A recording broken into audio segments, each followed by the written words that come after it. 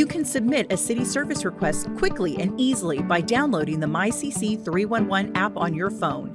Reporting street problems, tall grass, gas or water issues, or other concerns is simple on the 311 app. Just choose from a list of services, add a photo, answer a few short questions, mark your location, and hit submit. Everything you need in just a few minutes. Life is made easy with 311. Download the MyCC 311 app today.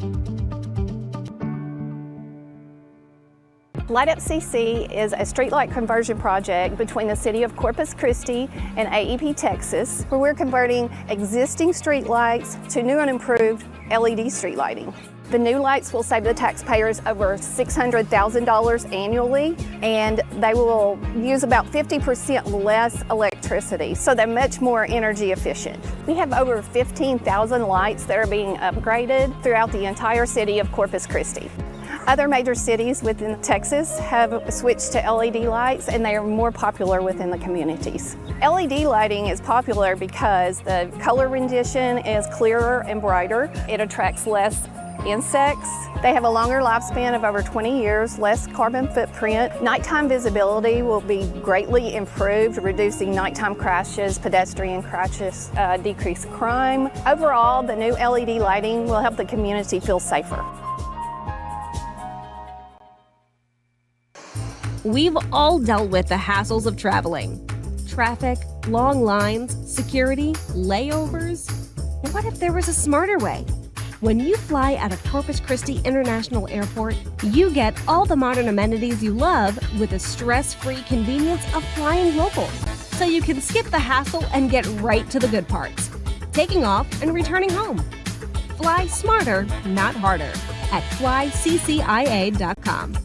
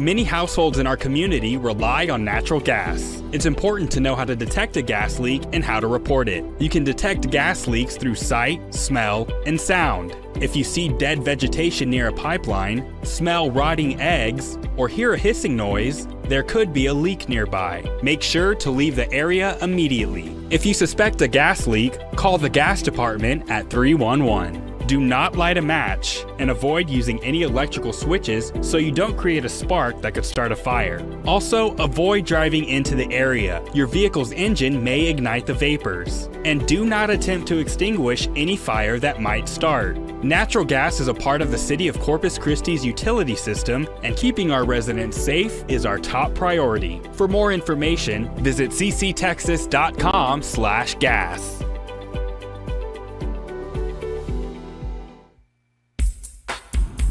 This is our home, full of fun in the sun and in the water, but we need your help to keep our bayfront clean. Nature has its way of recycling water. It evaporates and comes back in the form of rain. It filters through the soil into water tables. Without thinking, people contaminate nature's cycle by dumping unwanted chemicals in the storm drain. Things like grass clippings, fertilizer, paint, and oil from your car are not meant to be washed out into the curb and into the street because they keep the city's stormwater drainage system from working properly.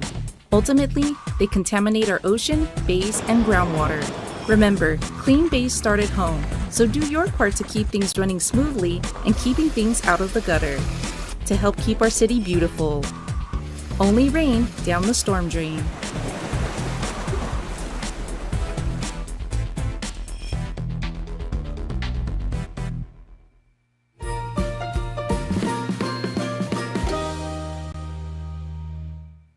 Adopting an animal from Corpus Christi Animal Care Services is fast, easy, and affordable. All you need is a valid ID, and you must be 18 years or older. The adoption fee is $25, which includes spay and neuter surgery, age-appropriate vaccinations, and a microchip. Come by CCACS located at 2626 Holly Road. You can meet and greet all the animals that are available for adoption. You can also go to 24petconnect.com. This website has pictures and other detailed information about our pets and will help you decide what animal you would like to bring home. All adoptions are required to be completed in person. CCACS adoption hours are Monday through Saturday from 1 p.m. to 4:30 p.m. Find your forever best friend at Corpus Christi Animal Care Services. Caring for our animals, one paw at a time.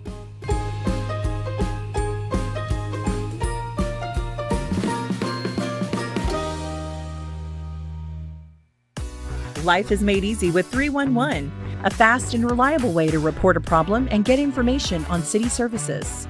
Everything from street repairs, gas or water leaks, animal care services, or even information on your trash pickup schedule. Call 311 or download the MyCC 311 app and get instant access to create service requests, upload information and photos, and submit your location to alert us to the area. 311 provides solutions to everyday problems. Anytime, anywhere, on any device. Get better quality, better service, and better results. Life made easy with 311. Download MyCC 311 app today. When emergencies strike, stay informed with Reverse Alert. Everything from incoming severe weather, traffic alerts, police and fire activity, industry alerts, and citywide information. Reverse Alert will provide you time-sensitive information to keep you safe. Signing up is a fast and easy process.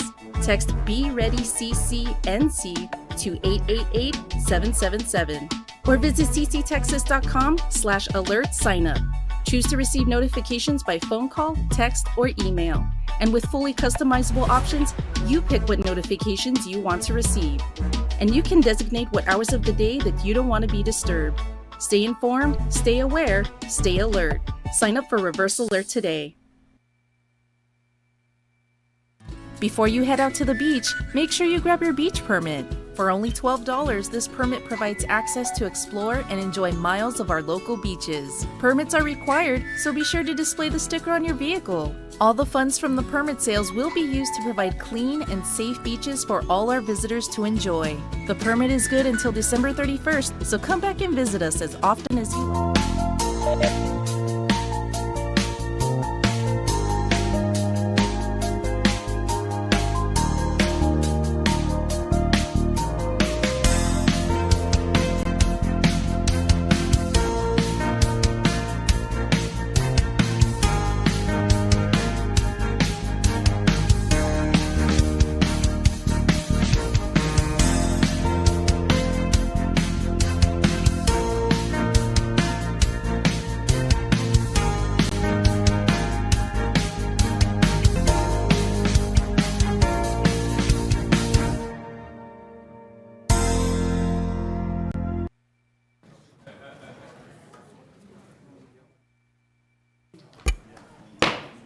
Okay, good morning. I'd like to call this meeting to order.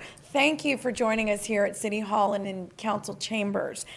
Today our invocation will be given by Reverend Claudia M. Rush with Brooks AME Worship Center. Reverend? Good morning. Let us bow. Eternal God, our Father, we come in the name of Jesus to say thank you. Thank you for life. Thank you for breath. Thank you for activity of our limbs. Thank you for the ability to be able to move and have our very being.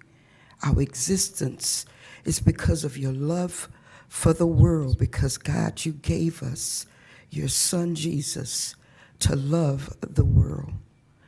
We come this morning in this meeting, oh God, assembled to make decisions, to create policies, to decide upon policies that may impact the lives of the residents in the city of Corpus Christi. I pray your guidance, I pray your direction. I pray you give wisdom and knowledge to every decision, every platform that will be presented on today. I pray the glory of you will be manifested and that you will speak in the hearts and the minds of these your leaders, God.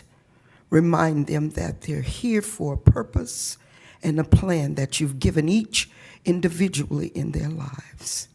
Bless, oh God, this meeting on today. Bless, oh God, every event that will take place on today. Guide and protect, oh God, every individual in this house on today. And we'll be careful to give your name the glory, the honor it's due and deserve as we lead and guide the residents of City of Corpus Christi, the body of Christ. In Jesus' name I do pray. Amen. Amen. Thank you, Reverend. And our Pledge of Allegiance to the flag of the United States and to the Texas state flag will be led by Jake Ryan Ortega. He is a junior at Moody High School. He is on the City Innovation Engineering, in the Innovation Engineering Program, CITGO Innovation Program, I'm sorry. He's ranked top 40 of his class. He was named 2022-23 All Academic, All District, and plays football, basketball, and track. Nice, go Trojans. That's right. I pledge allegiance to the flag of the United States of America and to the republic of which it stands, one nation, under God, indivisible, and justice for all. Honor the Texas flag. I pledge allegiance to the Texas, one state, under God, one and indivisible. Thank you, Ryan, and good luck with your studies. Thank you. Okay, Ms. Huerta, would you please call the roll? Mayor Paulette Guajardo. Present. Council members Roland Barrera. Here. Sylvia Campos. Here. Gil Hernandez. Here. Michael Hunter. Here. Jim Klein. Here. Mike Pesley. Everett Roy. Here. Dan Suckley. Here. City Manager Peter Zanoni. Present. City Attorney Miles Risley. Here. Mayor and Council, a quorum of the council and the required charter officers are present to conduct the meeting. Thank you, Ms. Huerta. Okay, and that takes us to Section E, our city manager's comments and update on city operations. Mr. Zanoni. Great, thank you. Good morning, Mayor, members of the Morning. council and the community. We do have 3 items today on our city manager report, 2 staff announcements that'll provide a brief overview of each of the individuals, and then they'll come to the microphone and talk to you a little bit as well. And then we do have, for the first time, at least in my time here, a presentation to the city council from our Parks and Rec Advisory Board Chair, Dr. Alyssa Mahea. We're glad she's here to talk about the work that they're doing, and so she'll come up after we do these 2 staff announcements. So I'd like to begin with Ryan Skrobacik. I recently appointed him as the director of our Intergovernmental Relations Department, a very important department in this city. And last month I did appoint Ryan as the director. He is a native from Corpus Christi, and he returned home for this job after living in Austin for over 10 years. So a good success story and a good coming home story. Ryan began his role as director on July 24th, and he has over 10 years of experience in public policy and advocacy, with the last 5 years as the director of a statewide trade association. In his previous role in this trade association, he served as the director of legislative and regulatory affairs for the Texas Nursery and Landscape Association. And so we know we're focused on parks and trees, and so for me, that brings some knowledge to us here, given that he worked for that agency for a long time. He led the advocacy effort on behalf of more than 1,400 member businesses at the federal, state, and local government levels. He simultaneously served as the executive director of the association's Political Action Committee, an appointed member of the Texas Water Development Board's Water Conservation Advisory Council, and vice chairman of the Texas Agricultural Council, which is an advocacy coalition of more than 70 Texas trade associations. So he was pretty busy on top of his normal job duties. Now, in addition to that, Ryan has over 6 years of experience working with representatives in the Texas House of Representatives, as well as the Texas Senate. So he understands all aspects of intergovernmental relations, working on the advocacy side, and then working for legislators. So we're glad he's here. He holds a Bachelor's of Arts in Political Science from Texas A&M University in College Station. And he will now come up to the podium to say a few words. While he's on his way up, I did want to also mention that not on his resume is something you can get a sense from when you speak with him, and that is he's a very personable individual, and we appreciate that, because as tough as our jobs are, having an individual with this characteristic that's relatable to people, personable, somebody you want to work with, and we know that this position needs a lot of people to work with, so that's a great skill that he brings to the job as well. So with that, Ryan, I'm going to turn it over to you to say a few words. Yeah, thank you, Peter. Madam Mayor and Council, thank you for the opportunity to be here this morning. Thank you, Peter, for the introduction and obviously the chance to return home to serve the city of Corpus Christi. As someone who grew up here, I have an immense appreciation for the growing trajectory of our city, and I'm excited to use my professional experience to benefit our community. As Peter said, I spent the first part of my career in the Texas Senate and the Texas House, followed by the last several years as a statewide trade association. Having spent the last decade working in public policy, I can tell you it's always easiest to advocate on behalf of people and issues you personally care about. That's why I'm so looking forward to working on behalf of our hometown.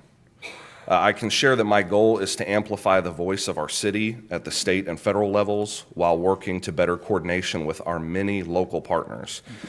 To that end, I've already begun the endeavor of meeting with all of our department heads across the city, as well as constituent stakeholder groups.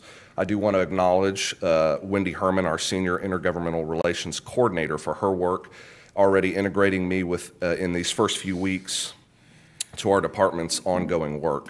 Attending all of the community budget input sessions thus far, and we'll be at the one on Wednesday, afforded me the chance to witness our city's public engagement, and I look forward to continuing to visit with each of you on council to further discuss your priorities.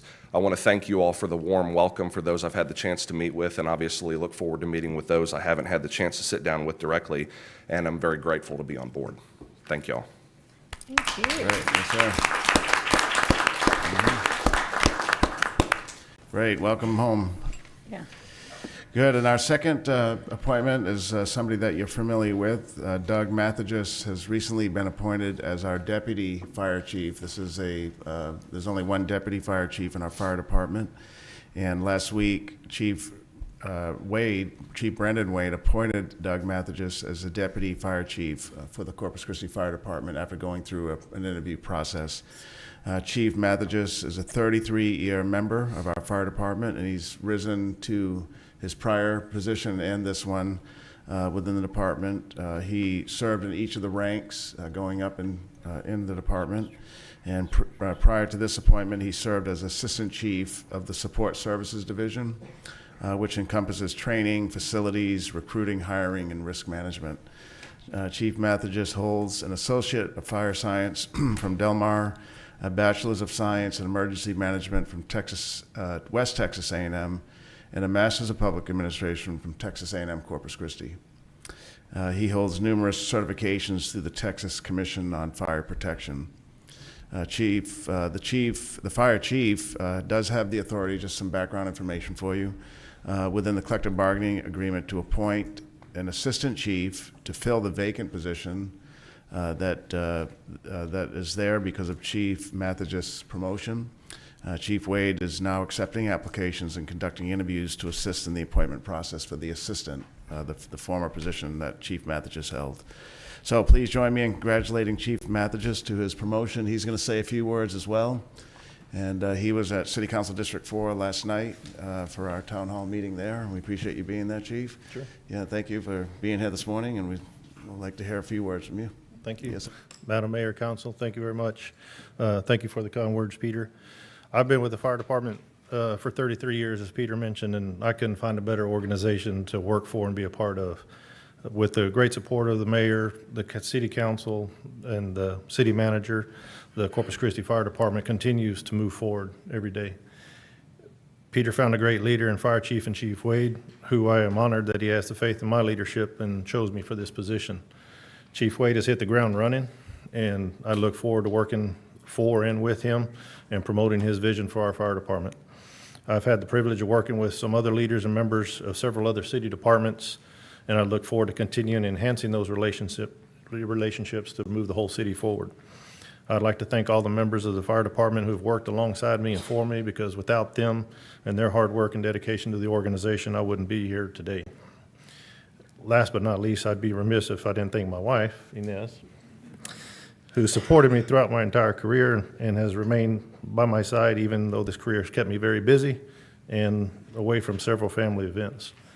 Once again, I'm honored to be selected by Chief Wade to serve as a Deputy Fire Chief and look forward to continue to serving the members of the community and making the Corpus Christi Fire Department the best there is. Thank you. Yes, sir. Thanks, Chief. Thank you.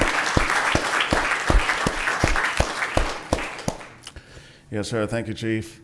And then, Mayor and Council, our third item is a report from the Parks and Rec Advisory Committee Chair, Dr. Alyssa Mejia. She's been to the podium before at citizen comment, but we wanted to give her appropriate time to give us a report on the Parks and Rec Advisory Committee. She is a proud graduate of Texas A&M Corpus Christi, where she earned her doctorate of education and educational leadership. She has served 3 terms on the Parks and Rec Advisory Committee, and so we appreciate that, and we're thankful for her time and commitment to this very important quality of life service that we have in our Parks and Rec Department and their advocacy role. She has served as the committee chair since August of 2020, so about 3 years in this role. And her last term as chair, this is her last term as chair. An incoming chair for the Parks Advisory Board, Linda Lindsay, is here today to get some cues, I guess, from Dr. Alyssa Mejia. So Dr. Alyssa, we'll turn it over to you. Okay, thank you so much. And I want to recognize that we do have a few members here. Linda Lindsay, if she could wave, she's the incoming chair. You all get to know her. Adam Rios and Sean Flanagan was just sworn in today. And thank you to our city manager and leadership for having us here. It's really a team effort. There is a presentation. Should be starting in a sec. There we go. Okay. So I just wanted to say, I guess, thank you, first of all, to PRAC. We've had a really strong year. We've never missed a quorum, and that streak goes back for multiple years. We have members that have had 100% attendance rates or near perfect attendance. And of our 11 members, 100% of them have served in some sort of extra role, whether liaison, subcommittees, special project reps. So it's just been a real working committee and a team effort, and I appreciate that, and the city's support of this public process. For Parks and Rec, it's actually a required committee by the accreditation, but you all don't treat us like just something that has to be there. We've gotten a really great reception. So part of what we've done in 2022, the Parks and Recreation Department went through a master planning process. That process advised the PRAC, Parks and Rec Advisory Committee, to make a strategic plan. And at first we were kind of thinking, okay, it's an exercise, we'll do it, but as we did it, it became clear that it was actually a really needed and welcome thing that got us real organized, gave us great direction after rebuilding, after COVID, and just all the disorganization that came with that. So this was done by a subcommittee of 5 members. It's the maximum we could have without a quorum. Great buy-in. I want to say a special thank you to Chris Arducer, Dr. Chris Arducer, one of our members who happens to do strategic planning and was able to help walk us through this process. So this has led a lot of what our I guess results have been for this year for PRAC. We were guided heavily in our priorities by what the citizens said. That's why we're here. For the master planning process, there was a really robust public participation. They got about double the participation that they had wanted from the public. But in about 4 different ways and formats of this question, what always rose to the top was that people wanted connectivity for pedestrian and bikes. It's one of the most easily accessible things to do. It gets you to the park. You don't need to have special skills to be able to do that. So that became our priority. We started looking around and thinking, is the planning and budgeting and everything, is that reflecting this priority, or the things that we can advocate for? So that became part of what we made our focus. There is an existing plan, which is being updated now, the MPO's Strategic Plan for Active Mobility. That was already made. That became part of our guide to say it's been done before. Can we advocate for continuing this? Part of what's shown in this picture is the Shannon Hike and Bike, which was unveiled around 2016-17 as a phase 1, and we started asking about, well, where is phase 2 and 3? Could they still be looked into? But yet we didn't want to be too prescriptive. We thought just any sort of progress that we can advocate for, and we'll trust the experts on staff to help come to that conclusion of where things could go in. We could also see that in this network, which is already mapped in red throughout the city, there's a lot of wear patterns. You can see in the other picture, a lot of informal use. If you go out there, people are on these pathways. So we thought of it as low-hanging fruit to advocate for. But there have been other good progress that we've made. We've had some meetings with Public Works and seen that they have started looking at this priority. The Bayside Area Development Plan has done some great work. They're going to be presenting that in upcoming months to the citizens and to this body. And also we also looked into just ways to advocate for that and to improve communication overall.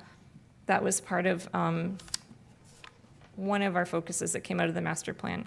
So as you can see in this picture, there are a couple signs. One of them is showing that there's an improvements to this park.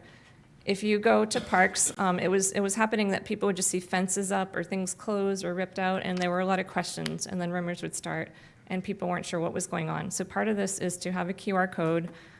When you scan this code and there's a park under construction, it actually will pull up a list of 68 different projects in the fiscal year. It'll tell you everything about them, when they're supposed to start, estimated to end, where's the budget coming from, what park, what project. These are not at every one of these 68, but it's a pilot program, so this is a start to help people get more informed about what's going on. Same with the Adopt a Park sign. That is placed strategically at a few parks that have opportunities to get involved and to improve, where citizens can help out. So another part of our communication has been starting a web page. A lot of this stuff was online already that you see on the screen. About 2/3 of it was online, but you had to really be an insider of the city to know where to find it and to find all this stuff. Some things were not online at all. Bylaws, our own strategic plan, playbook, these are now added. And then when we go out in public or out to parks, I know I have a digital contact card in my phone. If we start talking with people, if they have a complaint, we can say scan here. They know what to do to submit if something's broken, or if they have a suggestion, if they want to come make a public comment at PRAC, or even get involved and maybe join PRAC. It's just a starting point for helping the public get more connected. Playbook was something that we started to help citizens get started running. What we were hearing over and over and experiencing our own selves was when you join a city committee, there's just a lot. It's a fire hose of information. It took a long time for people to get up to speed, and I was there too.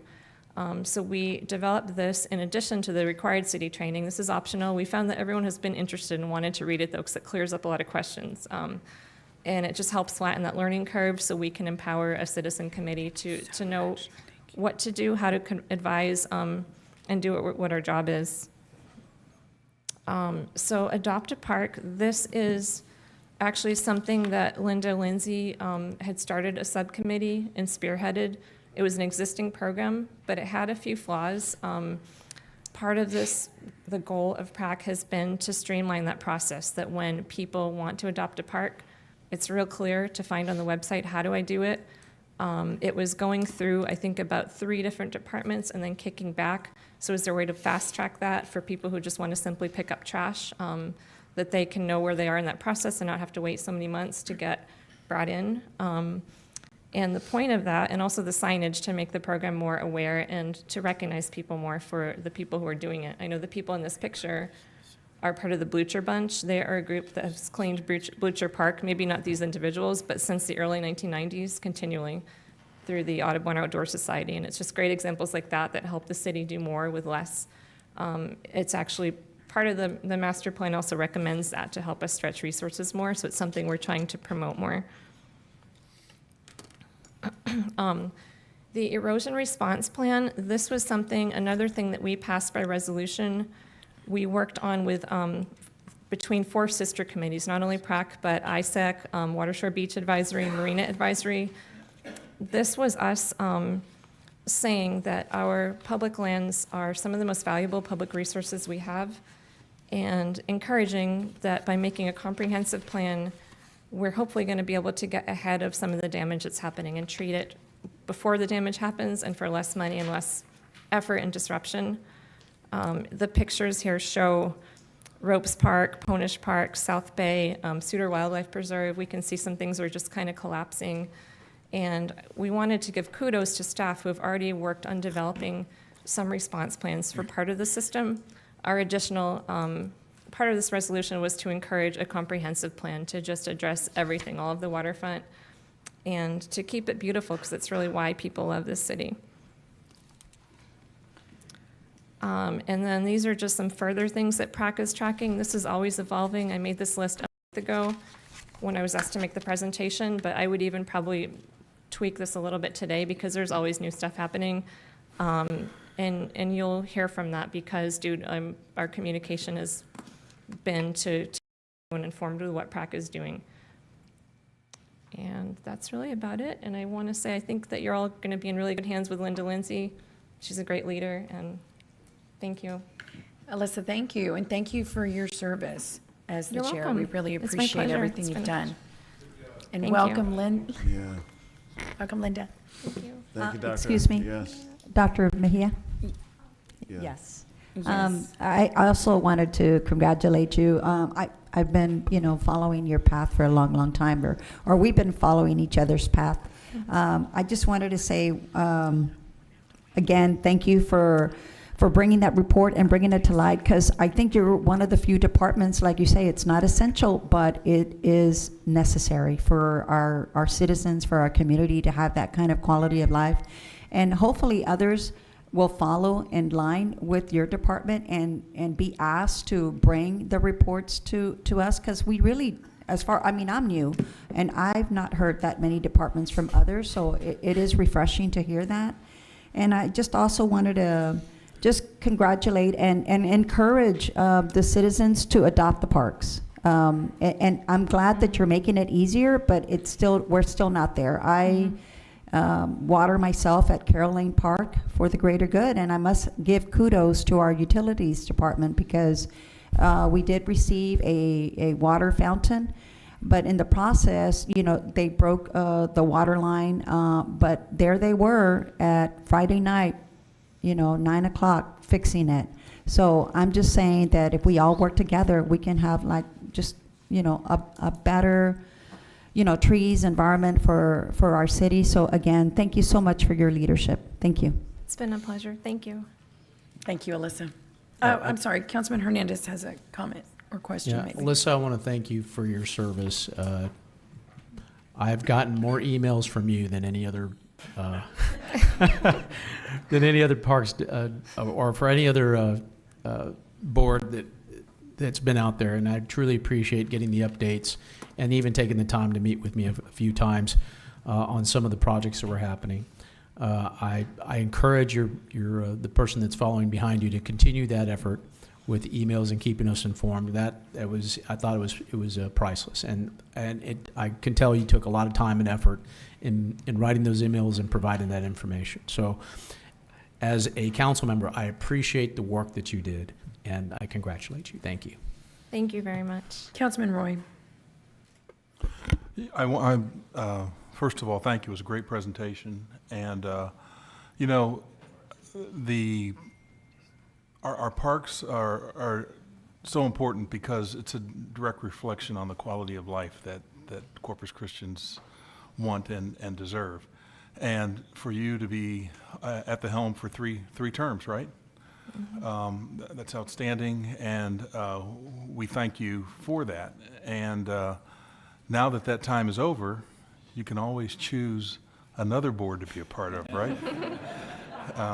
So just keep that in mind, and we appreciate the great job that you've done. Thank you. We left a playbook, so they know what to do. Okay. Councilman Pusley.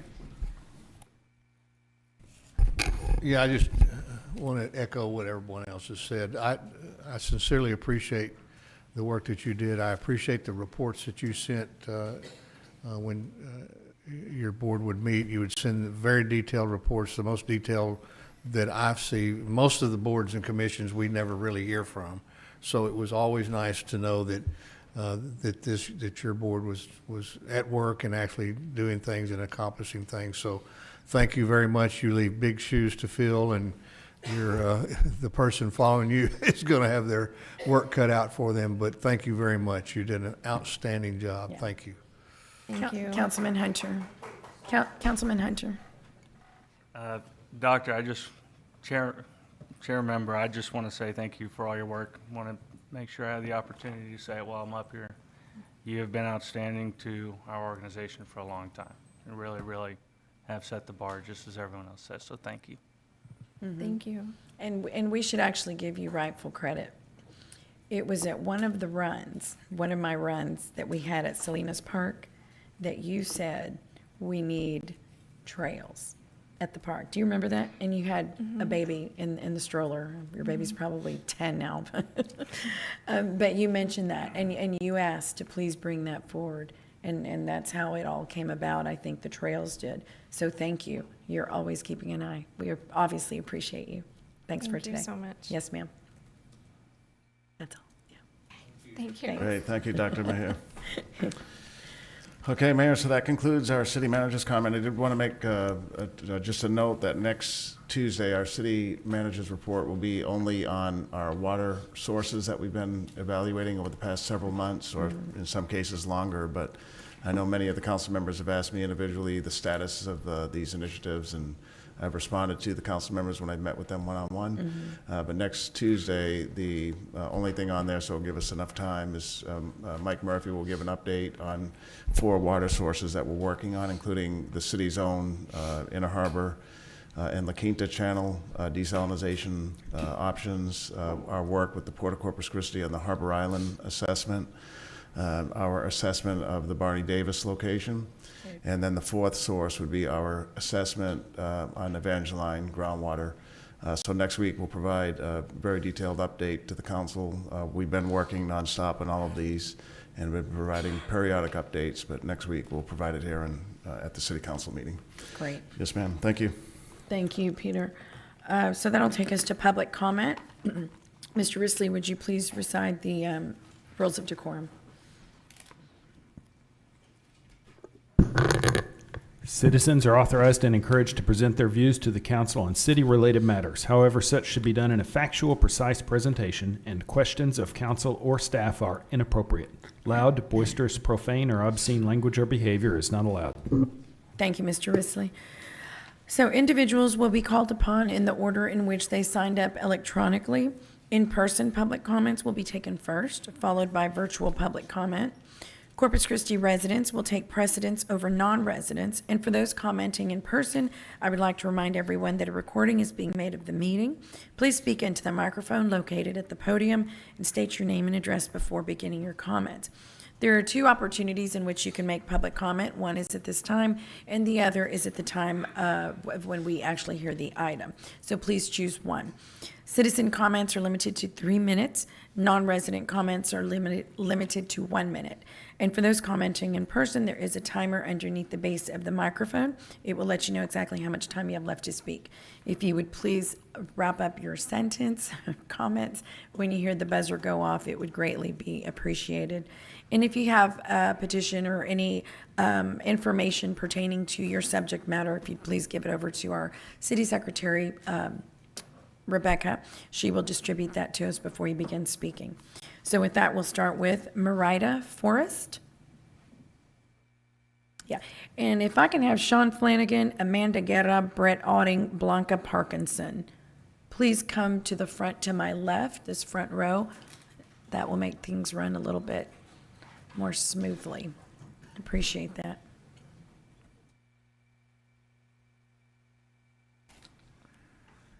May I start? Yeah. Yes, ma'am. Just your name and address. Yes. Hi, I'm Meddy the Forest, 7114 Grape Arbor. I appreciate your time and effort that each of you put into our city. We really do. I'm here to say no to city residential water rate increases. No to the $1.82 raw water rate increase. No to the $2.39 increase to wastewater. And that's a double no to the $1.15 each increase to stormwater and solid waste. That's a total of $6.51 increase a month. Let's not do that. Let's keep our residential rates where they are. I propose y'all raise industry raw water rates more, from the $1.95 or the $3.94, not to the proposed $4.02, but at least to our $5 per 1,000 gallons of water, closer to the residential 508. It's not fair. We residents are charged more than $1 per 1,000 gallons of raw water compared to industry. Let industry cover our proposed cost increases. Our residential wastewater portion is already too high, and that stormwater fee, if y'all saw the chart in the budget, that's $6.12 rate charge began in January 22. And per your graph, from fiscal year 2022 to fiscal year 2027, you haven't more than doubled to almost $13, and that's only in 5 years, doubled. So I'm saying no to that, and I'm saying also no to the solid waste garbage fee. Please do not raise any residential water rates. The city can pick up this extra revenue from the large volume industry, not only because they can afford it, but because charging equal rates, not just more equitable rates, is what's fair. I'm also here to discuss that I am a strong supporter of the sustainability initiatives. Let's be forward-thinking to reverse the effects of neglect. This $4.84 million budget allocation, it's only 0.3% of the total 1.5 total budget. I really like this additional shredder grinder for the solid waste composting program. That's a great way to divert organic waste from landfills and increase soil health for agriculture. What an awesome thing for us gardeners. The tree canopy survey, this study can mitigate heat island effects. We all know that buildings and roads absorb the heat and then re-emit it more than natural landscapes. With this, we can see the best places for cooling spots. And since trees produce oxygen, it will reduce air pollution and improve air quality. And y'all are on point with the LED light up Corpus Christi. That's really awesome. It really, really is. And I'm also a fan of y'all from doing the air quality monitoring with all the industrial activities we have here, plus vehicle emissions. People have respiratory problems. It'd be great to bring awareness to poor air quality.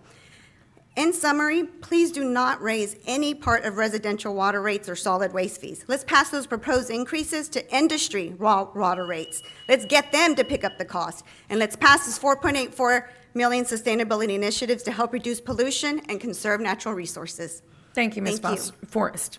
Yeah, Sean Flanagan. I'm sorry, there'll be no applause. We're going to keep, it's okay. Hi, my name is Sean Flanagan. I live at 4218 Herndon Street. And I want to thank you, Mayor, and the council members for appointing me to the Parks and Recreation Board. I look forward to serving. And after Alyssa's presentation, it segues exactly into the point that I'm going to make as to why it would be irresponsible to separate out the concepts of environmental and sustainability from the departments as they exist. As she showed in her presentation, where they adopted parks, you got people picking up trash as a result of that program.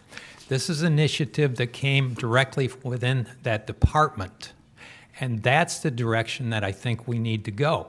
In other words, the departments should be tasked to come up with things that relate directly to sustainability, directly to environmental improvement within the community. These are not pie-in-the-sky deals that come from an ideological basis, but these are possible solutions that relate directly to the people of Corpus Christi. You know, we've got a litter problem in some areas. That's something that needs to be addressed. We do not need ideological-based deals. Nobody disagrees that the climate changes. It does. The deal with the ideological people is the reasons, the causations for climate change are not proven. Plus, their solutions to climate change are often far worse than the problems we had. For instance, one of the key aspects of ideologically based sustainability, folks, is you want to eliminate carbon, net zero carbon use. Well, fossil fuels, carbon-based steel is critical to reducing the effects of climate change. You want to live in Corpus Christi without air conditioning? You want to live here without electric fans? You want to give up your iPhones? All of those are based on fossil fuels. That's the problem. When you take broad-based approaches, we don't need that in Corpus Christi. Money's tight. We don't need to be spending money that we really do not have on a broad-based, outside, worldwide, pie-in-the-sky kind of environmental sustainability department. The departments themselves that exist have shown, as Alyssa showed with the Parks and Recreation Department, that they're perfectly capable of addressing problems relating to the environment or the sustainability of parks within themselves. And I think that would be the most effective, the most cost-effective, and the most beneficial to the people of Corpus Christi approach to take. Thank you. Thank you, Mr. Flanagan. Let's see here. Amanda Guerra.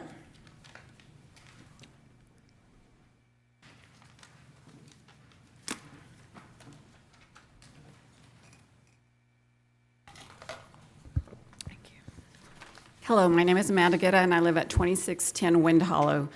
So the pamphlet that is being sent out to you is the presentation that Gilbert used for the budget for 2024, I believe. And so I want to go over that with you. So CCPD arrested 109 individuals with MC warrants, and their warrants combined total to 178 MC warrants that go out on a PR bond. The city marshals arrested 51 individuals with MC warrants, and their warrants combined totaled 382, for a difference of 204 warrants. For February, CCPD arrested 128 individuals with MC warrants. Their warrants combined totaled 220. The marshals arrested 43 individuals with MC warrants, and their warrants combined totaled 394, for a difference of 174 more warrants by the marshals. And I'd just like to remind y'all that CCPD's arrest for MC warrants, they go out on a PR bond, so there's no definite assurance that those people actually come back to take care of it. And then for March, CCPD arrested 120 individuals with MC warrants. Their total warrants combined were 316. The marshals arrested 76 individuals with MC warrants, and their warrants combined totaled 643 MC warrants, for a difference of 327. In February, we do have our amnesty period, and for those 2 weeks, we do door hangers. And in March, we have our warrant roundup, but this year, ordered by the judge, we took everybody to municipal court, and only on Saturday and Sunday for 2 weekends, we arrested individuals. So I believe that the numbers that were presented by the clerk, Gilbert, they were wrong, because the iLeads programs that CCPD uses is the same one that the marshals use in the airport police. Those are the only agencies that can arrest somebody and take them to the city detention center. Now, if you use the same program, Nueces County also uses that program. So I think what happened was that they just counted all the warrants, but you have to actually go into the individual case and read the narrative to find out what type of warrant, because there's out-of-county warrants, and there's municipal court warrants, and then there's Nueces County warrants. So I just want to say that I do not believe that we are an outdated model, as we were referred to by Constance. And the people that we do bring into municipal court, their cases are being adjudicated by a judge when we bring them in. Like I said, versus CCPD, that they get a PR bond, and there's no guarantee that they're coming back during those 14 days. I would also like to say that I don't know if anybody knows this, and I don't know if this is across the board throughout the city, but in October of 2022, the raises for the municipal court, or our raises, were frozen, and I don't think it was right that other city employees got a raise in July. We're all going through the same raises in food and gas and everything, so I think that all the employees should be treated equally. Thank you. Thank you, Ms. Guerra. Blanca Parkinson.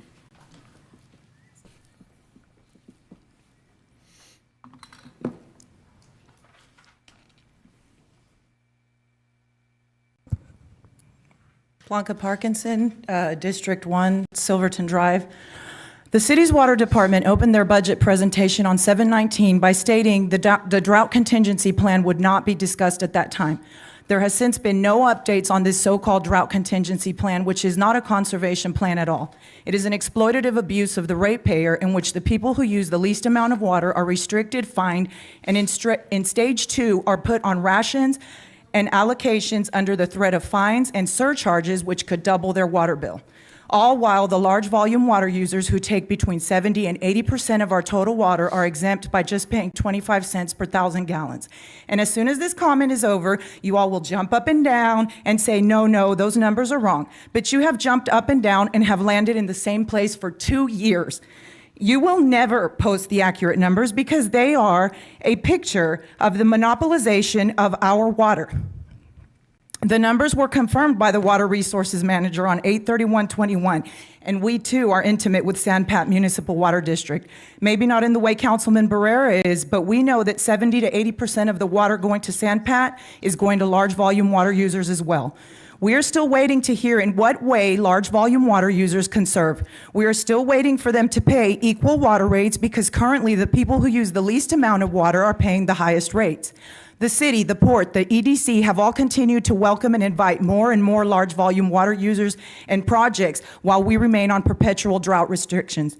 Just to name a few, CC Polymers, a real globalist conglomerate. Tesla, a real globalist conglomerate. Javelina hydrogen scams, Lyondell's expansion, endless development projects.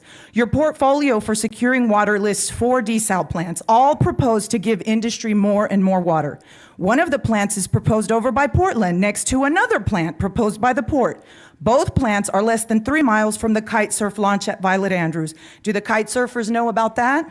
On the other 2 desal plants, the port scam you're trying to make us pay for, the $1 billion one, and the Inner Harbor scam you're trying to make us pay for, the U.S. Army Corps of Engineers just told you all and the port to go back and do things right. Why? Could it be because you cited it in a ship channel where submerged pipelines explode and kill people? Or because the port can't tell the U.S. Army Corps what they plan to do with 100,000 cubic yards of muck? Why did the city miss the deadline to follow up with the Army Corps of Engineers? Is it because it's down to engineering and money, and despite your stupid and illegal MOUs, you have neither? I recommend you all visit the optional measures under 10.3A of your drought scam and end the exemption for large volume water users and stop welcoming international scams that deplete our water. Even if every person stopped using all the water and you cut off all the water in the name of profit, which I don't put past you, you would still have a problem because the people are not the problem. The more you try to obscure and distort the facts, the more apparent they become. And as far as the carbon capture, guess what they want the water for? Carbon sequestration. They're coming for everything. Ted Mandel, Ms. Caballero, let's keep decorum.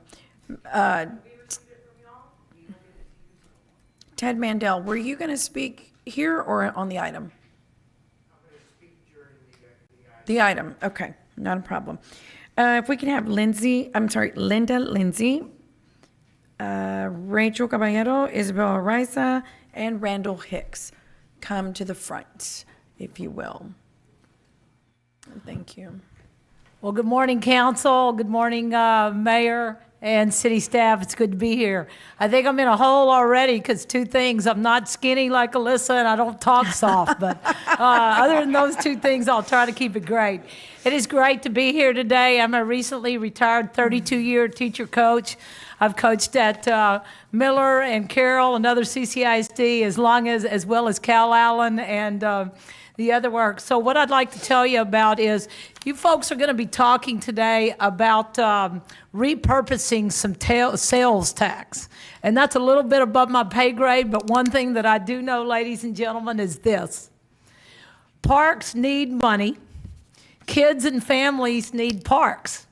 So I would really encourage you, councilmen and women, mayor, to please look at repurposing some of our sales tax money to those parks. The great thing about it is we have a regional park in all 5 districts of our Corpus Christi.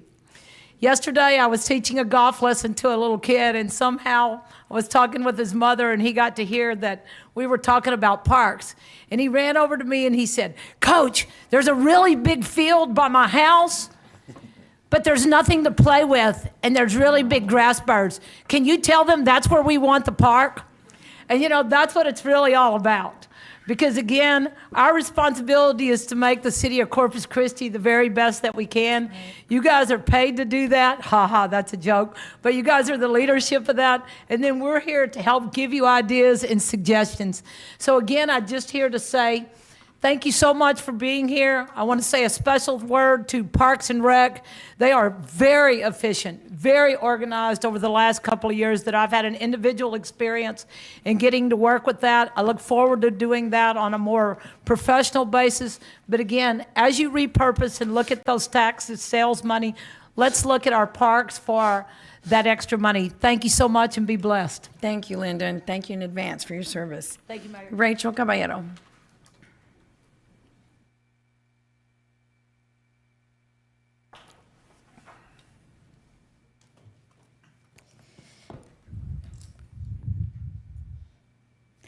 Good afternoon, Rachel Caballero, pronounced Rachel, 522 Hancock Avenue.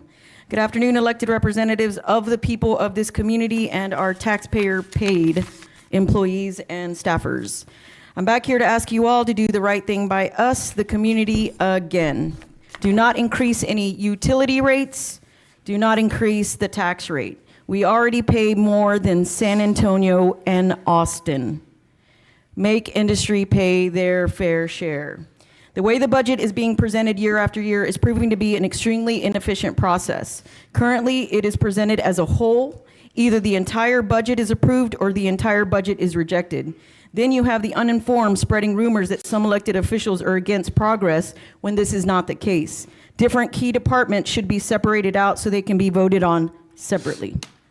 There is also the use of certificates of obligation that we have not been touching on enough, that are superseding the community and voter approval. This is not being transparent. I'd like to request that the city manager immediately stop utilizing certificates of obligation. They were intended for emergencies only. This is adding additional debt to taxpayers without their consent, knowledge, or approval for unnecessary emergency expenditures. Stop this. As of now, we cannot afford to have you all constantly raising utility rates and the tax rate. I think I speak on behalf of the majority of the community, or at least those that do not profit from their political relationships with you all, that we would like for all of you to be more effective and efficient with the money you have already been given. The population, folks, is not growing here in Corpus Christi. The population has been the same for the last 5 years, but yet our budget has increased by $570 billion. How does that make sense? Infrastructure and streets are still not being repaired at a speed and quality that the community would like to see. We cannot afford to have any of you on council if you all are unwilling to vote in favor of the people of this community. So my question is, are any of you all really hearing us? Again, I'm here to ask you all to do the right thing by us, the community. Do not increase any of these rates. We cannot afford it. We will start electing representatives that actually hear us and will try to save us money. Isn't that an idea? And be more effective and efficient with what we've provided. Friendly reminder, everybody on this dais was elected to represent every single community member, despite your political or any other beliefs. You represent every single person in this community, and we are begging and pleading with you people to not raise these rates. We cannot afford them.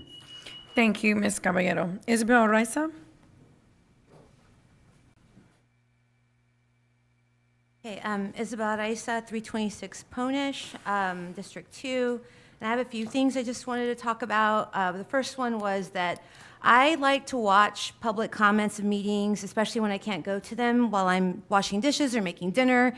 And there are so many glitches in the audiovisual technology that happen that's really super problematic. And that needs to be tended to. You know, one time is an accident, a couple of times, maybe, but this is a repeated thing. And it also really reaffirms for me the problem with our investment in really complex infrastructure. If we can't get basic audiovisual technology correct, then what's going to happen with a desalination plant? So just something to kind of think about. The other thing I wanted to mention was the water rates. I support the water rate increase for high-volume water users. Residents pay basically $6.46 per 1,000 gallons for the first 2,000 gallons that we consume.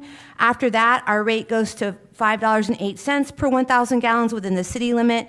But high-volume water users only have to pay $2.42 for their first 10 million, per 1,000 gallons for their first 10 million gallons. And that's just not fair. It's almost 3 times the rate as residential customers have to pay. So if you're not going to raise their rates, then I suggest that you actually lower our rates so that it's the same amount, especially when you think about how much more resources corporations and high-volume water users actually have. And that extra, if you raise their rate, then there would be more revenue coming into the community, and we would be able to use that money towards repairing our infrastructure that those dated water pipes that need to be replaced. We lose a lot of water from cracked pipes, so that could help with that, augment those costs. The other thing is the drought contingency plan. And we want to end the drought exemption. They shouldn't be allowed to pay 25 cents per 1,000 gallons to be able to use the water at will, especially when we're going to be down to water rations at stage 2. That's just immoral, not to mention unethical. The other thing I wanted to mention, I was going to talk about the firefighters because the retired firefighters need more attention in terms of their pension. Their increases are considered separate from what happens with the police and the fire department. And they're living on a fixed income, so you guys need to think about them. But I wanted to speak to the issue around parks because the crime prevention sales tax could actually be used to help support park infrastructure, and that's where you build community and that's where you build safety, so and trust. So there's a lot on the plate that I have more to say, but I'll see y'all later. Thank you, Ms. Adisa. Randall Hicks. Good afternoon. Randall Hicks, 3809 Walking Oaks here in Corpus Christi. I know most of you, and I have met all of you, and I want to remind you of a couple of things. I'm here in support of the Type A repurposing. I want to thank you and remind you of your commitment to getting streets fixed and our infrastructure in this community. I thank you, and I remind you of that, because you guys got big binders full of lots of stuff. I also thank you, and I appreciate everything you've done for public safety. You have given Chief Mike Markle and his command staff assets to make this police department the greatest in the country. I thank you, and I remind you of that. I also now thank you and remind you for hiring 2 aviation professionals, Kevin Smith and Tyler Miller. These guys know how to run an airport. They leave no stone unturned. And this Type A repurposing is very beneficial and valuable to their work. Imagine flying into Bush Intercontinental from Orlando, from Denver, from Las Vegas, or another city nonstop, waiting 45 minutes to get your luggage, and then possibly 2.5 hours to get to Galveston Island. Imagine with me, if you will, a nonstop flight from Orlando to Corpus Christi International Airport, where you get your luggage in under 15 minutes. Another 15 minutes, you're downtown in one of the most beautiful cities in the country. Or add another 30 minutes, and you're on the island. Imagine. That's what we need this Type A repurposing for. I'm here to support it, and I appreciate your support of it. Thank you, Mayor. Thank you, Peter. We appreciate each and every one of you and all the work you do. I know you got binders full of stuff. You got a lot of issues on your plate, and I appreciate your support of this. Thank you. Thank you, Mr. Higgs. John Weber. If we can have John LaRue, Samuel Fryer, Marcus Zarate, and Glenn and Victoria Holland. If you can please just come up closer to the front so that we can more efficiently move forward. Mr. Weber.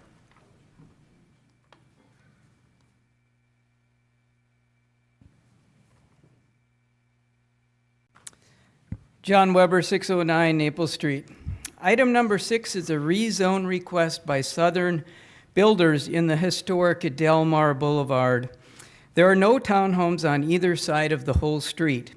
In the package, there isn't a plan regarding what they intend to build on the residential lot. I believe the builder should present a plan before the council considers the rezone. Until that time, I oppose the rezoning. Next slide. Regarding item 15 and 16, the city government should follow its own mission and deliver municipal services which meet the vital health, safety, and general welfare needs of the residents and which sustain and improve their quality of life. Besides not being part of the mission, building a hotel puts government in competition with free market companies. The city already has a dismal track record with the current convention center. In the interest of reducing bureaucracy, the city should not go forward with the proposed hotel and should seriously consider selling the convention center and use the proceeds to reduce our taxes. Next slide. Watching all the budget meetings, I have found it interesting the nitpicking of a $25K expense, and that one council member brought up the city essentially bailing out poorly run HOAs, like the one he apparently is part of. It sounds like these poorly run HOAs aren't maintaining their private retention ponds. Thankfully, another council member commented regarding there are well-run HOAs with strong boards and 5-year CapEx plans. The city code enforcement should deal with any HOAs that are not maintaining their retention ponds. It appears the council member wants the city to socialize the cost of a few from the taxes of many. A monopoly is having exclusive control over a commodity or service. The gas department is a monopoly, as is the water department. They have no competition. Because of that, they don't need to market their products. If people want gas, they must buy it from the city. The budget for gas marketing should be zero. I couldn't find a marketing expense for the water department. If the gas department wants to inform the public about dig line or other safety issues related to gas, give them $25K. I also noticed budgeted uncollectible accounts is missing from the proposed budget. The actuals for 21-22 were close to $500,000. Let's go back to the mission statement, which says, we will employ fiscal discipline. And as you can see on this last slide, the gas marketing budget's going up $434,000 or 46% to almost $1.4 million. As always, have a nice day. Thank you, Mr. Weber. John LaRue.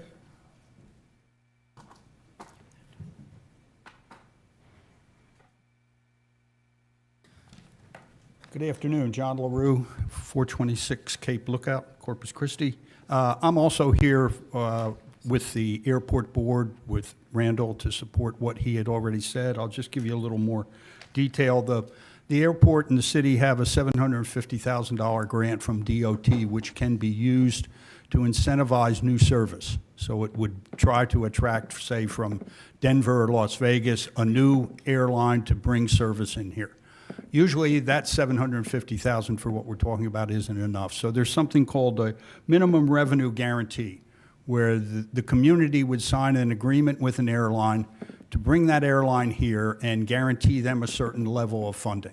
If they don't meet that funding, then the funds are expended, both the federal funds and the city funds. If they do meet that and it's successful, which the airport thinks it will be, there's no payment made. It's paid for by the people that are sitting in those seats. So we're here to support that. We think it's the type of activity that we need that can get the airport moving in the right direction. As Randall said, the staff that you have there with the leadership, senior leadership, is doing a great job, and the Airport Advisory Board supports that. Thank you. Thank you, Mr. LaRue. Samuel Fryer.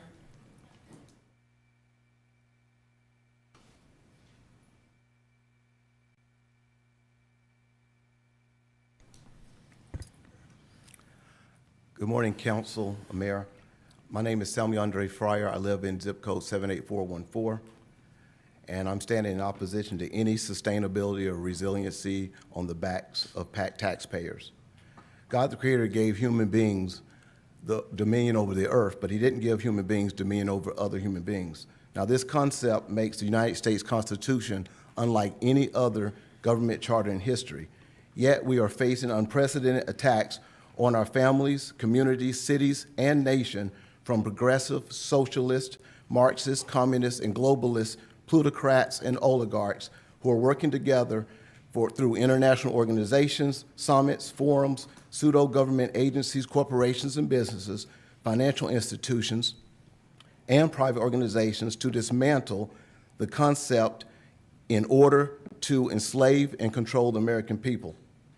Now, their efforts are seen clearly in various words and terms and efforts: social justice, economic justice, environmental justice, environmental, social, and governance, critical race theory, Black Lives Matter, white privilege, eugenics, overpopulation, beyond meats, lab-grown meats, defund the police, diversity, equity, and inclusion, women's reproductive health, body autonomy, gender assignment at birth, gender-affirming care, mandates such as the COVID, and then, of course, climate change, renewable energy, and sustainability. Yes, climate does change. Summer, fall, winter, spring. It can be very drastic at times. We have dominion over the earth, but we have no control over the weather. Those are weather patterns with extreme weather. What we can do is harden our infrastructure to protect against such weather, climate, and things of that nature. President Reagan made the statement, he said the nine most terrifying words are, "I'm from the government and I'm here to help." Well, that resonates because it is very true, because all government agencies and all government money and grants comes with strings attached. And those strings are all can change the regulatory wheels of governmental agencies. Now, such agencies and regulations and things harm the economics of economic development, and it harms the citizens as a whole. At the end of September, in September 2022, there was $1,480,766,952 in debt for our city. That means that 4,666 indebtedness for every citizen with 318,000. We don't need to go into further debt to do anything. Let's work with other people. Thank you. Thank you, Mr. Fryer. Marcus Zarate.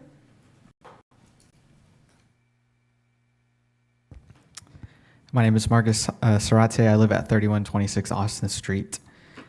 There are a lot of things that I could come up here and echo from people that have spoke before me, but the one thing that I would like to focus on is the ending of the city marshals.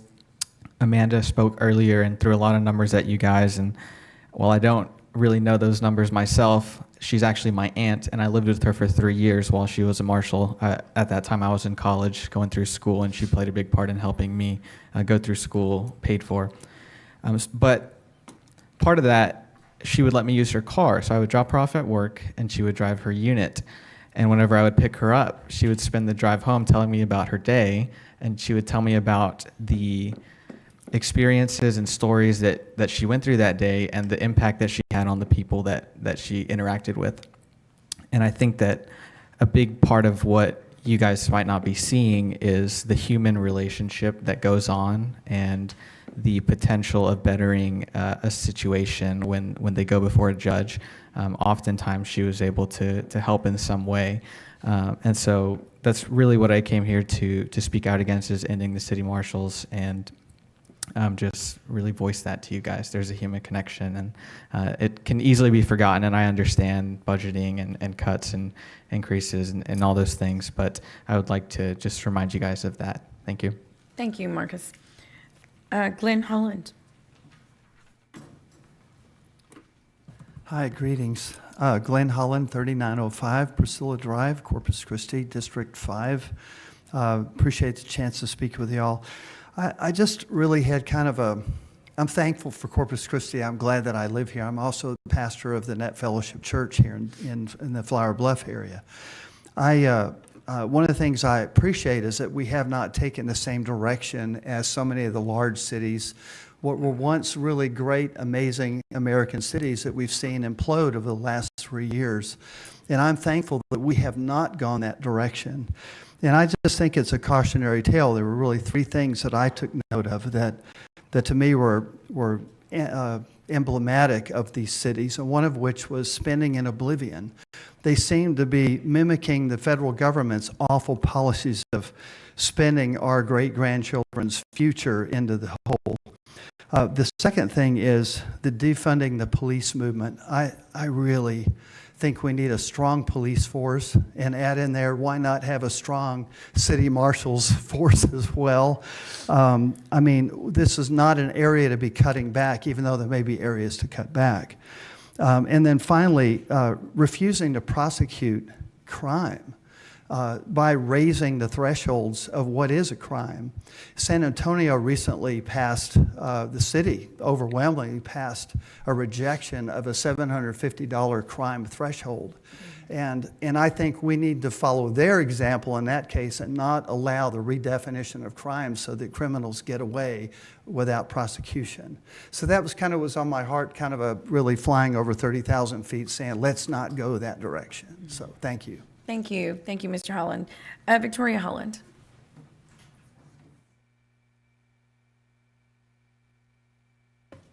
Hi, I'm Victoria Holland. I live at 235 Ohio Avenue. I am Pastor Holland's daughter-in-law, so that's not a We coincidence. were wondering. No coincidence with the last names there.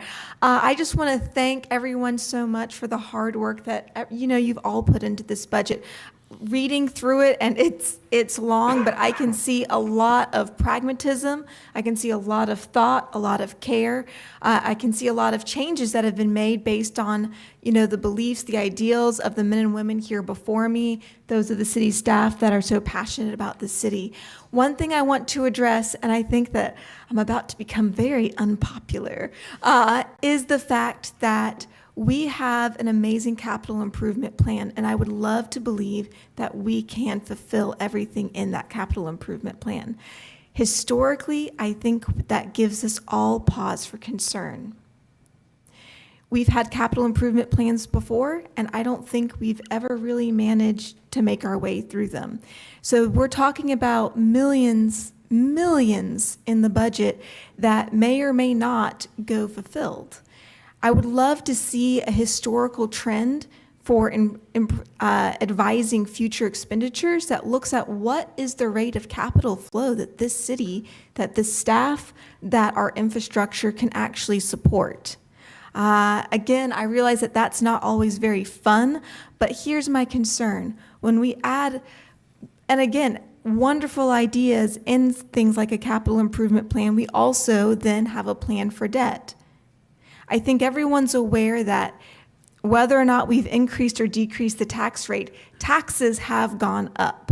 I believe tax revenue is projected to go up, which means effectively the taxes on the citizens of this city are going up. And I don't think everyone's aware that it's going up at over twice the rate legislated. There's a legislative cap for an increase in rates for maintenance and operations, right? And we're going over twice that much. Now, the rest of that is going towards debt services. And I just want to kind of put that in your minds when you're thinking about what is the burden of debt on the city. In this case, it's an increase of taxes over and above the cap set for maintenance and operations. So we need to ask ourselves, are we going to be able to fulfill the promises that you're making this city through this capital improvement plan? Do we have the appropriate infrastructure and personnel in place to manage the flow of that level of money? And I realize that that may sound very unpopular and very boring. I just want to make sure that as hard as you guys are working, that the vision you have for the city is going to be able to be fulfilled and your hard work won't go to waste. Thank you. Thank you, Ms. Holland. Melissa Nusete. And then we're going to have Barbara Ginaway, Marlon Chapman, and Susie Saldana. If you'd like to make your way a little closer, we'd appreciate it. And Maddie Chapman.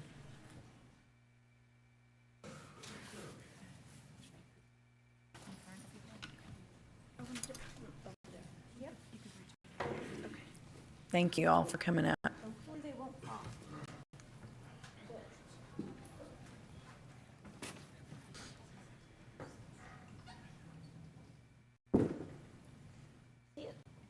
We can. Yes. Okay, my name is Melissa Newseth, and I live at 6530 Peacock Drive, 78414. I'm a citizen, and the more I hear stuff here, I realize that I don't really know a whole lot about anything, but I just come to tell you what I do know about. And I am a foster, and I do rescue dogs. I am with Faith and Hope Dog Rescue. We are closed for intake right now because we don't have enough money to run our rescue. We don't have enough fosters. But this new situation that's going on, it's not new really. It's an old situation. They're euthanizing, putting that they're euthanizing dogs, and I understand we don't have a space for them. There's no room for them, so let's just kill them. That would be like saying we've been ignoring this child abuse issue, and we've been ignoring the fact that children need a place. We haven't built a facility for children, so let's euthanize the children. Because dogs are voiceless. They didn't ask to be put in this position. We domesticated them, and I'm begging you to come up with a new solution. Maui has just been hit with a catastrophic fire. They have hundreds and hundreds of dogs that are running loose. They're coming up with solutions. They're not euthanizing them. They've raised over $1.5 million in donations. They've reached out to governments. There's other things that you can do. But I will tell you this. When I did come to this meeting and you guys passed the spay and neuter, I was really happy. But I was kind of worried because a lot of you don't realize that this is how the little puppies are treated. You don't realize that this is like just one of, I think, like 6 or 7 that came in yesterday. Look at this condition of this 13-week-old, born to suffer, born to die. I mean, there's just no reason for this. And if you put up a $50 license fee, that's not enough to deter anyone. You need to go to the $250 or $500. Somebody here had said $5. That just makes me know that you don't understand, and it's okay, because I don't understand a lot of stuff they're talking about. But you need to understand that right now you kill one dog and there's 90 puppies under houses right now in the heat, brand new and born. The spay and neuter has to be number one. That's the root of the problem. But if it's not enforced, then microchipping is not enforced. Tying up dogs is not enforced. It's been a law. There's a law passed that says you cannot chain them.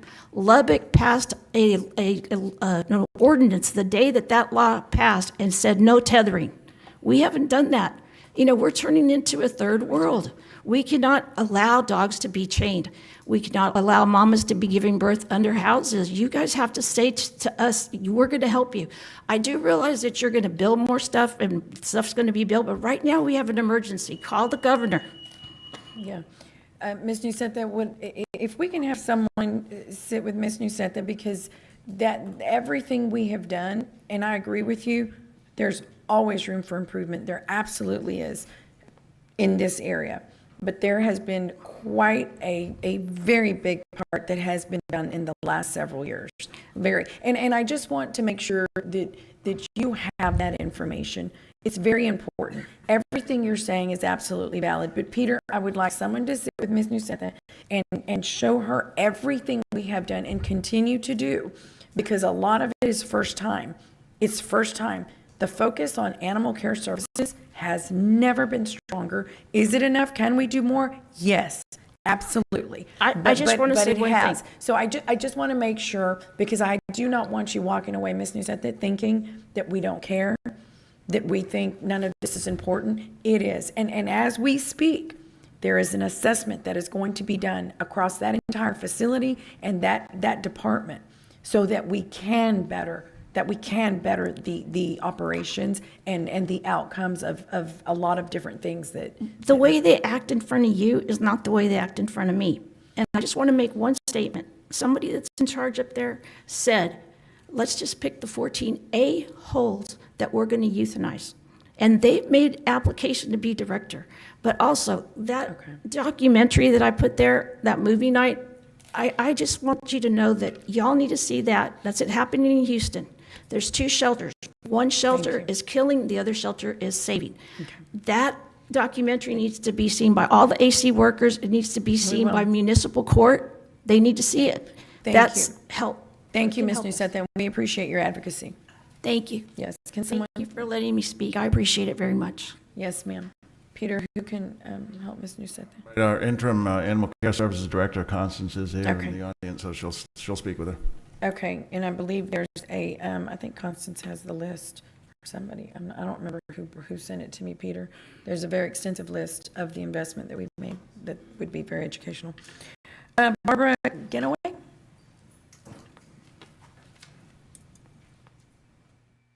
I was glad to hear what you just said about the improvements. We've been working for that for so many years.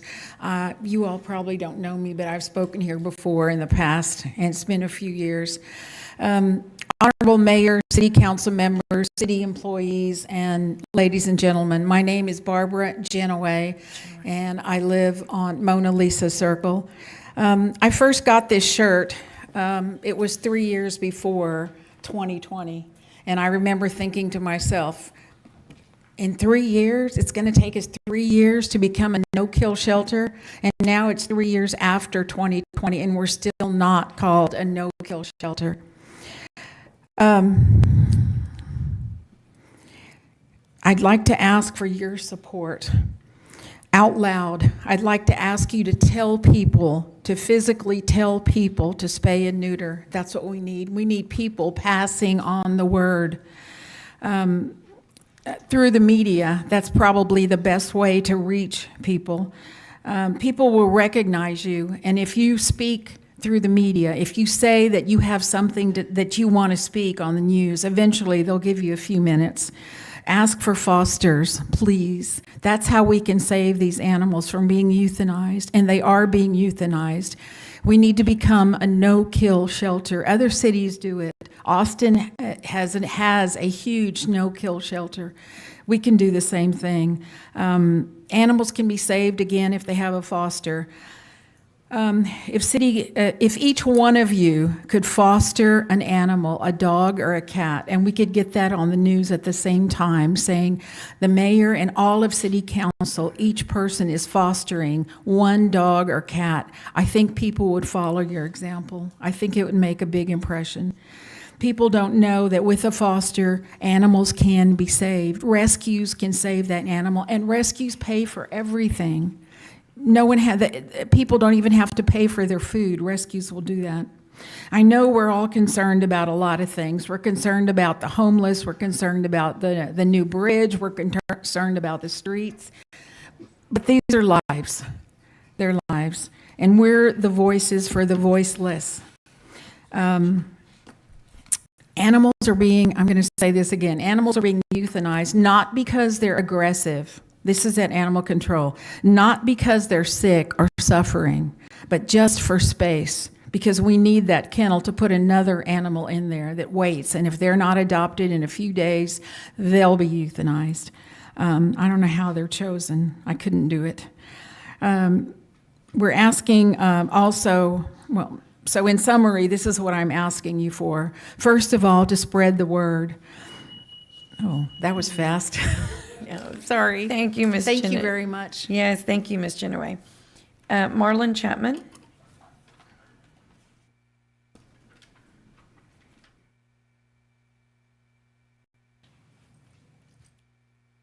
How y'all doing? My name is Marlon Chapman. I got no written speech, nothing to say, but I would just like to know how long did it take the gas department to respond when you call them over and over for a natural gas leak?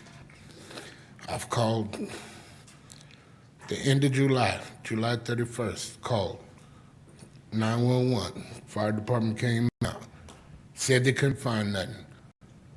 Had another smell the 3rd or 4th of August. Fire department came out. They want to tell me it's a chemical that's mixed in with the natural gas, whatever, the way you could smell it. The smell's coming. The wind's blowing not from the refineries my way, but from off the water towards the refineries. So you can't use that as no excuse, saying it's a leak or something that they released at the refineries that's behind me. Gentleman from the city came that night, said he had a hit. That's what he said. I got a hit. Made an order. Went to Frio that Friday. Came back that Monday. Nothing. I called that following Tuesday. They said they made a work order, but to this day, still no response to this natural gas smell that I smell daily. How long does it take for y'all to respond to something like that? After what happened in Pittsburgh? What, y'all trying to blow up my hood? That's the only way I look at it. They don't respond to us soon enough. And we're just sitting here waiting. Everybody that comes by the house, visits, we smell gas, we smell gas. Oh, I didn't call them, they ain't came yet. What's the waiting process? I would appreciate it if y'all get somebody out there to find this leak that one of y'all employees said that they got a hit on. Right. Mr. Zanoni. Right, Neiman is here. Neiman Young, our Assistant City Manager. Mr. Chapman, he'll speak with you. Right there, that gentleman with the tie. Yeah. Yes, sir. Thank you, Mr. Chapman. Susie Saldana.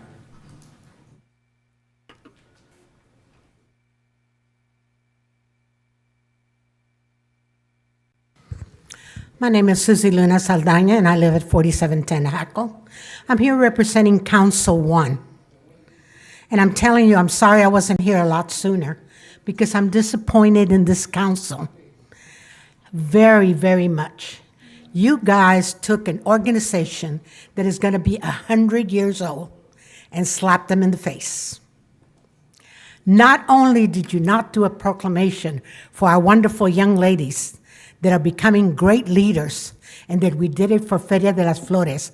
Not only that, I personally called the head of this council and said, are we set? I'll look into it. But we weren't set. And let me tell you why it's disappointing. Because if you all were running for office, I tell you what, you would have been there with bells on, singing the national anthem, doing great things because you were up for election. But you didn't have the guts to show up for this particular thing or honor those young ladies. It is disappointing, and it doesn't come just from me. It comes from Dr. Adame, it comes from Council 1 members. And although we are not partisan, and we do not get involved in elections, every one of us is involved in elections on our own. And let me tell you how disappointed I am. Every one of you that professes to care for those young ladies was a disappointment. And I asked, why wasn't a single city council person here? I was told you guys were too busy. You guys had other things to do. You were too busy. And I actually asked some of you, and one person told me I didn't know about it. Go ahead and left, my own councilwoman. My own councilwoman is laughing at this. Well, let me tell you, it's no joke. I am not laughing at you. He just shows me his foot. It's no joke. And I consider it an insult that if you've got somebody here talking, you're talking to someone else about something different. I consider that an insult. As a citizen, as someone that comes here before you, I deserve your attention, just like everyone here. Oh, am I complaining about the water rates? Am I complaining about your budget? Not yet. Not yet.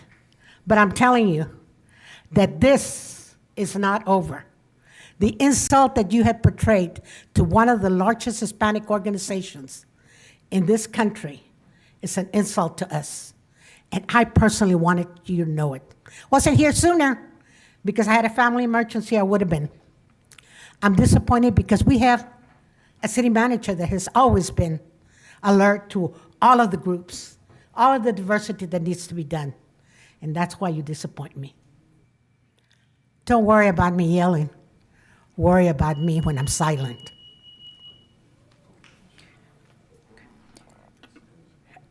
And as a statement of fact, the Feria de las Flores proclamation was given here in council, and they did come, and we did do that as a council. Okay. Maddie Chapman?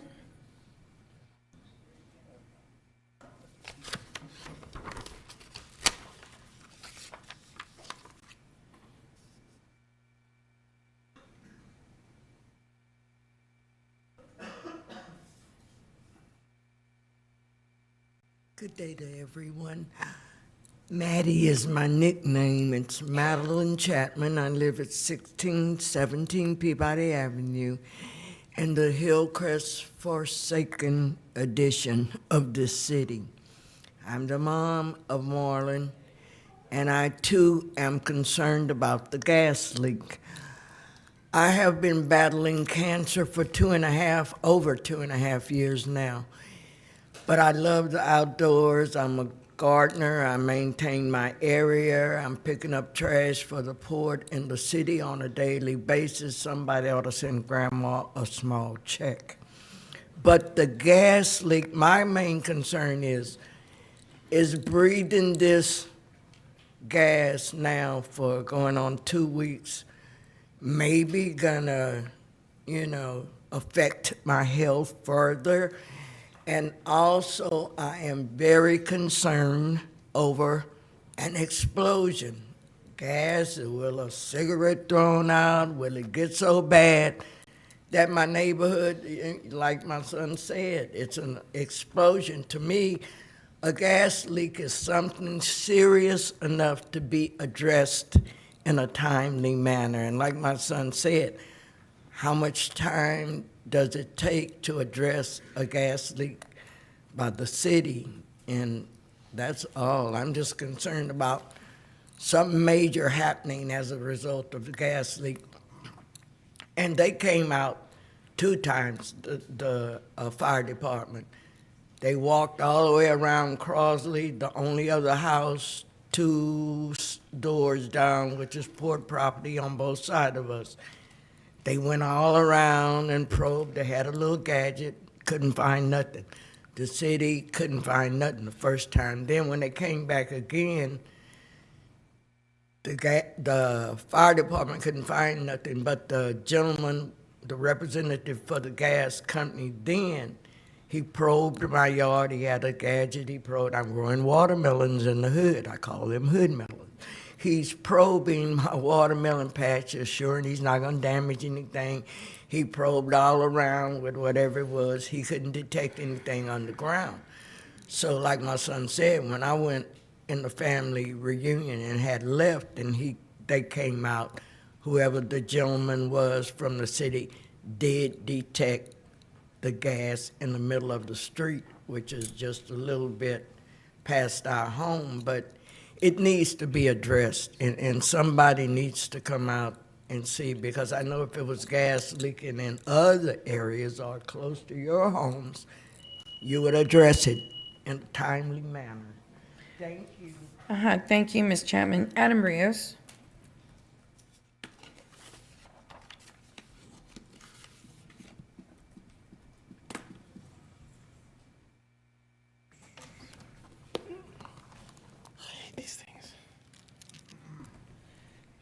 Okay.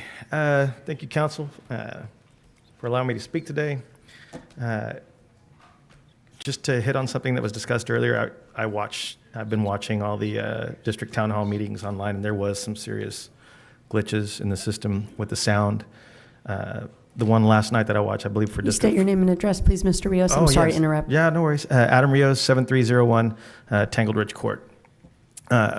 But at least I was able to watch them. I think that an open and transparent city government, hopefully, if nothing else, is encouraging something that I think has been lost in the last few years, which is civil discourse. But outside of that, in going to each of these, and I went to a meeting out on the island, and again, we all know why I come here.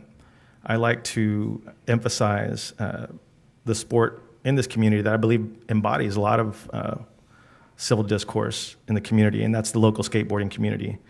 Obviously, we have Cole Park, which I always harp on. We've got Westguth, which we've broken ground on.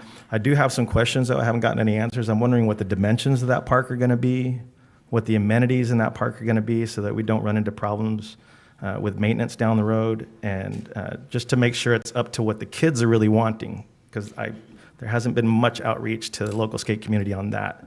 I am happy that some attention is now being brought to Renoski Park, which definitely needs some tending to. It's got great potential. It's just really small. There's no shading. There's not adequate parking. There's all this development going up around it that I think something could happen there. one of the things I'll say is about all these parks that I share with these kids and will continue to share, and hopefully some of you will be enlightened by it, is if you ever go by these parks, and I'm not sure if you do. I mean, everybody's busy, but we've got Cole Park. If you ever to just go by there and seen and noticed what makes these parks special, you ever just listen to it, you ever listen to the kids laughing, you're listening to the sound of the wheels, pay attention to that, because I think what makes that sport, as well as BMXing, even surfing, which I'm an advocate for, is the diversity that exists within the skateboard community. All the different genders, all the cultures, all the age groups, all the socioeconomic backgrounds, they're all coming together in this unified sport because it's a sport that values personal differences. So even though they're skating, they're teaching you something at the same time. I hope when you're watching all these kids come together, it's a sport that promotes and supports really ingenuity. You see a set of people that might not be embraced anywhere else in their neighborhood or in any other sport or even in their school. They constantly encourage one another to push forward, even though that they fail and they fail and they fail and they finally land that trick, they suddenly feel relevant. And so when I come up here, that's why I'm passionate about these sports and why I decided to go into Parks and Rec and why I'm proud to have served with Ms. Mejia and everybody on that council. So anyway, thank you all for your support of the sport and your continued support. Thank you. Thank you, Mr. Rios. Our last three in person will be Al Areola, Jessica Politza, and Lois Huff.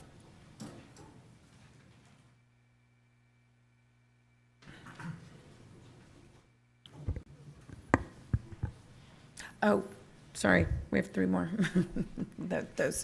Those are the last three of the six in person. Keep the party going. Keep the party going. How are y'all doing? You're right. Al Areola, 301 Louise Drive, District 2, a proud taxpayer, proud citizen of the city of Corpus Christi. I come to you representing the United Corpus Christi Chamber, representing 1,200 members, representing over 20,000 employee representatives.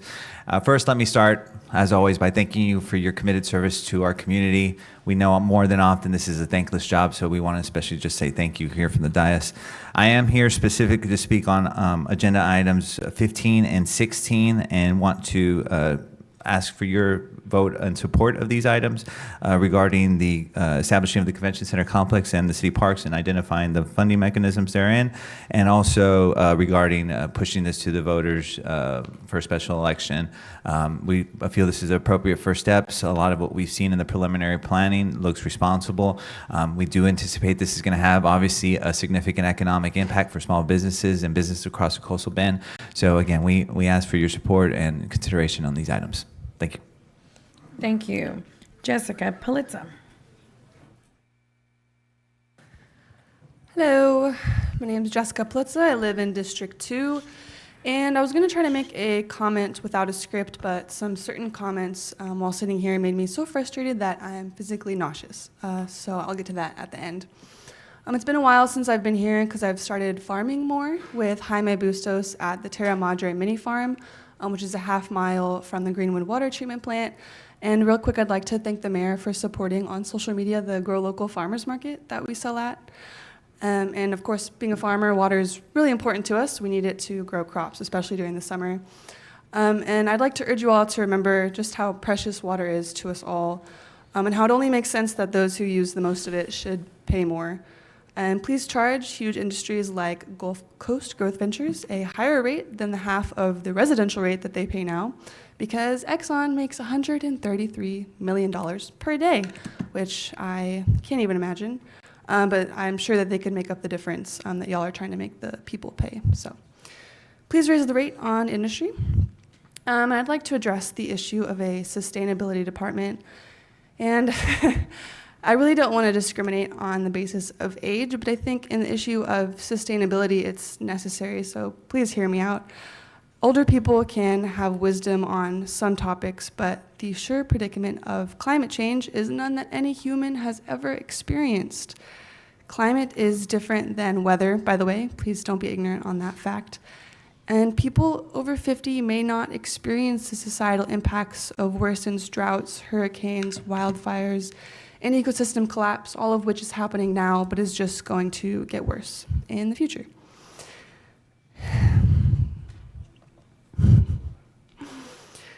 Some people's closed minds exist in an echo chamber that they won't break out of because they're the ones screaming, "Don't look up."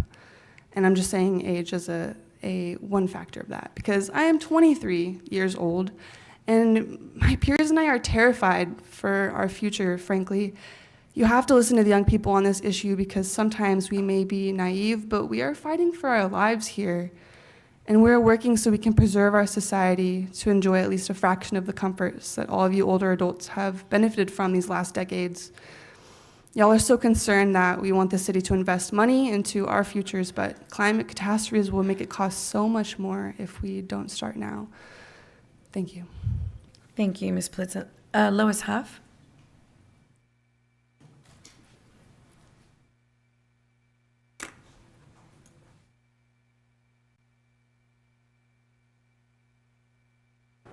Which is the microphone? This one? Okay. Hi, I'm Lois Huff, 5818 St. Andrews Drive, and I am honored to follow behind a 23-year-old who is here worrying about what you guys are doing. It's awesome to see her. Thank you all for the dedication, everybody up here, the dedication that you exhibit serving the people of Corpus Christi on the City Council. I want to talk about the budget briefly. It's detailed and lengthy, the result of hard work and by many city staff members. And it would be interesting to hear from each department director their thoughts on what they had to remove, reduce, or happily add to their departments. Someone made that comment earlier. I heard everything that I'm saying I've already heard earlier. So it's really awesome. And there was a young man behind me, but we couldn't make the system work, so I'm the only one that got in of the sign-in. Regarding the proposed water rate, it is my observation that a majority of citizens are ready for industry to pay as much for water as they do. If you're thinking about anybody, talk to your constituents if you're thinking of voting against this. From what I heard, this is an interesting question. At the district meeting, the fee is going to go up regardless of the usage rate. And if that's true, that means that people who are smaller users are going to pay the same per 1,000 gallons as people who are larger users, and that's a real change from the way that we've done business in the past. In the past, larger users, except for industrial users, paid more. Additionally, please do not sign any more water contracts with industries wanting to move here. Focus instead on future industrial growth that does not require a lot of water or removal of other natural resources. And please, let's put the brake on spending any more money on desalination research. It is currently very expensive, requires a lot of energy, and after all the necessary contracts are signed, we're going to have to be forced to pay for all the water that's produced, whether we need it or not. Before moving to my last topic, the issue of homelessness is critical. I do not know the answer, but I hope it's here somewhere. I just want to recognize that's a big issue for you guys. Last topic, the American Bank Center has me really puzzled. I don't know if you should spend a lot of money on it. I don't know if you should bulldoze it, fix it up, make only necessary changes. That's a tough one to call. Are there alternatives? Maybe I'm going to read what I've got here. Well, we may benefit from a hotel connected to the facility. Are there alternatives? Do our current hotel occupancy rates and hotel industry experiences support this effort? If someone wanted to build a hotel close by, why has this not already been done? Why is the Islanders' home court so far away from the campus? How many visitors are here just for shows? And if events such as conventions are too big for our center, maybe they can go to San Antonio or Dallas. And I think finally, the number one reason visitors come to Corpus Christi seems to be to enjoy our beaches. Thank you again. I think I'm the last one. Enjoy your lunch. Thank you, Ms. Huff. Actually, we have a few more. Eric Tunches?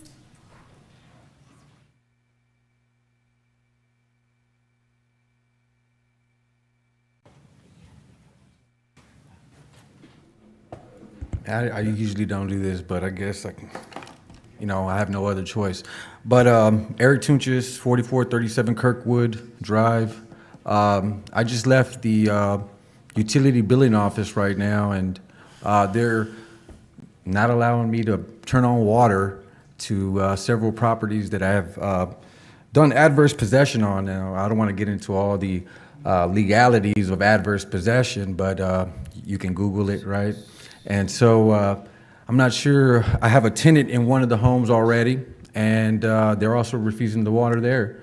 I guess the section code 5532 of the Corpus Christi municipal codes says that I have to give some type of documentation to show right of possession, and I just feel that sometimes the attorney's office here, or the legal department, doesn't recognize the common law principle and doctrine of adverse possession. So I thought I'd come out here publicly to let you guys know if you guys can please allow some of these tenants that are inside these homes, some of them with disabilities, some of them coming off the street, homeless. Adverse possession is the answer to a lot of the homelessness problems that we do have here in Corpus Christi, and it's to allow some of these blighted houses that are in the Corpus Christi area, just abandoned or vacated. You know, a lot of owners are not responding to any of y'all's letters, and we're spending millions and millions of dollars. As of today, I think there's an authorization for another $800,000 going to utility billing services and printing. So if you guys can help me out in getting water to some of these tenants who are homeless and have disabilities, it'd be a good thing for the city of Corpus Christi, rather than letting some of these houses rot, so that we can provide some kind of economic development in some of these bad areas. So, yeah, if you guys can help me out in getting some water, that'd be great. The liquid gold, right? Guys, take care. Thank you, Mr. Tunches. Roberto Seidner?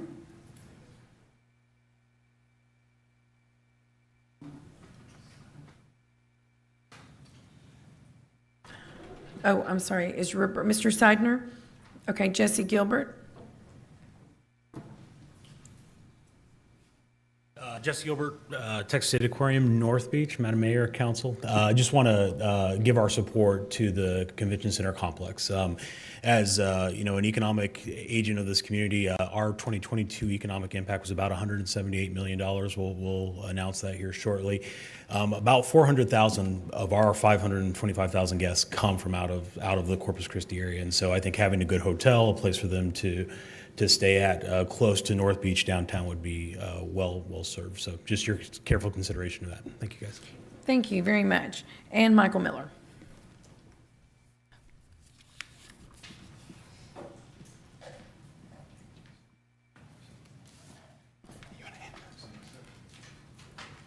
Michael Miller, 51 Camden Place. Just calling to talk to you about, I think it's items 15 and 16 with regards to the American Bank Center. Couple of concerns that I have. I saw the presentation several months ago from the independent firm that put together the study, and the whole time I was watching the presentation, everything looked great, but I kept wondering, and I think maybe Councilman Hernandez or somebody had asked, have you guys ever presented to a municipality and said, hey, it's probably not going to work? And the answer to that question was no. So it makes me kind of skeptical. And, one of the things that we've done since Peter's joined us, thank you, from San Antonio, is try to look at San Antonio and model ourselves after San Antonio. And, something that I do professionally, I look at people that are doing the kind of work that I want to be doing and figure out how they do it and why they do it, and learn from their wins and their losses. And the city of San Antonio's public-private partnership for their convention center hotel failed. And so, what do conventions look at whenever they're looking at places to host their shows? Number one, they look at air travel.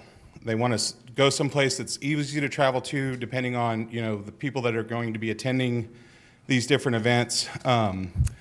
So you look at San Antonio. San Antonio's got about 40 destinations, one way that, nonstop that they can fly to. Corpus Christi has 2. Actually, we have 3, but 2 of them are both in Houston.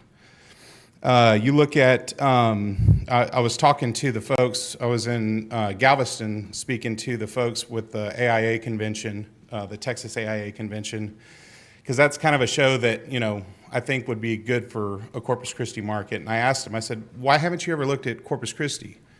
And the first thing that they said was air travel. Okay, yeah, we can't help you there. And then they said breakout spaces. They need more room for breakout spaces, and that's part of what's going to be accomplished within this proposal. But I'm just worried about the hotel because the San Antonio hotel went bankrupt. Hyatt had to basically back out of the deal. They had a golden parachute. They walked away and left the taxpayers of the city of San Antonio footing the bill, paying the bond payments. And if San Antonio, with a steady stream of conventions going through there 24/7, can't support a public-private partnership with a hotel, then what makes us think Corpus Christi is going to be able to do that? You know, because this is being proposed to us as if you build it, they will come. And they've already come to San Antonio. They're there, and they can't make it work. So I think it's just a cautionary tale. One of the things that I've always been a proponent of is letting the private sector basically dictate, you know, if there's a need. And so offer, you know, any of the major hoteliers a free ground lease or $1 a year for 100 years and see who bites. Thank you. Thank you, Mr. Miller. Okay, Ms. Huerta, that concludes our in-person, I believe, unless is there one for 1 minute? Yes, there is one person who is a non-resident who would like to speak, but we normally let all the residents speak first and then go back to that person. So we have 2 WebEx. Yes, ma'am. Brittany Garcia.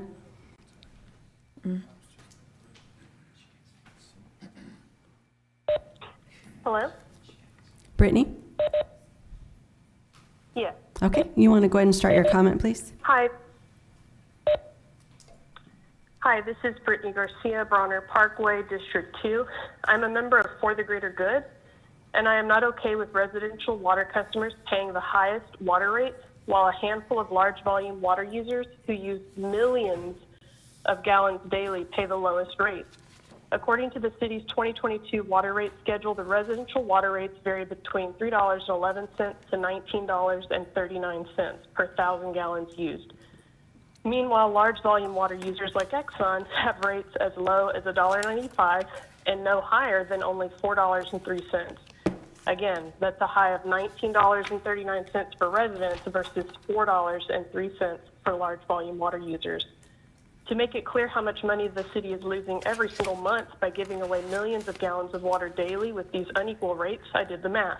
It was widely reported that Exxon would need 20 million gallons every day to operate, which is 600 million gallons a month. Using the current rates, their water bill would be about $1.1 million. If they paid the same rates residents like me pay, that bill would be over 2.8 million, more than double what they are actually being charged, almost 60% off on their water bills. And that's one industrial large volume water user for 1 month. That's $20 million of lost revenue per year from one customer, and there are over a dozen large volume water users. This makes no sense. Families are struggling to make ends meet and put food on the table in this economy, and we pay the highest rates for our water. We are tired of this inequality. The city is constantly facing budget shortages, and on top of that, we're still in a drought with record-breaking temperatures nearly daily. Yet these industries who use the most water are still guzzling it down with no restrictions and paying pennies on the dollar to do so, while we residents have to worry about being fined if we water our plants too often. Let's not forget that the city is allowing large volume water users to pay a small fee and opt out of the drought restrictions we residents have to abide by. Giant multi-billion-dollar corporations don't need welfare at our expense. We want our city leaders to stand up for us and start putting the people who live here first. In the drought exemption for large volume water users, make large volume water users pay their fair share. At a minimum, charge these industries the same rates we pay for water. Fair is fair. Thank you. Thank you, Ms. Garcia. Next is Catherine Barnes.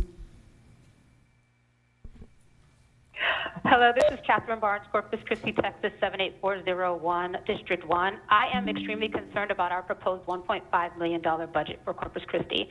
I took a look at the Texas demographic cities by population. El Paso is sixth with 677,000, and they have a $1.7 billion budget. I looked at Arlington, which has 394,000, closer to the size of Corpus Christi, and they only have a $596 million budget. So Corpus Christi having just over 300,000 with a $1.5 billion budget is a bit problematic. My next concern is about certificates of obligation. Certificate of obligation is a debt that citizens do not get a chance to vote on. Certificate of obligations were originally created to give local governments a tool for emergency spending only. Corpus Christi City Council and City Manager Zanoni has developed a habit of using certificate of obligations, which is a form of debt like the city's personal checkbook, to pay off initiatives, adding taxes without consulting residents. Using certificates of obligation for capital improvement projects is controversial.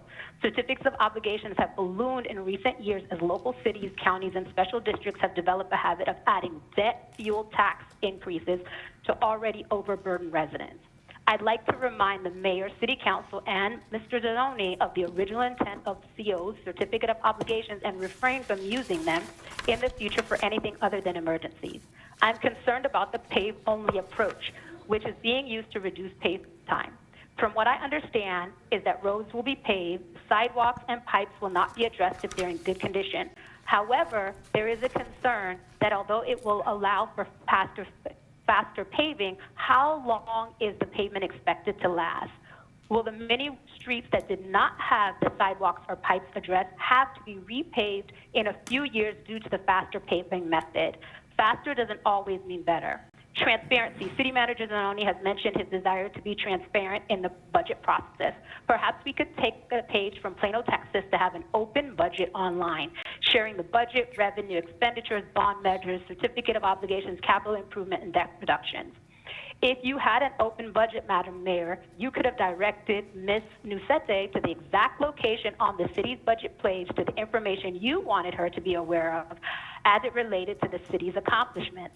I agree with one of my fellow residents that said sell the convention center and allow those who are experts in the hotel and convention business to take over the project and for the city to focus on increasing revenue for the city, decreasing taxes, creating a surplus for the next generation, and making Corpus Christi the hidden jewel that we all believe it can be. I want to thank you all for your service. Thank you for your time, and God bless each and every one of you. Thank you. Mr. Zanoni.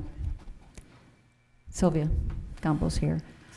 It's already been 3 comments made about the certificate of obligations. Can we have a little bit more information to us? I was told by Constance that the city council before us had voted that we were allowed to, I guess, vote on a certain amount.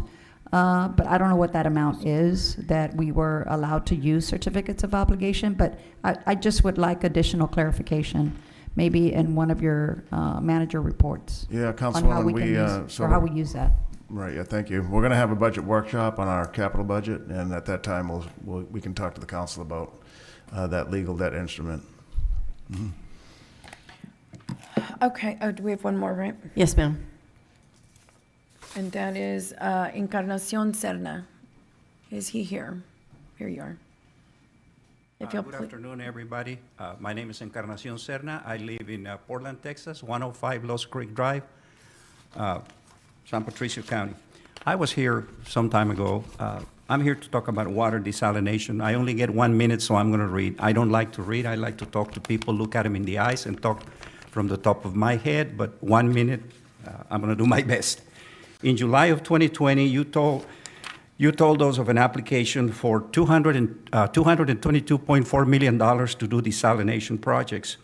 You were going to apply for that loan to the Texas Water Board. Later in that year, you appropriated or intended to appropriate $11.4 million to do 3 basic things on these desalination projects. One of them was siting, more engineering, and licensing or permitting.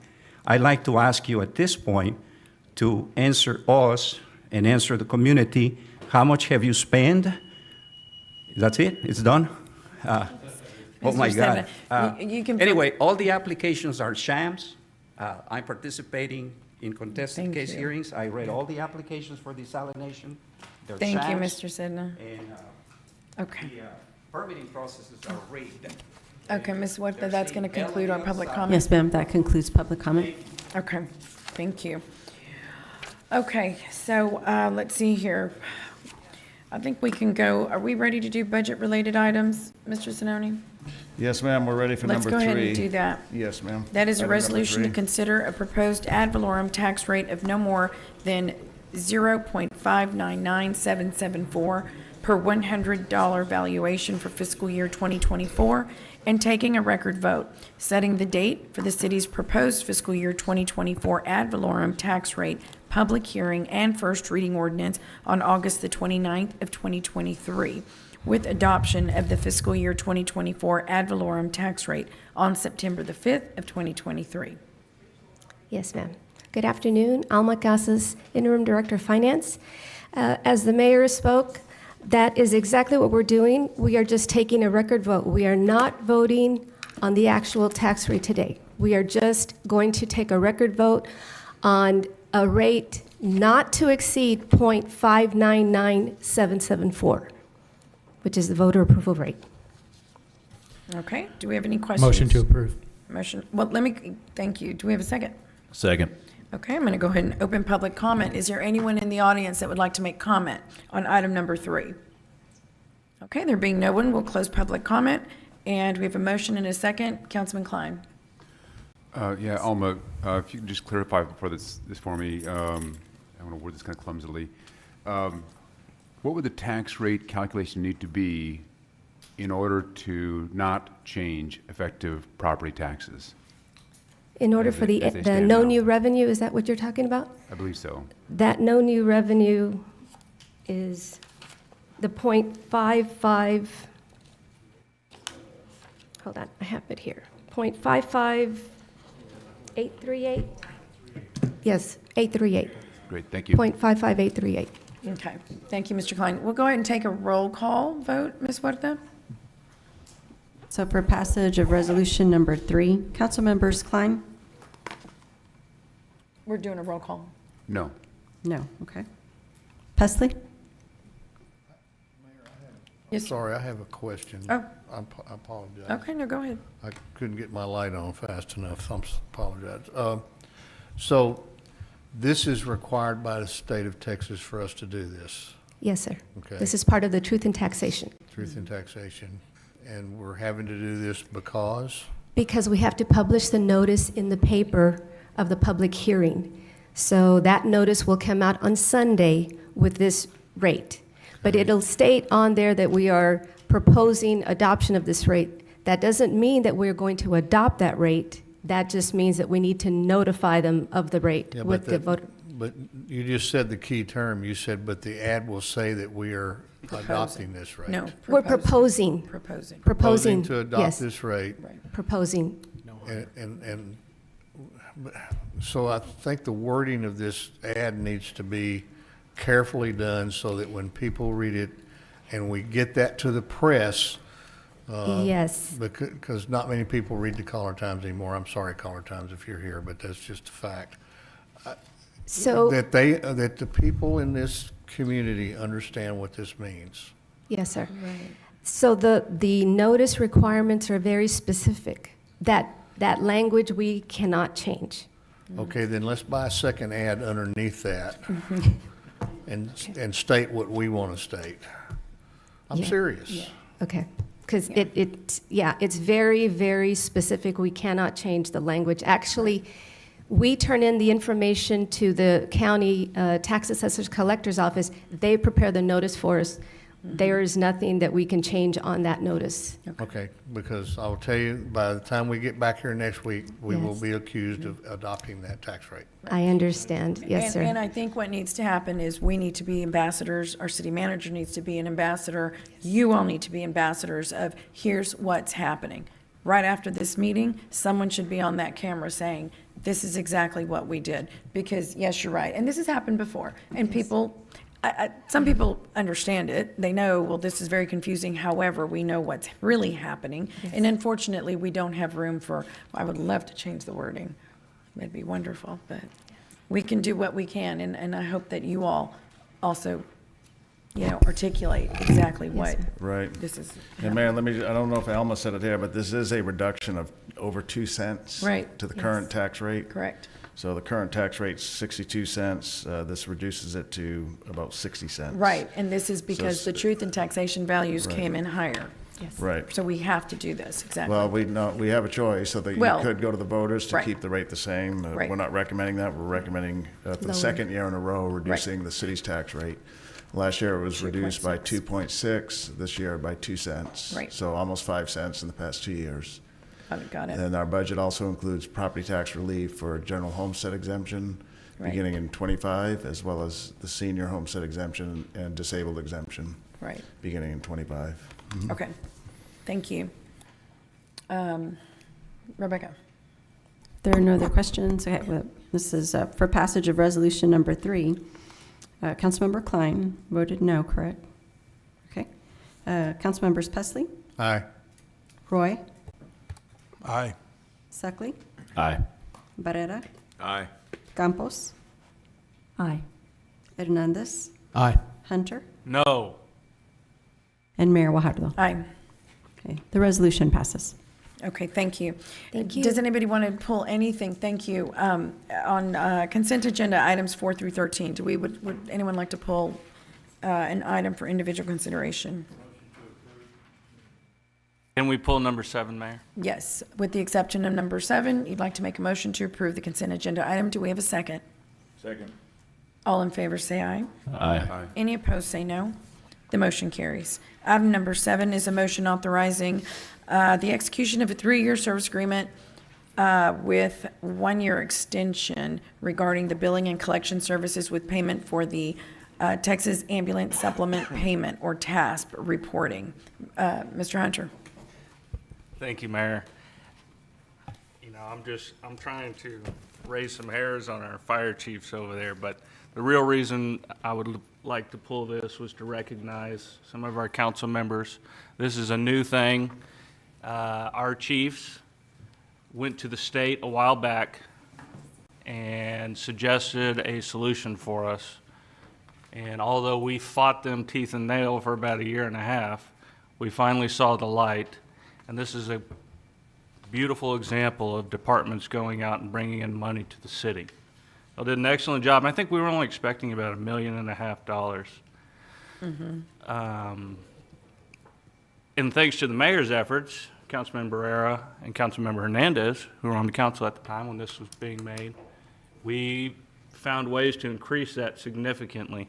And I'm just going to go ahead and read you some numbers here, thanks to their efforts, but mainly thanks to the fire department's efforts and the new leadership at the city. This program has generated, in its first year in 2017, when we were skeptical of joining this program, we got $4.5 million to the city. Second year, that number went up $1.2 million more dollars. In 2019, it went up $1.3 million more dollars to equal $7 million. Now that we're at year 2022, so 5 to 6 years, 6 years, we're almost at $9 million. And this is incredible. You know, we had people coming up here saying that this was a fairy tale, that this was fake. There is no backing of this money, and y'all have done an excellent job. And I'm so happy to sit here and say that I supported you 100% of the way, and y'all made us look excellent. And thank you, Mayor, for continuing to push this program. It's a fantastic program. And keep up the good work. If you have any more ideas on bringing us money, y'all let us know. But Yes, this, well said. bringing money into the city. That's right. We will never vote against this, or That's right. some of us will not. Thank you. Thank you. Good job. Thank you, Councilman. Very good job. Thank Motion you. to approve. Second. All in favor, say aye. Aye. Any opposed, say no. Okay. Motion carries. Councilman, we can either break for lunch, or we can take care of items 15, 16, and we have an EDC brief update. We can take care of item 14 real quickly. What's, oh, right, I already wrote. I already tagged it here. Let's take care of item number 14 under public hearings. This is an ordinance amending the urban transportation plan map of mobility CC, a transportation element of the comprehensive plan of the city of Corpus Christi upon application by MPM Development LP to remove the southward extension of Sunny Drive and to remove a northwestward extension of Haven Drive. Mayor, I'd like to go ahead and make a motion to table this. We've been speaking with the staff and the contractor, and we need a little more time to look at a few things. I'd like to table this for right Okay. now. Second. Okay. Any further discussion? Did you want to hold the public hearing now or just delay the public hearing too? I think we should delay the public hearing. Okay, for then it now. needs to, it would need to be republished. It's not an issue, but Yeah. just to, Okay. okay. That's fine. All in favor, say aye. Aye. Any opposed, say no. The motion carries. So we will table that. Is that for the next meeting? Or just, okay, that's fine. Can we move 17 up, maybe to let staff take care of that one? Resolution authorizing, we can. Yeah, we can do that one. Yeah. Let's go ahead and move 17 up, and that is a resolution authorizing the city manager or designee to execute all documents necessary to enter into an interlocal agreement with the Texas General Land Office to accept the donation of 2 beach access wheelchairs from the Texas General Land Office. Motion to approve. Second. Oh, sorry, I'll second. Okay, and this is a good news item. We have 2 wheelchairs. That's wonderful. We have a motion, we have a second. All in favor, say aye. Aye. Any, well, let's hold on. We have public comment. I'd like to open public hearing. Would anyone in the audience like to comment on item number 17? Okay, there being no one, we'll close public hearing. All in favor, say aye. Aye. Any opposed, say no. The motion carries. Okay, gentlemen, do y'all want to stay? Do y'all want to take a lunch? Kills that. Okay. All right, we're going to go and break for lunch, 30 minutes, and we will return with items number 15, 16, and an EDC briefing. Thank you.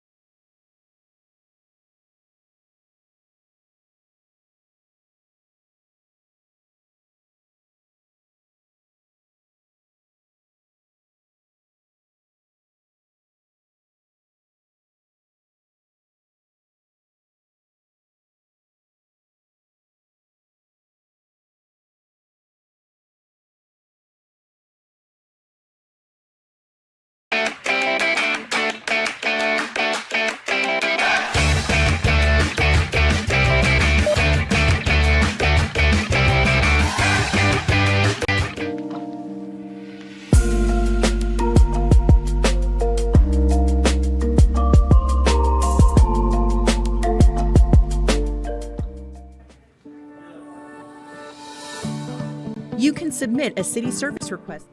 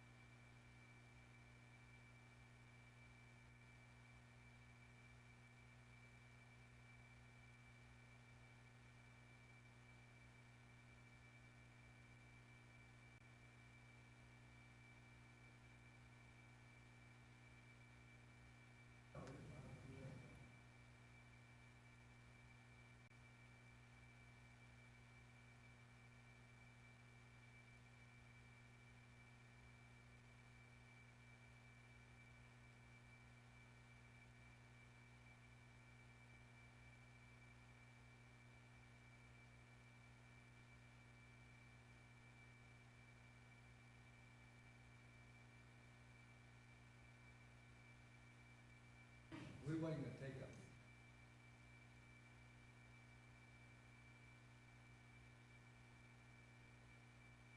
We're at 20 minutes now. We'll come right out and take care of business. All right, you bet. We will. Thank you for being here. You bet. I'm sorry, Mike. I understand. In looking at this, I was like, oh, we'll move him up. It's gonna be early. Yeah. Okay. Go eat. Okay. All right. Okay.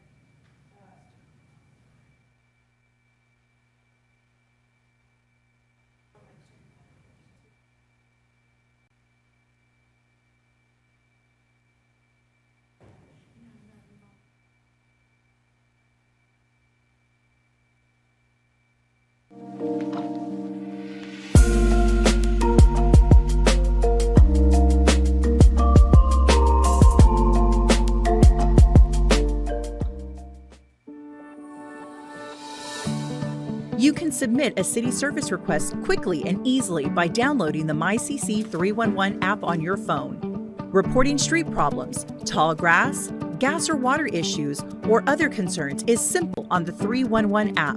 Just choose from a list of services, add a photo, answer a few short questions, mark your location, and hit submit. Everything you need in just a few minutes. Life is made easy with 311. Download the MyCC 311 app today. Light Up CC is a streetlight conversion project between the City of Corpus Christi and AEP Texas, where we're converting existing streetlights to new and improved LED.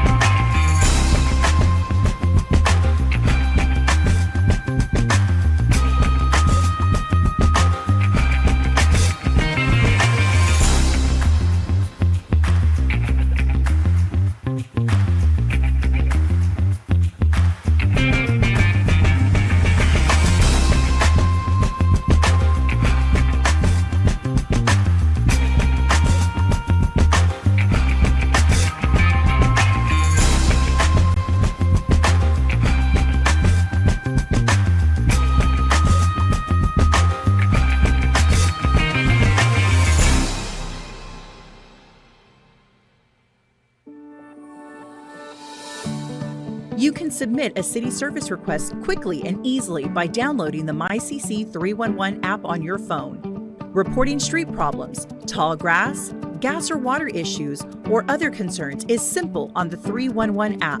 Just choose from a list of services, add a photo, answer a few short questions, mark your location, and hit submit. Everything you need in just a few minutes. Life is made easy with 311. Download the MyCC 311 app today. Light Up CC is a streetlight conversion project between the City of Corpus Christi and AEP Texas, where we're converting existing streetlights to new and improved LED street lighting. The new lights will save the taxpayers over $600,000 annually, and they will use about 50% less electricity, so they're much more energy efficient. We have over 15,000 lights that are being upgraded throughout the entire city of Corpus Christi. Other major cities within Texas have switched to LED lights, and they are more popular within the communities. LED lighting is popular because the color rendition is clearer and brighter. It attracts less insects. They have a longer lifespan of over 20 years, less carbon footprint. Nighttime visibility will be greatly improved, reducing nighttime crashes, pedestrian crashes, decrease crime. Overall, the new LED lighting will help the community feel safer. We've all dealt with the hassles of traveling. Traffic, long lines, security, layovers. But what if there was a smarter way? When you fly out of Corpus Christi International Airport, you get all the modern amenities you love with the stress-free convenience of flying local. So you can skip the hassle and get right to the good parts, taking off and returning home. Fly smarter, not harder, at flyccia.com.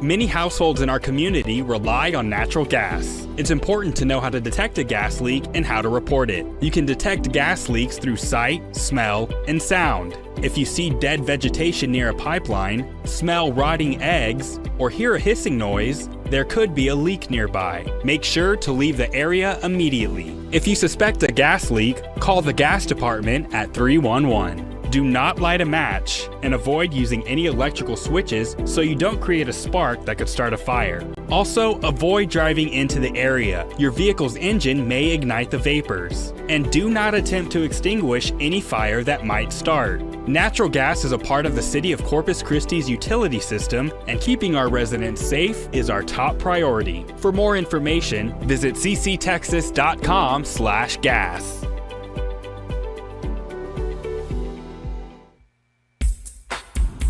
This is our home, full of fun in the sun and in the water, but we need your help to keep our bayfront clean.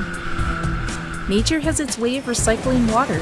It evaporates and comes back in the form of rain. It filters through the soil into water tables. Without thinking, people contaminate nature's cycle by dumping unwanted chemicals in the storm drain. Things like grass clippings, fertilizer, paint, and oil from your car are not meant to be washed out into the curb and into the street because they keep the city's stormwater drainage system from working properly. Ultimately, they contaminate our ocean, bays, and groundwater. Remember, clean bays start at home, so do your part to keep things running smoothly and keeping things out of the gutter. To help keep our city beautiful. Only rain down the storm drain.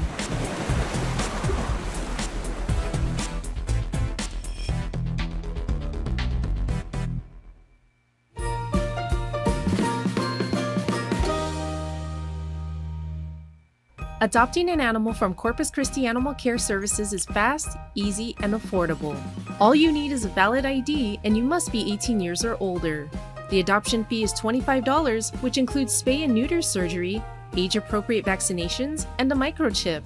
Come by CCACS located at 2626 Holly Road. You can meet and greet all the animals that are available for adoption. You can also go to 24petconnect.com. This website has pictures and other detailed information about our pets and will help you decide what animal you would like to bring home. All adoptions are required to be completed in person. CCACS adoption hours are Monday through Saturday from 1 p.m. to 4:30 p.m. Find your forever best friend at Corpus Christi Animal Care Services. Caring for our animals, one paw at a time.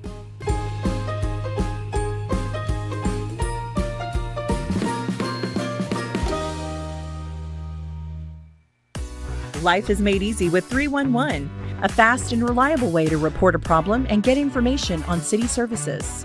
Everything from street repairs, gas or water leaks, animal care services, or even information on your trash pickup schedule.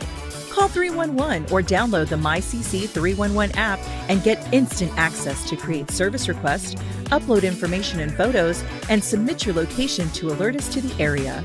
311 provides solutions to everyday problems. Anytime, anywhere, on any device. Get better quality, better service, and better results. Life made easy with 311. Download MyCC 311 app today. When emergencies strike, stay informed with Reverse Alert. Everything from incoming severe weather, traffic alerts, police and fire activity, industry alerts, and citywide information. Reverse Alert will provide you time-sensitive information to keep you safe. Signing up is a fast and easy process. Text BeReadyCCNC to 888-777 or visit cctexas.com/alert sign up. Choose to receive notifications by phone call, text, or email. And with fully customizable options, you pick what notifications you want to receive. And you can designate what hours of the day that you don't want to be disturbed. Stay informed, stay aware, stay alert. Sign up for Reverse Alert today. Before you head out to the beach, make sure you grab your beach permit. For only $12, this permit provides access to explore and enjoy miles of our local beaches. Permits are required, so be sure to display the sticker on your vehicle. All the funds from the permit sales will be used to provide clean and safe beaches for all our visitors to enjoy. The permit is good until December 31st, so come back and visit us as often as you like.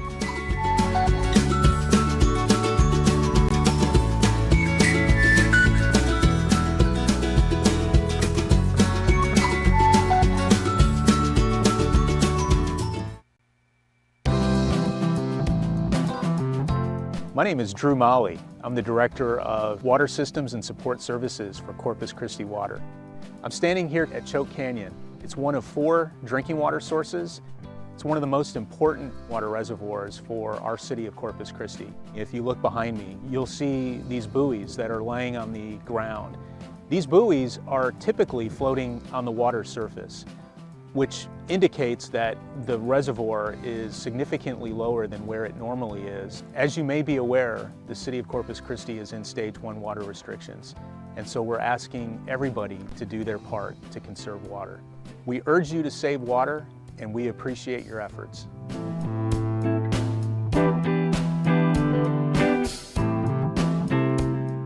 Corpus Christi Water believes in Xeriscape as the water-saving way to go when designing a home garden. It's a style of drought-resistant landscaping that uses plants that need very little water. Using Xeriscape concepts can reduce the amount of water used to irrigate. Xeriscape. It saves time, it saves money, but most importantly, it saves water. For more information, go to corpuschristiwater.com and follow us on Facebook and Twitter.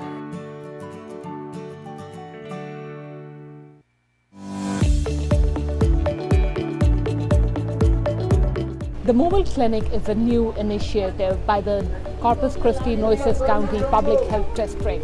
It's an attempt to meet the people where they are. As you know, our resources are limited. The community is limited by the transport. So we want to take our bus to them. We want to provide services where they are, meet their needs where they are.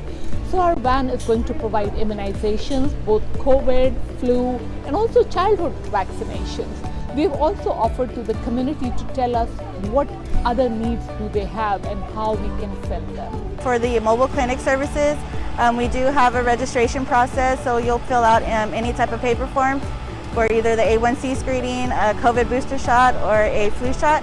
And everything is at no cost. Well, if you need help filling out the forms, we'll be able to help you fill out forms as well. No ID is required if you are getting a booster shot, and you do have your previous shot records. I would ask to bring those in. Other than that, just bring yourself, and we're just here to help anybody and everyone that we can.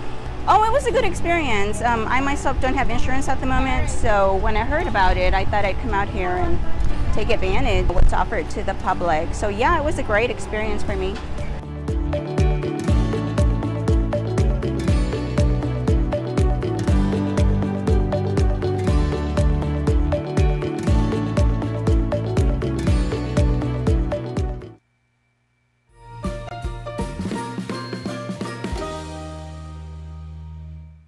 Our pets are always on the run, and it's easy for them to get away from us. Get your pet microchip to ensure the best chance of them returning home. A pet microchip is a small electronic chip that is quickly implanted under your pet's skin, giving them a permanent identification number and increasing the likelihood that your furry friend will be found. Corpus Christi Animal Care Services offers free microchipping Monday through Friday from 1 p.m. to 4 p.m. at 2626 Holly Road. The procedure is fast, painless, and free, and it never needs to be replaced. Visit cctexas.com and click on Animal Services or call 361-826-4630 to register your pet's information. Corpus Christi Animal Care Services, caring for our animals one paw at a time.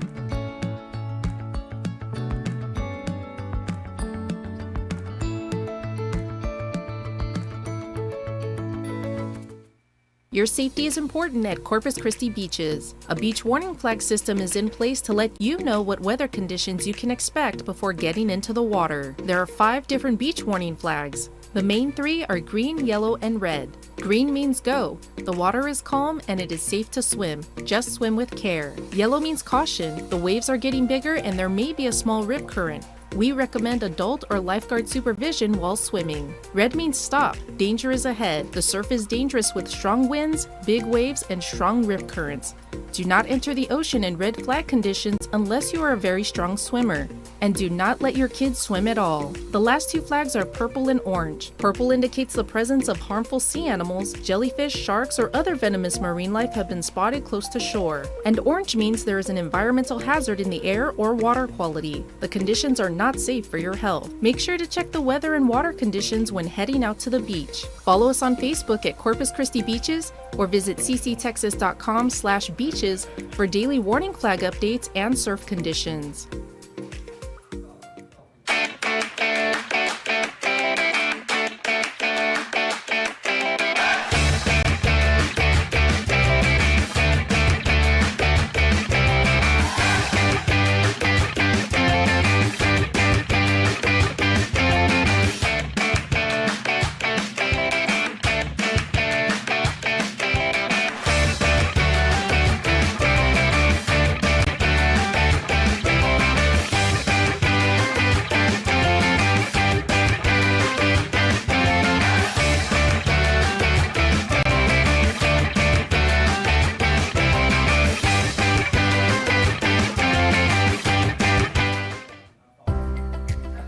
Whether you're a homeowner planting a tree or a contractor working on a job site, always call 811 at least 2 days before you dig. It's free, it's easy, and it's the law. Call 811 to provide dig location and project information. A specialist will then come to your location and mark the underground line, allowing you to work safely without any delay. Your safety is our priority. Know what's below and call 811 before you dig.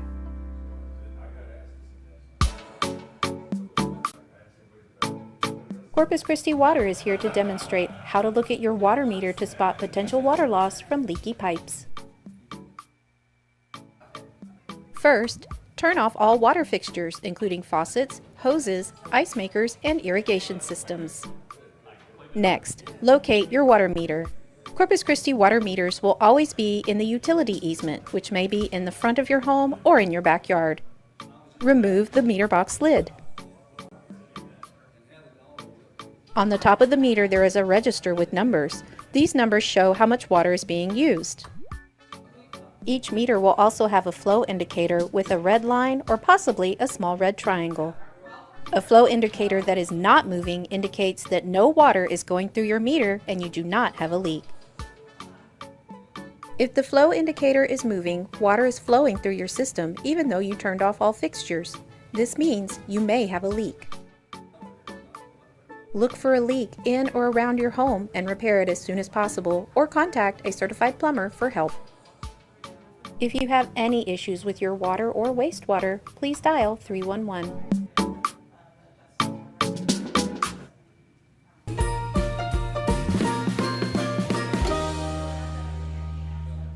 Fostering a pet means that you take care of the pet until they find a forever home, and can help ensure that each pet finds an ideal home by matching their personality with the home that best suits them. Adopting a pet is a big decision, and fostering is a great way to learn about owning a pet before making your decision. CCACS provides everything you need to foster an animal. All fosters must be at least 18 years old and submit a foster care application and review the foster care agreement. By taking care of these animals in need, you're creating kennel space at CCACS, allowing us to help more homeless animals. Animals in foster care tend to be less stressed, better socialized, and have a lower chance of getting sick than animals in a shelter. For more information, call 361-826-4606 or email ccacsrescues@cctexas.com. Corpus Christi Animal Care Services, caring for our animals one paw at a time.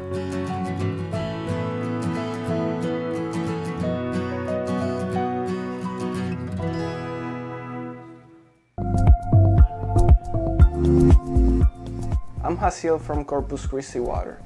Another exceptional drought is affecting major parts of our water sources. In order to conserve water, Corpus Christi Water recommends you to drought-proof your home while you drought-proof our water sources. Saving water means that we have more water for home use, keeping businesses and hospitals running, and fighting fires. So here's a tip: shorten your shower. Visit cctexas.com/conserve for more information. The cost of repairing or replacing leaky or old gas lines could be too much for some residents of Corpus Christi.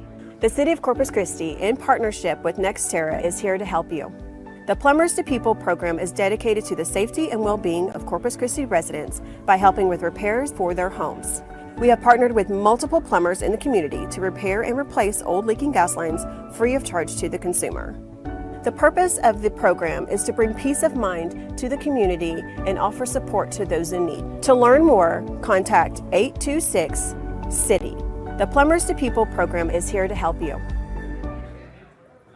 The City of Corpus Christi's Park and Recreation Department wants to remind the community of our stunning off-street hike and bike trail system. With 7 trails to choose from, you and the family are sure to have a wonderful time biking while enjoying a tremendous fitness and recreation experience. If you're looking for a scenic route, the Corpus Christi Bay Trail is a great route to explore. It is 8 miles long and runs from the Art Museum of South Texas to Texas A&M University Corpus Christi. This trail boasts beautiful bay views along with 7 parks on the route, including Cole Park and North Bayfront Park. If an 8-mile trek is too ambitious for you, consider enjoying the fresh coastal breeze in the shadow of the USS Lexington as you stroll down the Corpus Christi Beach Walk on North Beach. For residents looking for a bike trail on the south side of town, the Bear Creek Hike and Bike Trail connects parks, schools, and neighborhoods between Bill Witt and Oso Creek parks. The 1.5-mile path is great for all ages to enjoy.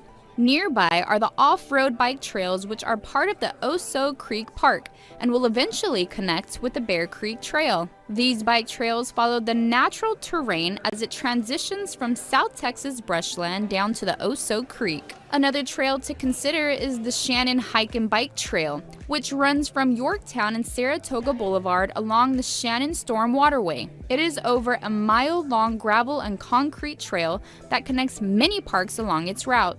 The Hans and Pat Suter Wildlife Refuge Trails offers nature lovers an ideal spot to ride along Oso Bay. Along the 1 mile trail, you can observe many kinds of birds and other wildlife as you cruise through the grassy marshes and woodlands in the area. If you're looking for a bike trail on the west side part of town, then look no further than Salinas Park. Located on Airport Road and Horn Road, it offers a 93-acre sports complex, complete with a play-for-all playground and splash pad, with a 1 mile bike trail wrapping around the entire park. Located in northwest Corpus Christi, the trail at West Guth Park is another great way to enjoy time with the family and get in a great workout. It offers a wide-open park experience with natural environment and wildlife views. Take some bird seeds and you can feed the ducks at the pond. All these trails provide a convenient way to exercise and connect our community to the places where we live, learn, and play. So grab your bike today and make our parks and trails your everyday outdoor gym. For more information on bikes and trails in our city, visit cctexas.com. Did you know you can submit a request for city services in just a few minutes using your phone? Download the free MyCC 311 app to get started. Quickly report issues such as street maintenance, water or gas issues, garbage pickup, code violations, or animal care services. The MyCC 311 app is easy to use. Upload information and photos, identify the location, hit submit, and you're all done. Life made easy with 311. Download the MyCC 311 app today. The City of Corpus Christi reminds you there are small, everyday ideas you can use to protect us from drought-related water shortages. Inside your home, install modernized plumbing, low-flow shower heads, and simply turn off the faucet when not in use. Outside your home, make smart landscaping choices, limit your watering, and don't water during the hottest part of the day. Simple choices that will save water for the community and save money on your utility bill. We can all drink to that. Your public libraries are now accessible at your fingertips. From our free digital resources options, tap into discovery and read, listen, watch digital content all from the comfort of your home. Anytime and anywhere you go, you can now borrow ebooks, audiobooks, movies, music, magazines, and watch educational programs. Our digital resources offers thousands of titles to choose from, all from your computer, tablet, or phone. And did we mention? It's all free. Visit cctexas.com/library for more information on how to sign up.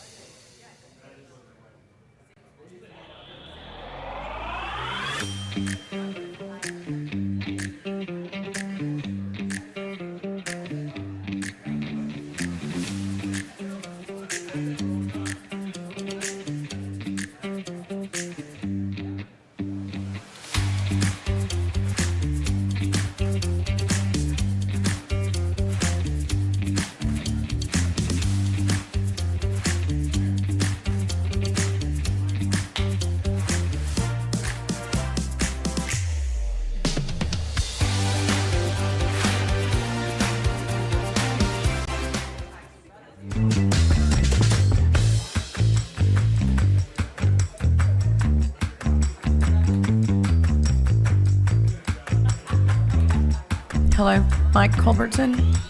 Mike.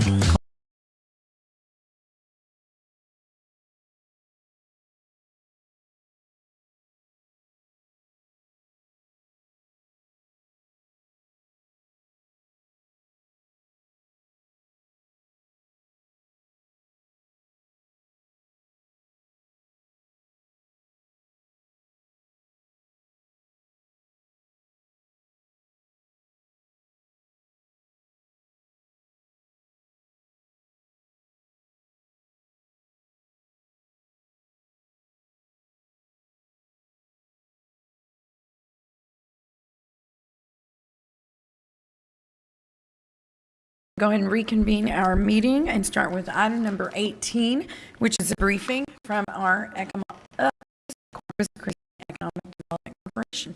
Mr. Culbertson. Yeah, Mike Culbertson from your Corpus Christi EDC. If they can bring up the PowerPoint, we can talk about that.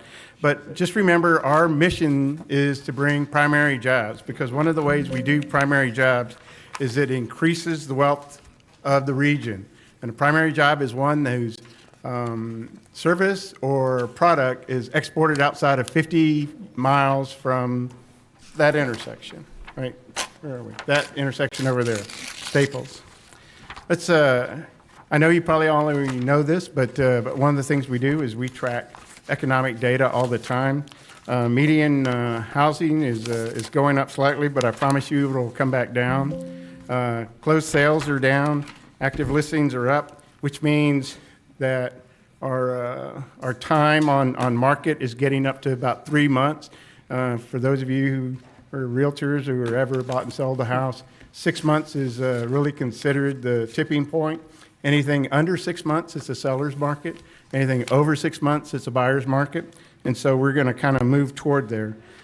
Some interesting things. In 2019, the average house price was $166,000. Now that's the average price, not the ones that are sold, because when you take a look at this, it says medium home, the prices sold is $287,000. Those are the ones that are selling now, but I'm talking about just, according to Zillow, 2019 we were $166,000 was the average home price. In 2022, it's $217,000. That's the average house. Take every house in Corpus Christi and do that. If you take a look, you can find that if you're in the south side, $260,000 is the average house. Central City, $120,000. Cow Island, $246,000. The Bluff, $233,000. And I don't know if that counts the island. They didn't break the island out separately, but I imagine it's quite high. But if you think about average wage, if average wage is $60,000, and to get into a house, it's 3 times your average salary less debt. Now you're, say, $10,000 of debt. Now you're looking at $170,000. Mm-hmm. This is not going to make it, right? And I know I have not seen a house under $200,000 in any of the neighborhoods I've passed by for a long time. 53% of the houses in Corpus Christi are not owner occupied, so they're rented.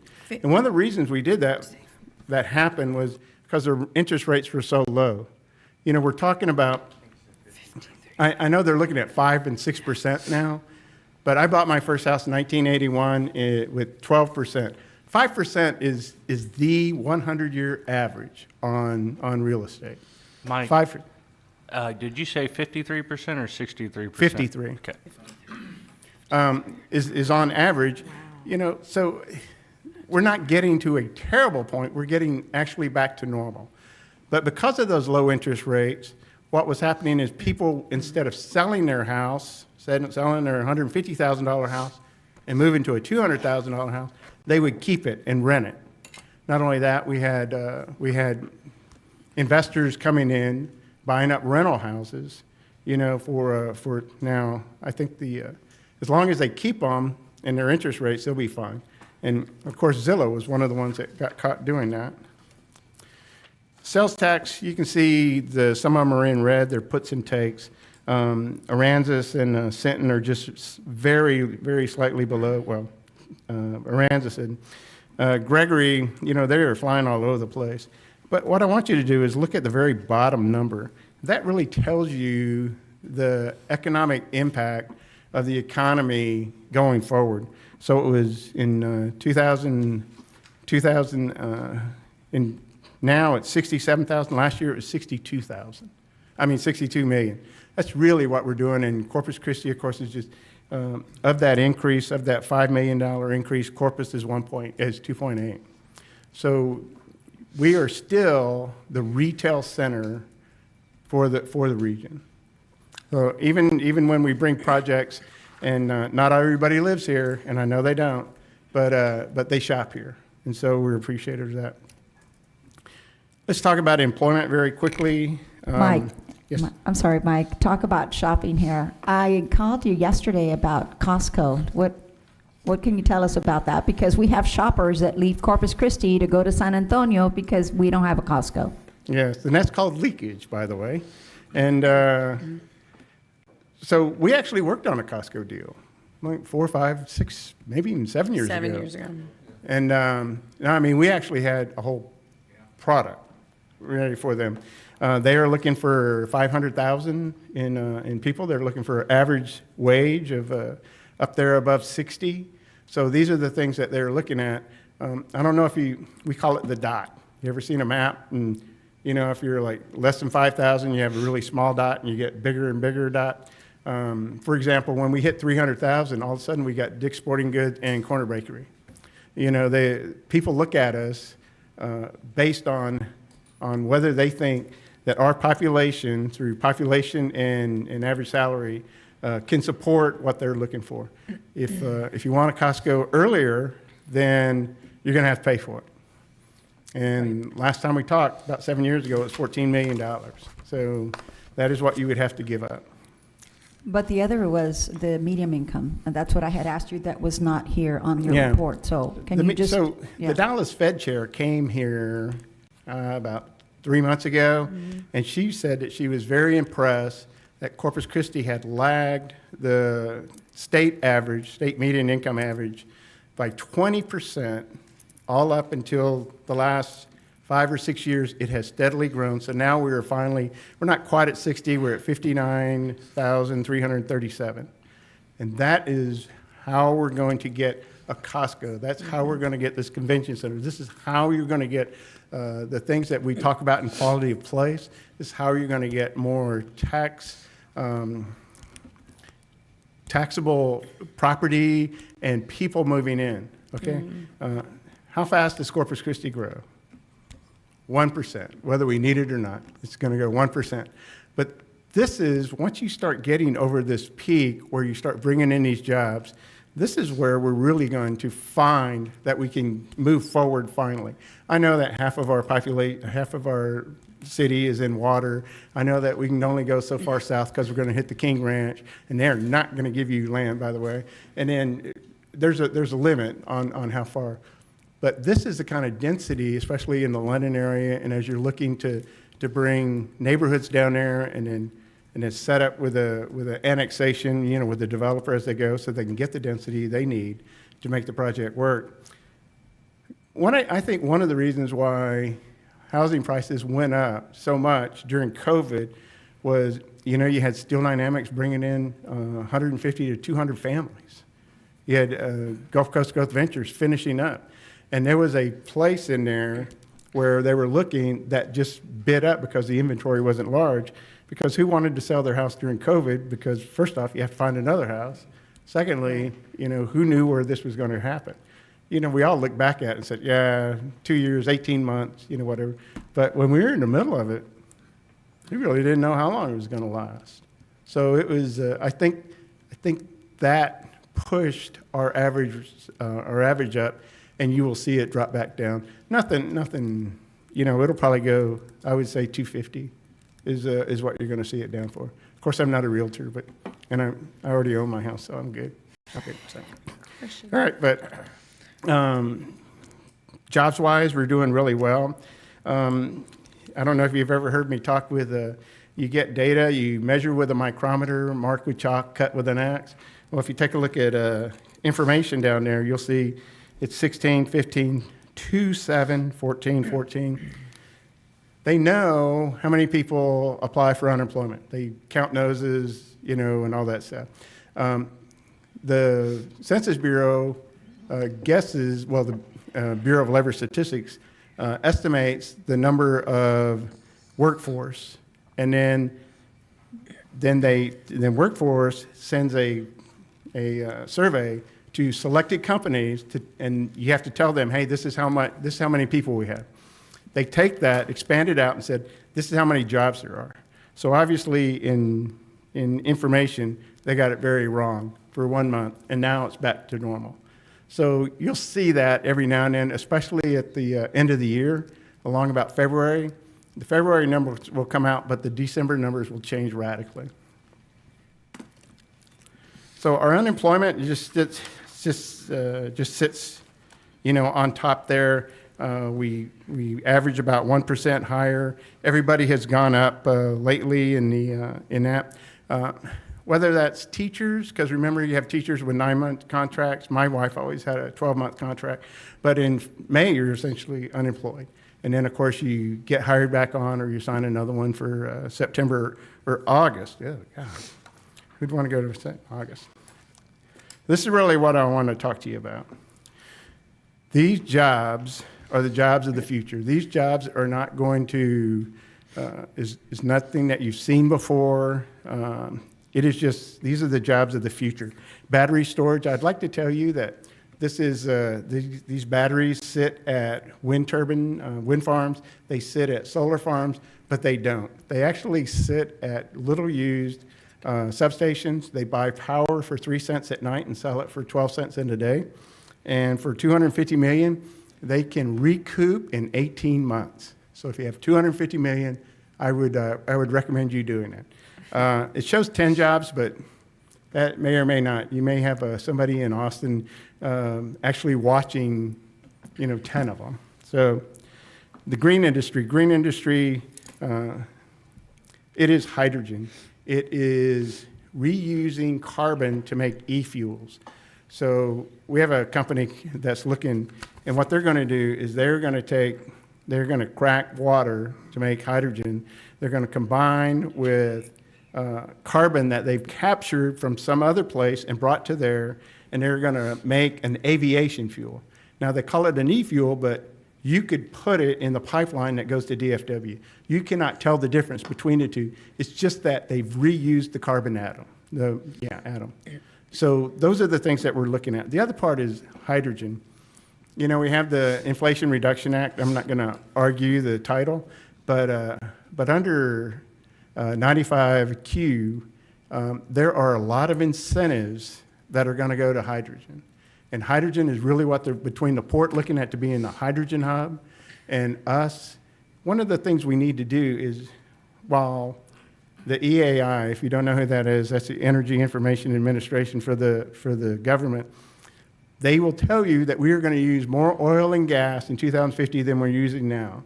So oil and gas is not going away. If you have somebody who wants to go work at a refinery, I promise you they will have a job in 25 years and they will retire comfortably. But the hydrogen is a way to be part of this power transition, and who doesn't want that? These are not level 5 emitters. They do use water. They use about 5 million gallons a plant, and 6 of them are looking, so that's 30 million gallons. Now, I'd heard about, and I'm unapologetic, so I've heard about, somebody talking about, well, what if we did a 100 million gallon plant? I got to tell you, I'm kind of warming to it. I mean, you're not going to build the whole 100, but you'll build 20, and then when you need more, you have build 20, and you need more, and you do 20. I get that, and even if industry, I don't expect industry to take all of it, but I think that, the residents will have advantage to it also, in these scales. So we're looking at that. The manufacturing we're still looking at, and we have, and I think I told you last time, we've entered into a contract where a company actually goes out and finds projects that we want.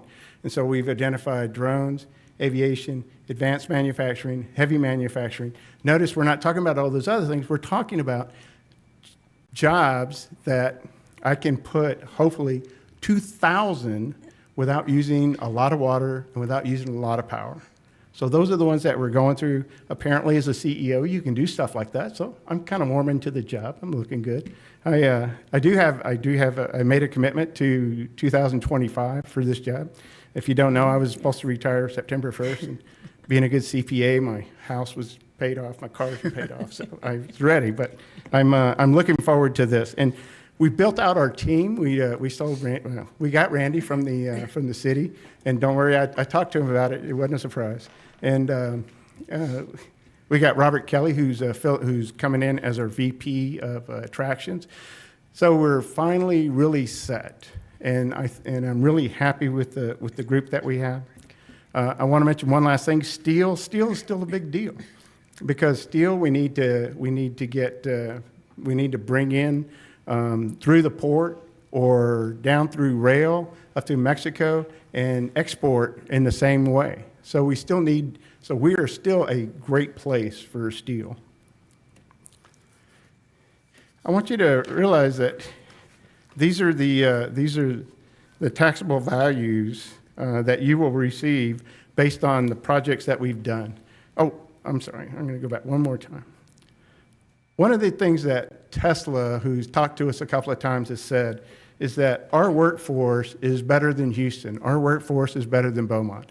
And part of that is because of Del Mar College and the grants that you've done for Del Mar, for Texas A&M, and for Craft Training Center. And it went through the Type A, and you approved it. And thank you very much. And it was important. In fact, they didn't even talk to us first. They looked at our qualified sites first, and then looked at workforce. And that's why they're here. So very, very impressive. They're going to bring lithium ore here. They're going to grind it, and they're going to make lithium ion and send it up.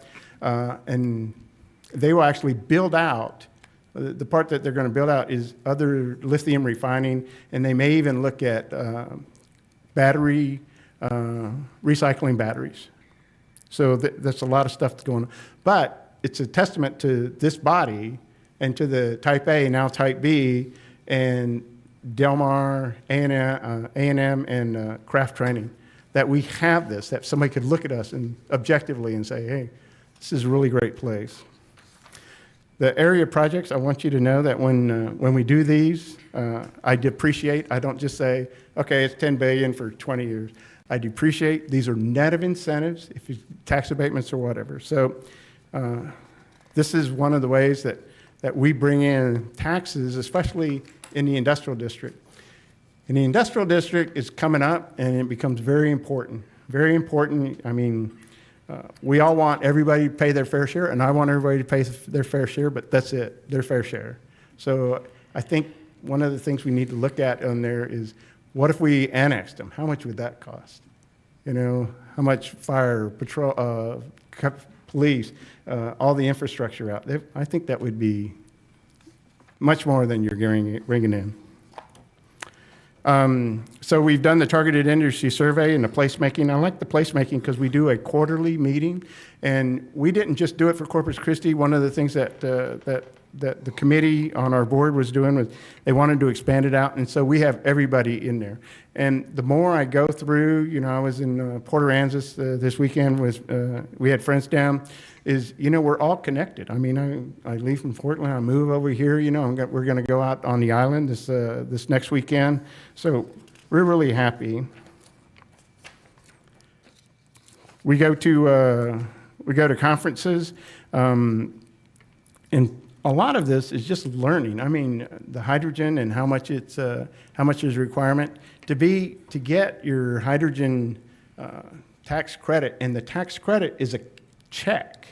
It's not like a tax credit with a carry forward of 15 years. It's a check. So you will see millions of dollars to these companies, and they have to be completed by 2030. They have to use U.S. steel. They have to pay Davis-Bacon wages, which is the prevailing wage, which, that sounds fair. There are things that they have to do. They have to set apprenticeship programs to get all of these things.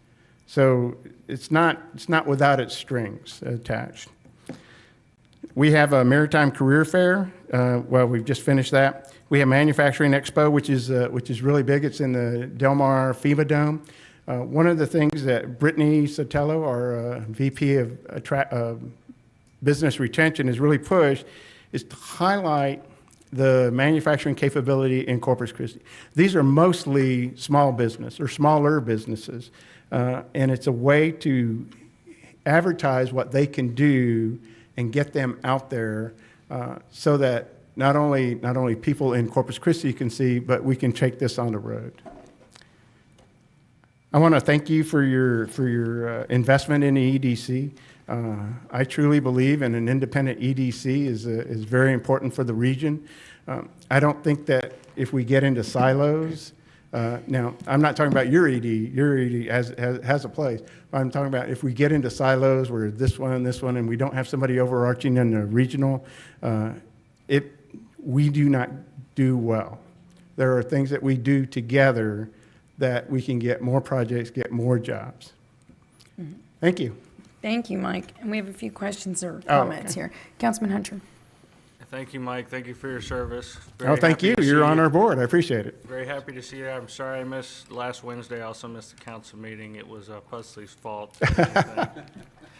But we had a national article come out not too long ago, and it was filled with a lot of misinformation, at least when I went and did my own research. It said we were the second stupidest city in the nation.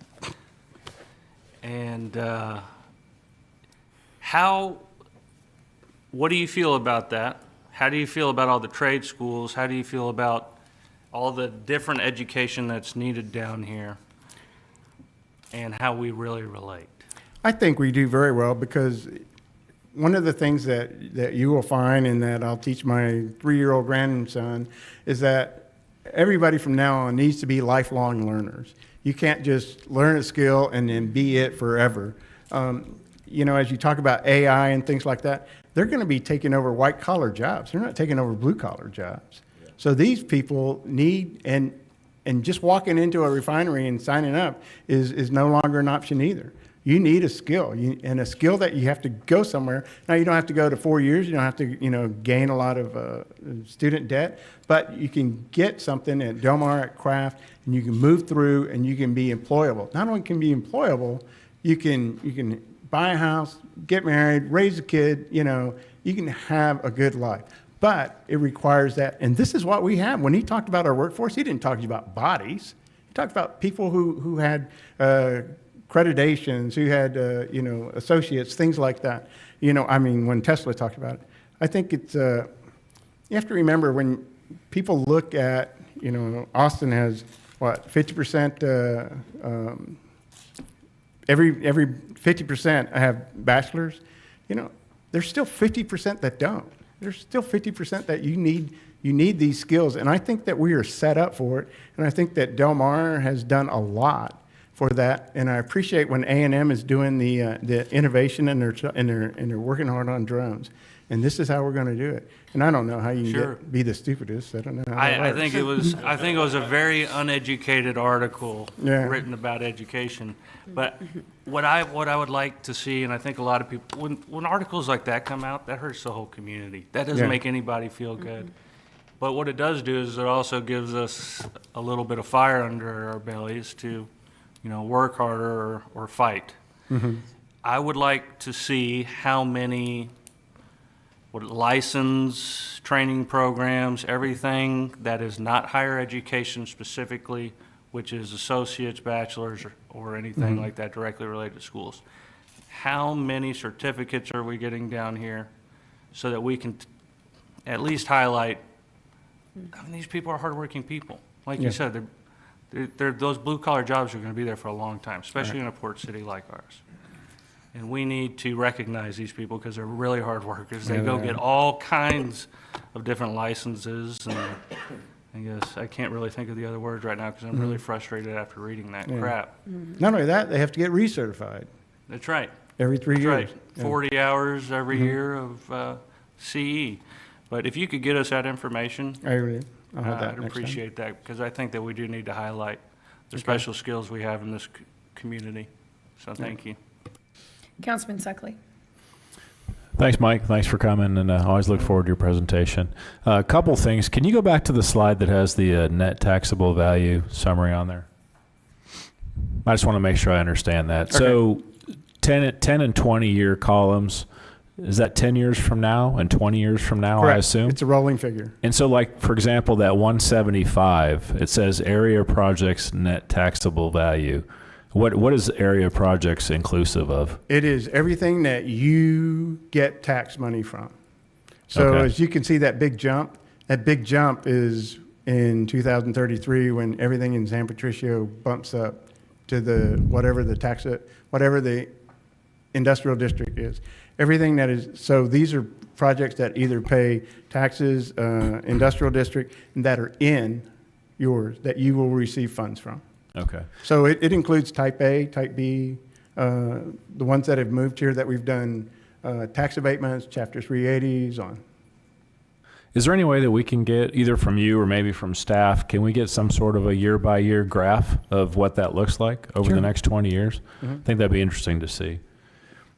Secondly is on your comments about, having a unified regional EDC effort and silos and things is, we know in the April meeting we talked about the potential of giving some money to San Patricio EDC, which we chose at that point to not do that.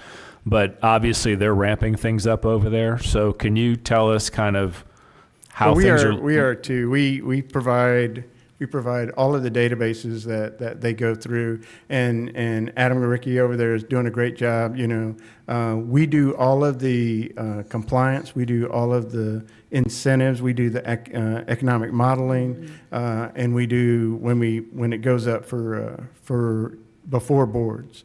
So we do all of those things, and I think one of the because you have smaller shops, San Patricio.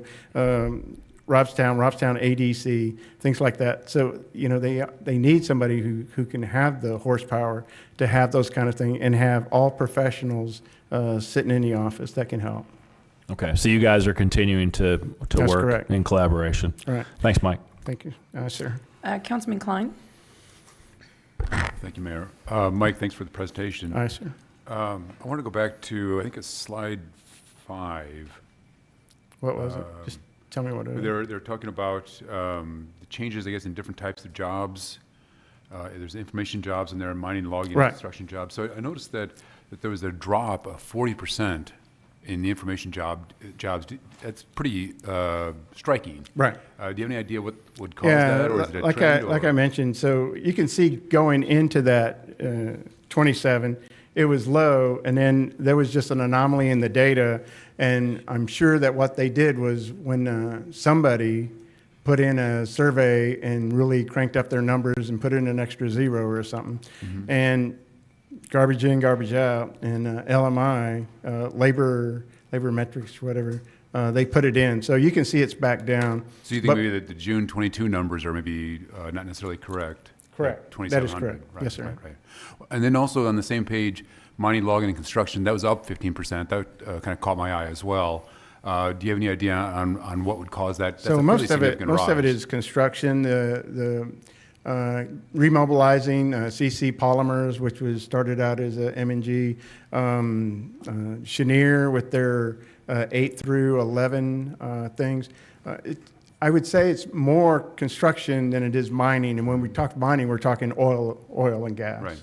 So it's more construction, yes, sir. Yeah, and then on the previous slide, I think it was on the previous slide, there was month by month. I struck by this as well in the city of Corpus Christi. If I'm reading this right, nearly half of the sales tax revenue comes into the city in the month of June, just in a single month. No, this is year to date. I'm sorry. Oh, I see. Right. It's not just for the single month. Correct. All right, thanks. Yeah. Thanks for that clarification. Yeah. Do you know when Christmas hits? When Christmas numbers hit? They hit in February. Mm-hmm. Because in January you submit the numbers, and then in February they pay them back. So right. December is not really a great sales tax month on paper, but in February is great. So right. That's how, it's just the way the reporting goes. Councilman Roy. I appreciate your presentation. So I had a couple things that I was thinking about. Number one,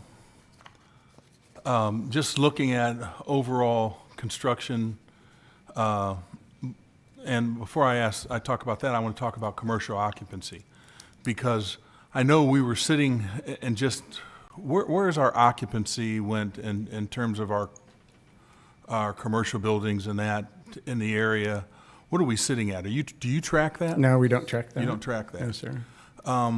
The other thing I was looking at is when you take a look at construction overall, and I understand where we're at as far as the time on market, but as far as new construction and permits, and I know we had a big push, it seems like, to have some of the nationals or some of the big regional companies come into our area, and they were buying up a lot of land, and London seemed like it was taking off at a pretty rapid rate. Last couple times I've been out in London, though, it seems like it slowed down some.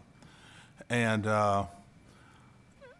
do you have any information in terms of it all as far as where we're at in terms of new construction and what we're doing? And I heard, and I haven't been able to solidify this, that some of those regional construction companies and that haven't had the success that they thought that they were looking for when they came into the marketplace. I don't know about that. I know that it's usually a big splash when they come in and they buy property and everybody's looking forward. I will tell you that new homes are probably half of what they were last year. And that, you know, again, the economy, who's going to buy a house, you know, when things are in shift, looking at, you know, interest rates going up, you know, well, you know, for every percent of interest rate that goes up, you can buy your monthly payment is like $150 more. So now all of a sudden you're buying less house for the same price. So I think that's what we're seeing.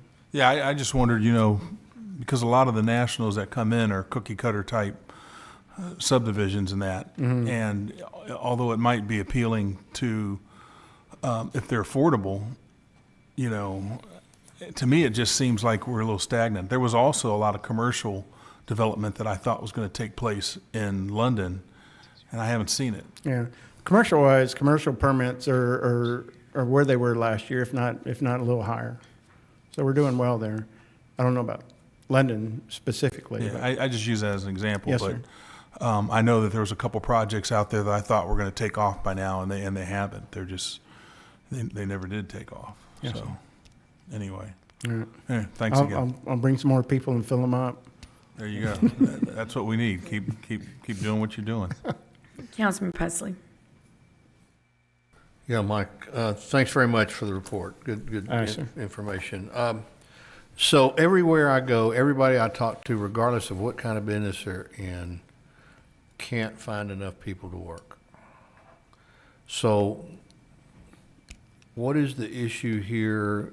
I mean, and I think I hear that in more than just Corpus Christi in this region. But have y'all looked at that any at all? Are y'all hearing that? We look at it, 25% of kids 16 to 24 do not have a job and are not in school. A quarter of them. And so they're sitting on mom's couch, grandma's couch.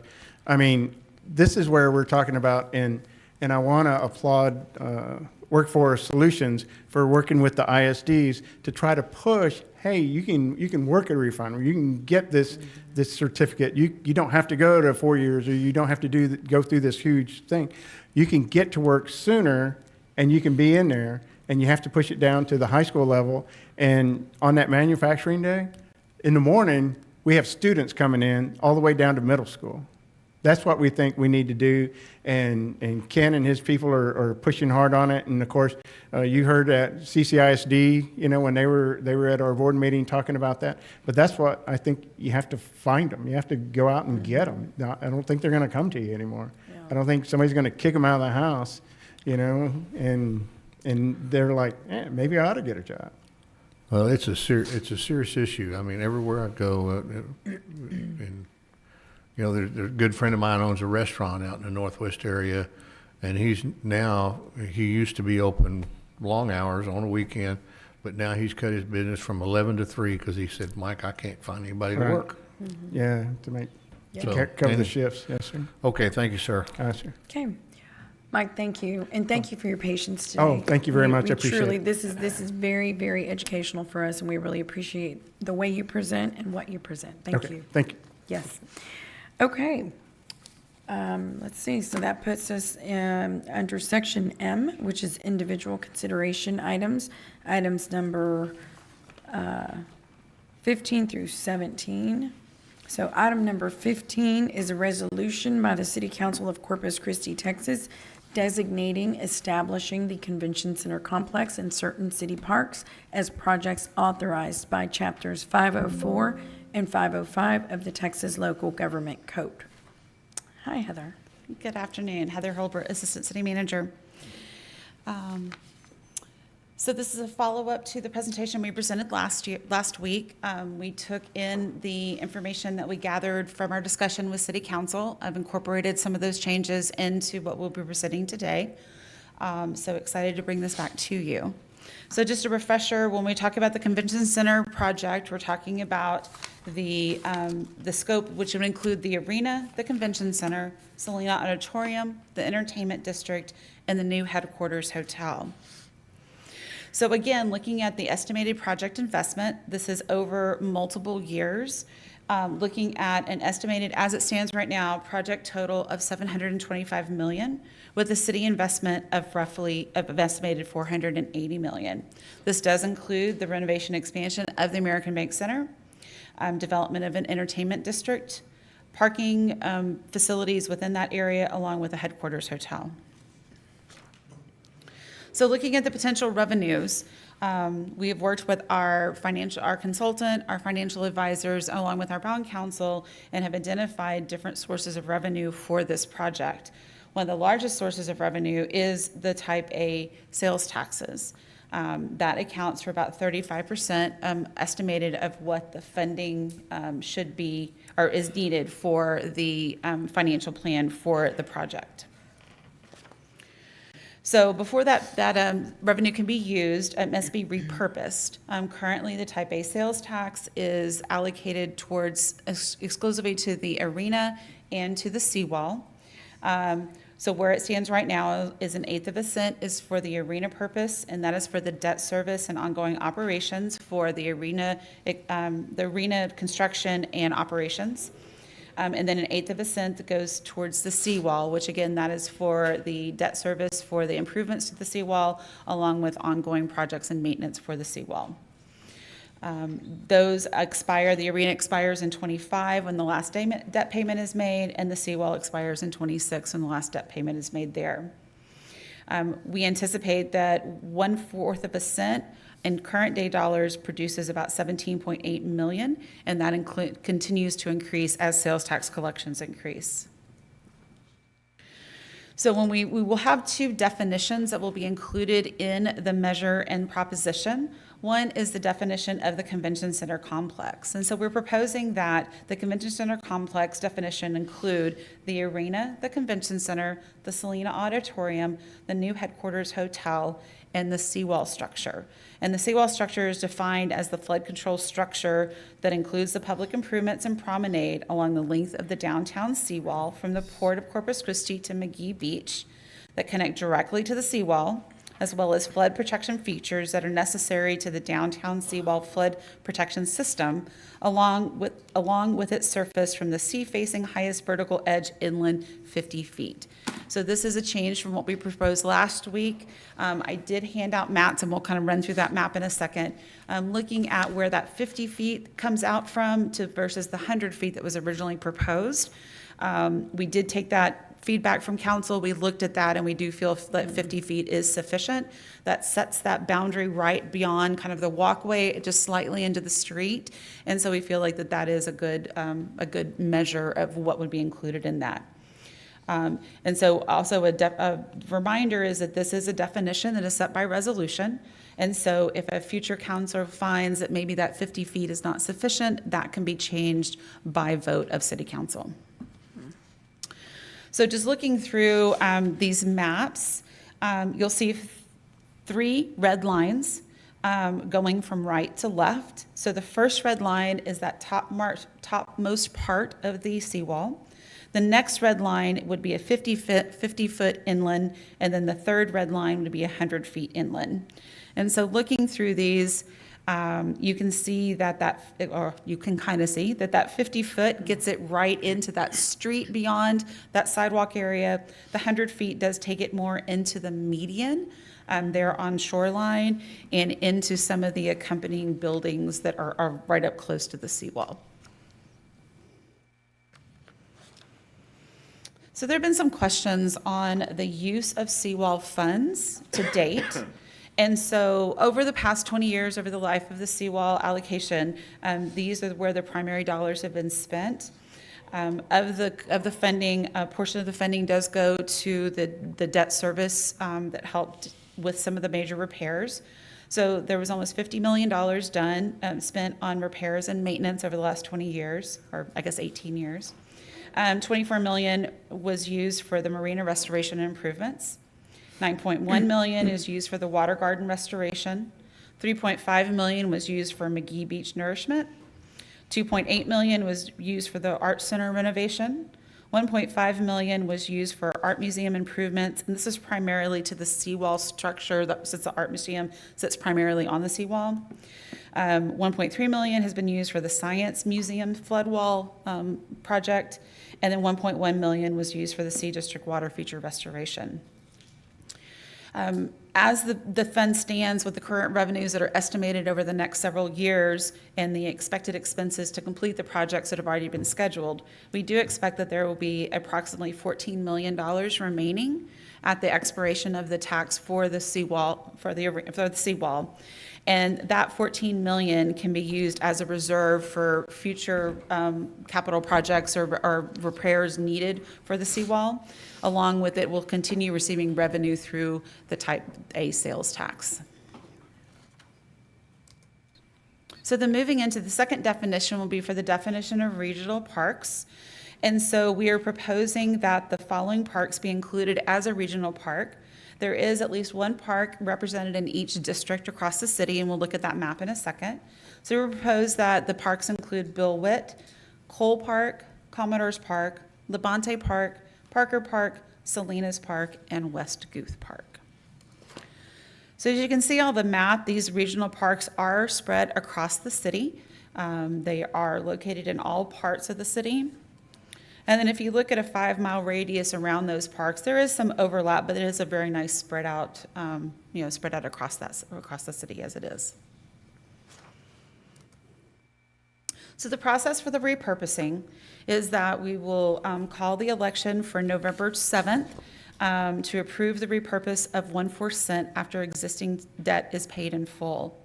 This election is prior to the expiration, and what this does is it ensures that there's no interruption in the collection. If we were to not have an election to repurpose the sales tax, then other entities within the region could then go to election 2 to have that sales tax used for their purposes instead of for the city. And we are presenting a single measure and single ballot proposition. The measure is basically the contract with the voters. So the measure contains the majority of the very detailed language in it. The proposition is the wording on the ballot, and it summarizes the measure. So what voters will see will be the proposition, which is the more streamlined version, but within the ordinance is the more detailed measure. So the proposition includes a 1/4 cent allocation to the Convention Center complex as defined by resolution, regional parks as defined by resolution, commercial and industrial streets, including arterials and collectors, and new destination flight option enhancement for the airport. If this is approved, the collections can be used for the specific items approved by voters, and this is without expiration or until a change is approved by voters. So an action has to occur for the purposes to be changed. One of the things we have changed since the last meeting is that there had been a request to mandate a minimum of 5% of the collections annually be allocated to each of the 4 purposes. So that would mean that at a minimum each year, if this language were to be included in the measure, at a minimum of 5% of the total collections for each year will be allocated to each of the 4 purposes. So 5%, so a minimum of 5% to parks, a minimum of 5% to streets, or commercial industrial streets, a minimum of 5% to the convention center complex, and a minimum of 5% to the airport enhancement. Now, this is, we had brought it previously forward without any limitation, without a specific allocation, because this is without expiration. And so this does somewhat tie future councils to specific funding that has to go to each purpose.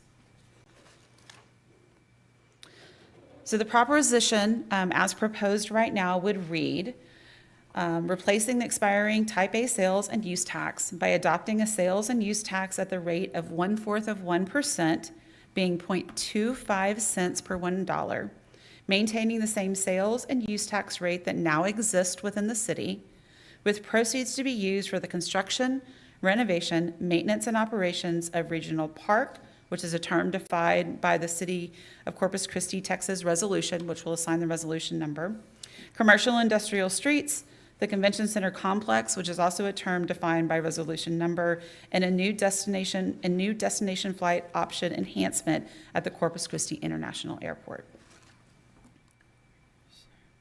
So staff recommendation is that that City Council approves a resolution defining the Convention Center complex and regional parks, and that City Council approve an ordinance to call the election for November 7th to repurpose the 1/4 cent of sales tax to the Convention Center complex, the regional parks, commercial and industrial streets, and new destination flight option enhancements.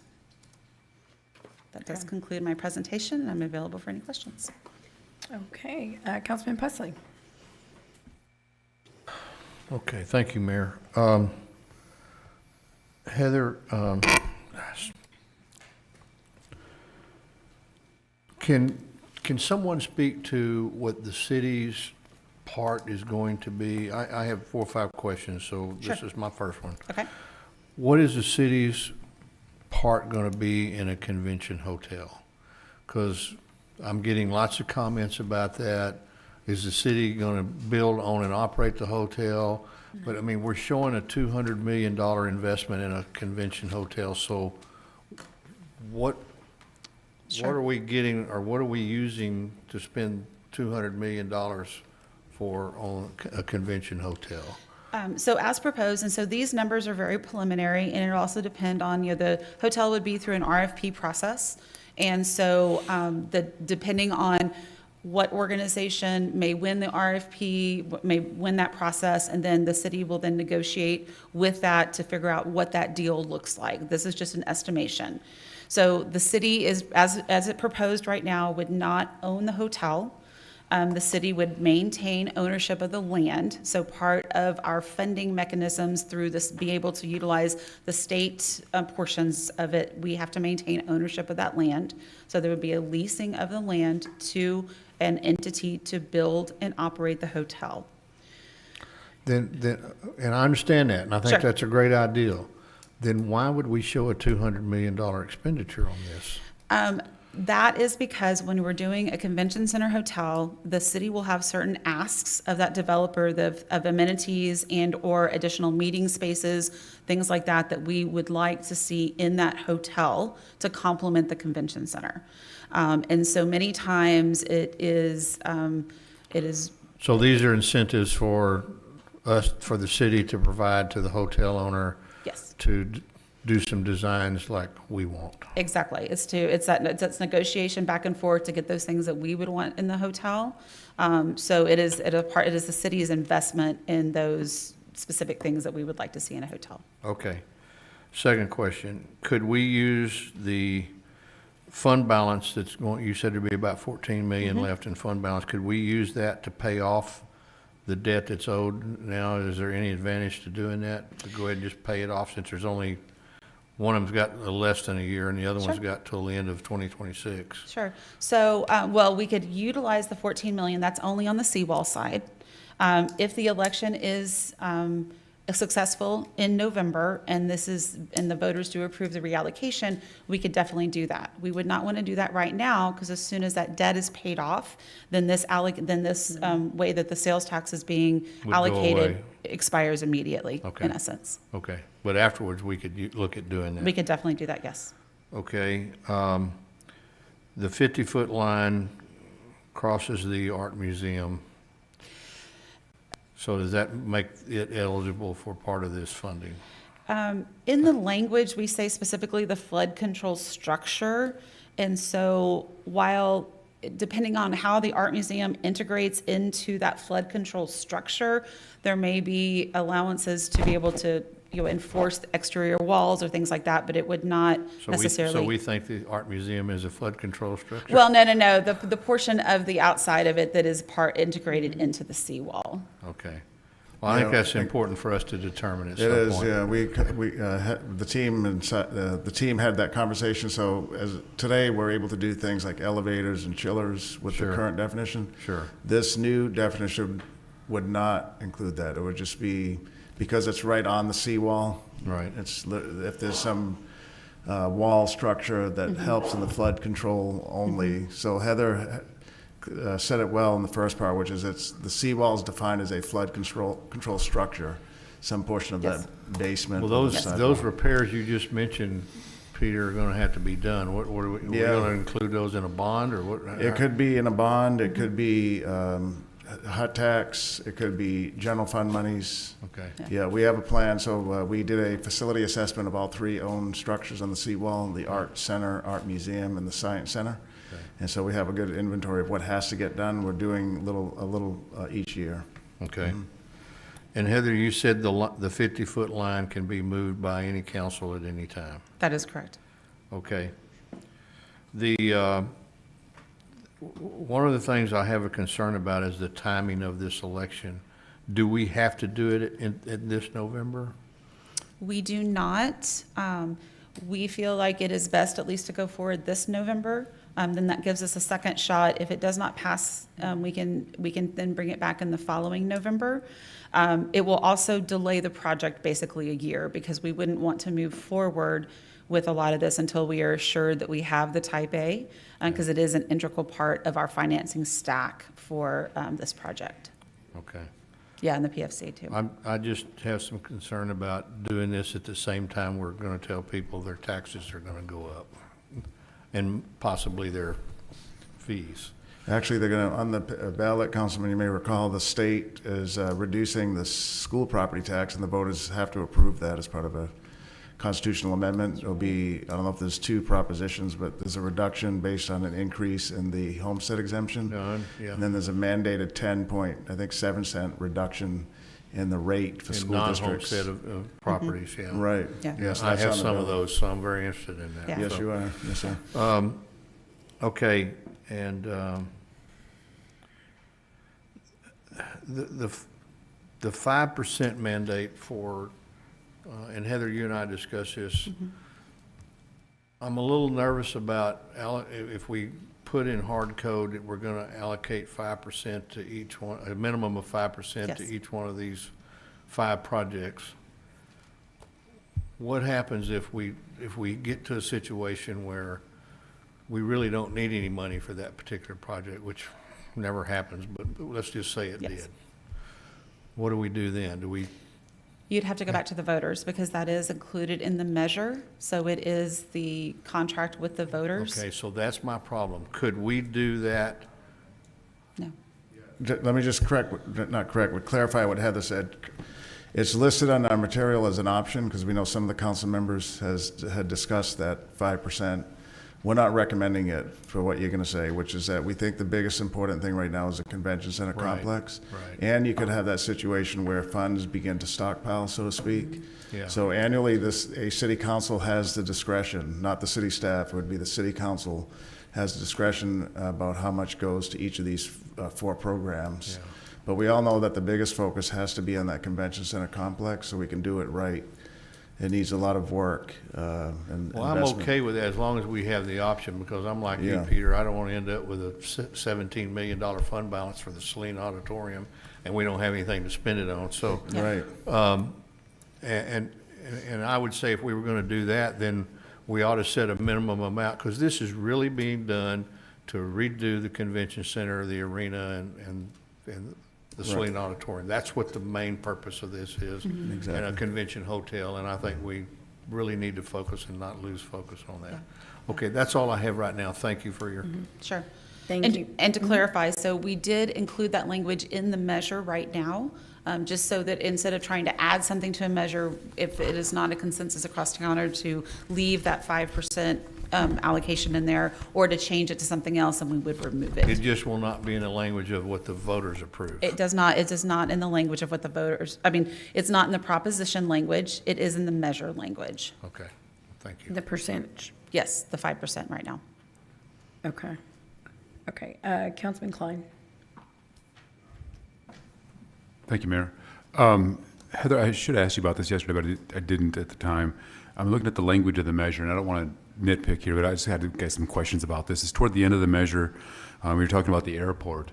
I think it's a good idea to try to incentivize bringing additional carriers in. The language here says, and for the purpose of facilitating improved flight options to and from the city. That's good. Provision of financial interests, in parentheses, including the making of grants, in close parentheses, to airlines, and then also, and making necessary and related improvements to the Corpus Christi International Airport. So would it be possible under that language then for the airport to receive its share of this funding and not use it to incentivize bringing additional carriers in, but only use it to make improvements, necessary and related improvements to the airport instead? So the language as written, the improvements must be related to the new flight options. And so we had long conversations with the airport, and that was one of the things that they said, that really, if the incentives are great, but if, say, we have to add an extra ticket counter, or we have to expand baggage facilities, or we have to add another gate, or we have to do a sky bridge or something like that, they may not have that funding available to be able to provide what they need to service those new flights. And so the language is intended to only allow for those capital improvements that are necessary and related to the new flight. Okay, good. And the only other question I had No, new destinations. involved the idea of the measure itself. I think that the targets for funding, I think, are all worthwhile. My concern, I guess, is, I think we talked about this maybe yesterday as well, is that when it goes before the voters in November, will they see this as removing still additional funding from the seawall? I guess I'm asking this question in public. Sure. To kind of help begin the kind of reassurance process, reassuring the public that this is not going to reduce any necessary funding for the seawall. No, it would not. So we would go into the process with $14 million reserved, or up to $14 million reserved for any future, for future immediate needs. There have just been we've invested a couple of $1 million just recently into improvements, maintenance on the seawall. And so according to our engineering department, we should be good. We shouldn't need any major repairs for the next 5 to 10 years.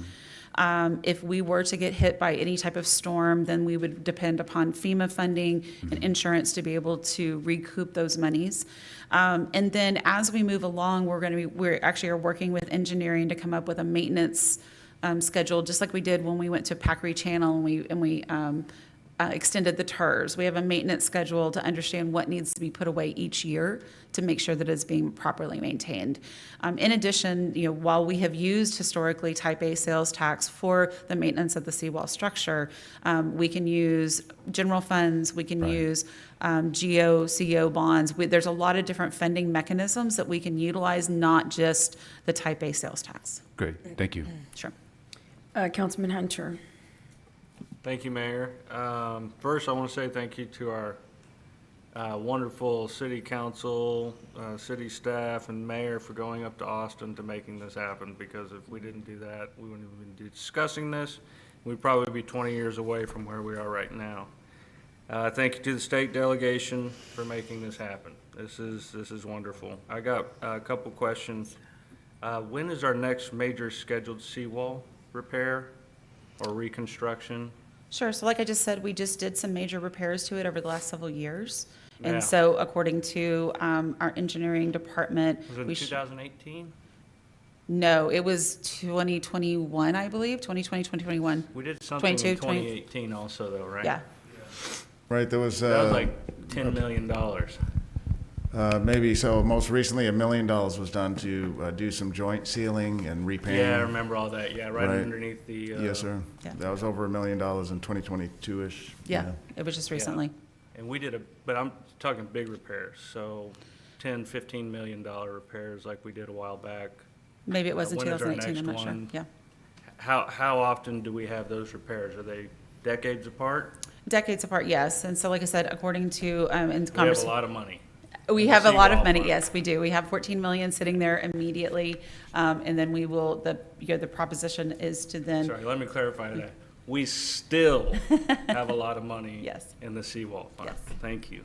Sure. I think y'all are doing great. I think the 5% is, a lot of these suggestions are good ideas, but I want to say thank you to Councilman Roy for suggesting the idea of the airport getting some funding. I think that's very smart, very intelligent. Shocking that we haven't decided to do that until now, but very much needed. It is a huge economic, it could be a huge economic driver after all this is said and done. I think that's all I have. You answered everything else earlier. Thank you. Okay, Councilman Hernandez. Thank you. And I wanted to say that it was important to have those minimums for those other areas because like I said, I know the majority of this idea is for the convention center complex, but you shouldn't sell something if you're not going to spend it on those other areas. So it was just to ensure that if we are going to present that to the voters, that there's some benefit to those other areas. To me, it would be, without those minimums, you would have kind of a bait and switch kind of aspect to it, not intentionally, but effectively. So as long as it maintains those minimums or some minimum there, that's the only way I'd support it. Thank you. Councilman Suckley. Thanks, Mayor. Heather, probably my only question was sort of related to the same one that Councilman Pusley asked about the $200 million for the hotel. Yes. Just trying to understand where that number came up with. I know that we've talked about incentives. I know we talked about 30%, and then we talked about 40%, and we talked about all different things. So just to be clear, whatever we decide with respect to this repurposing and the funding mechanisms, we still haven't decided what that path forward looks like in terms of how those incentives would lay out. There's still negotiation, like you said, to be had. Exactly, yeah, we're a long way away from having that decided. These are just kind of estimates that we're working off of as we build that financial stack.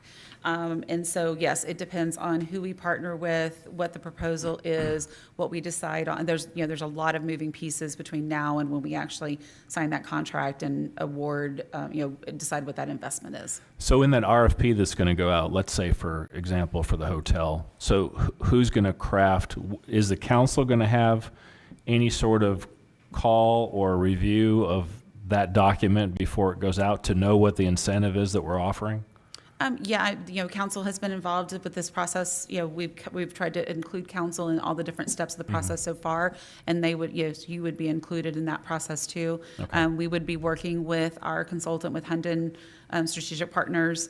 They have done numerous ones of these in different cities and states, and so are well versed in how to put together these RFPs. It actually would probably be a two-step process. We'd probably do like an RFQ to get the qualifications, and then we would go to RFP for proposal. Okay. All right. Thank you. Sure. Councilman Roy.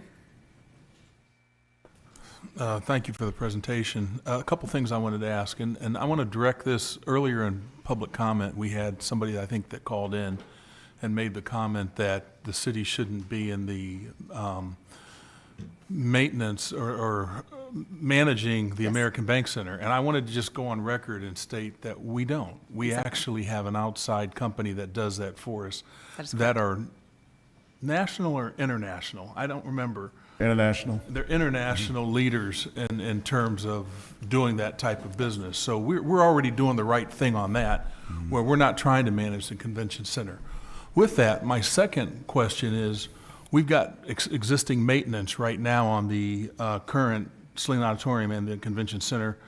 This $200 million that everybody's talking about, does that include the estimated $68 million that we need right now in terms to bring it up to where it needs So the 200 million actually is in relation to the hotel. Just the hotel. That's Just just the in hotel. relation to the I wanted hotel? to clarify that it Exactly. wasn't lumped in, because you were talking about there's certain things that we want to make sure that they cover, that we think that we're going to need to be able to meet what we think the public wants. Exactly. Right? Exactly.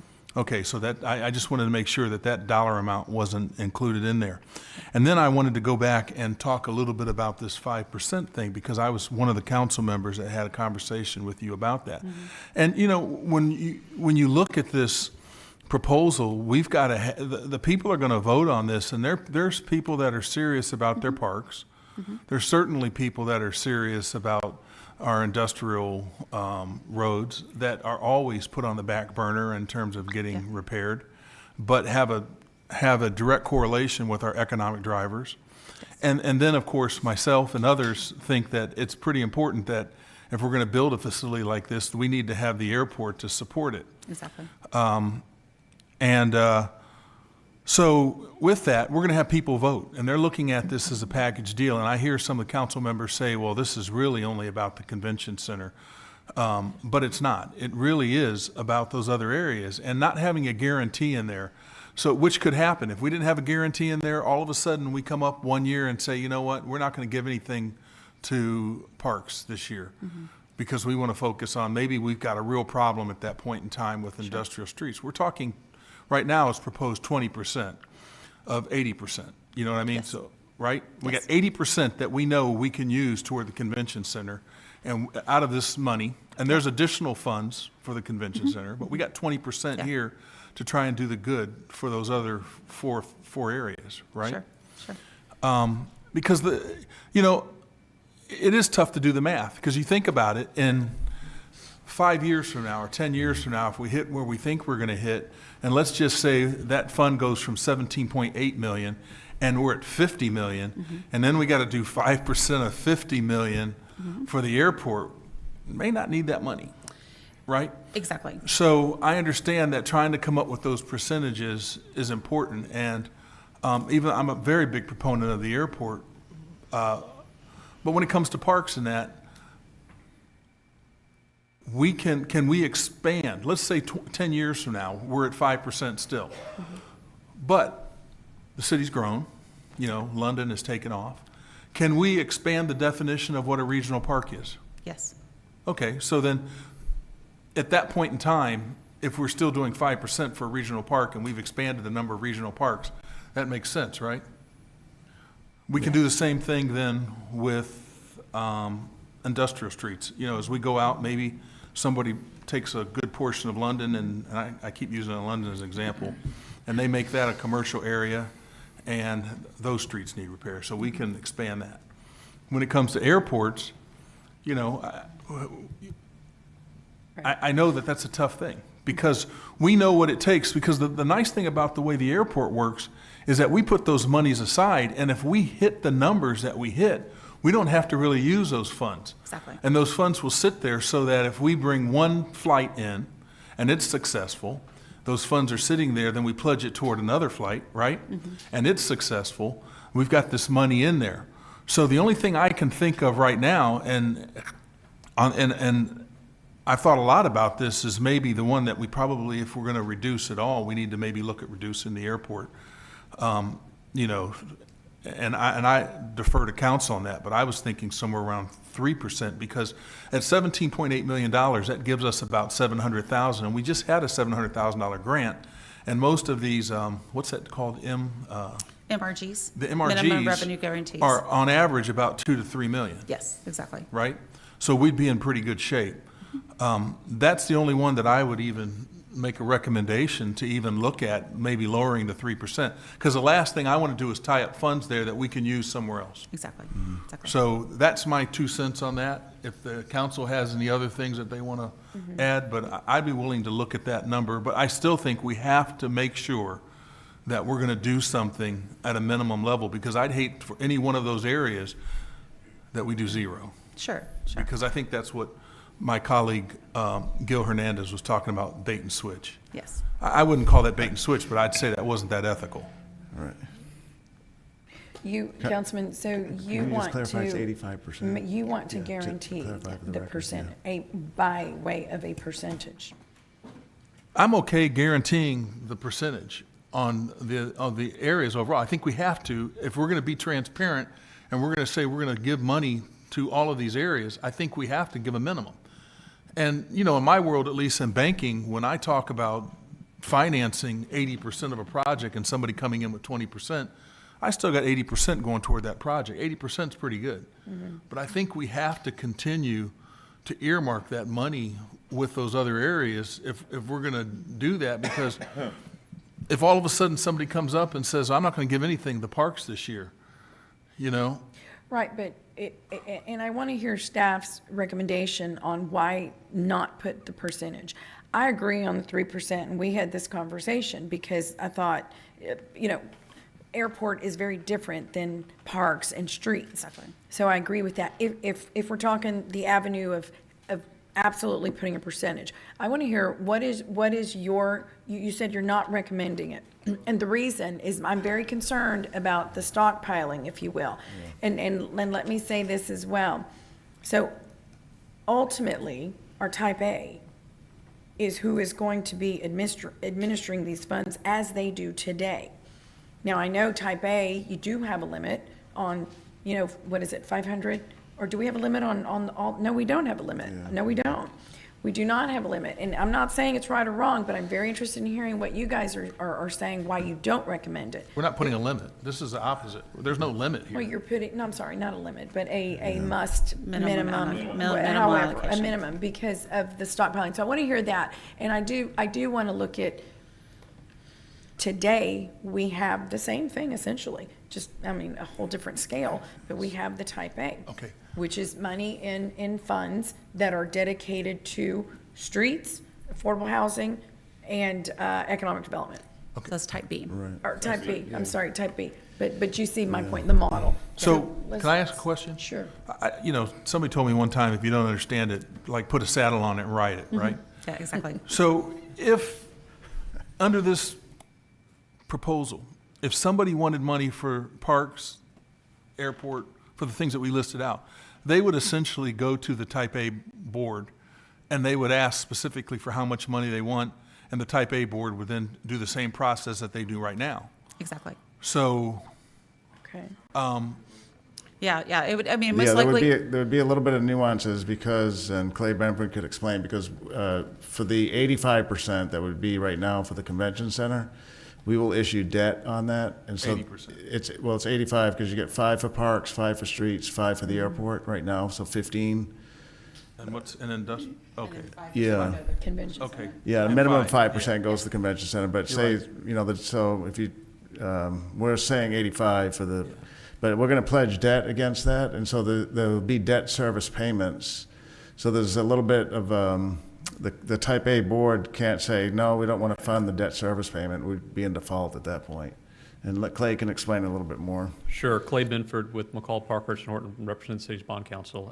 Yes, and that's correct. We've talked about the city and the 4A Corporation entering into an interlocal agreement where the revenue is transferred as collected over to the city, so the city can administer it for these different purposes. The city runs the airport, the city runs the parks, the city runs the streets.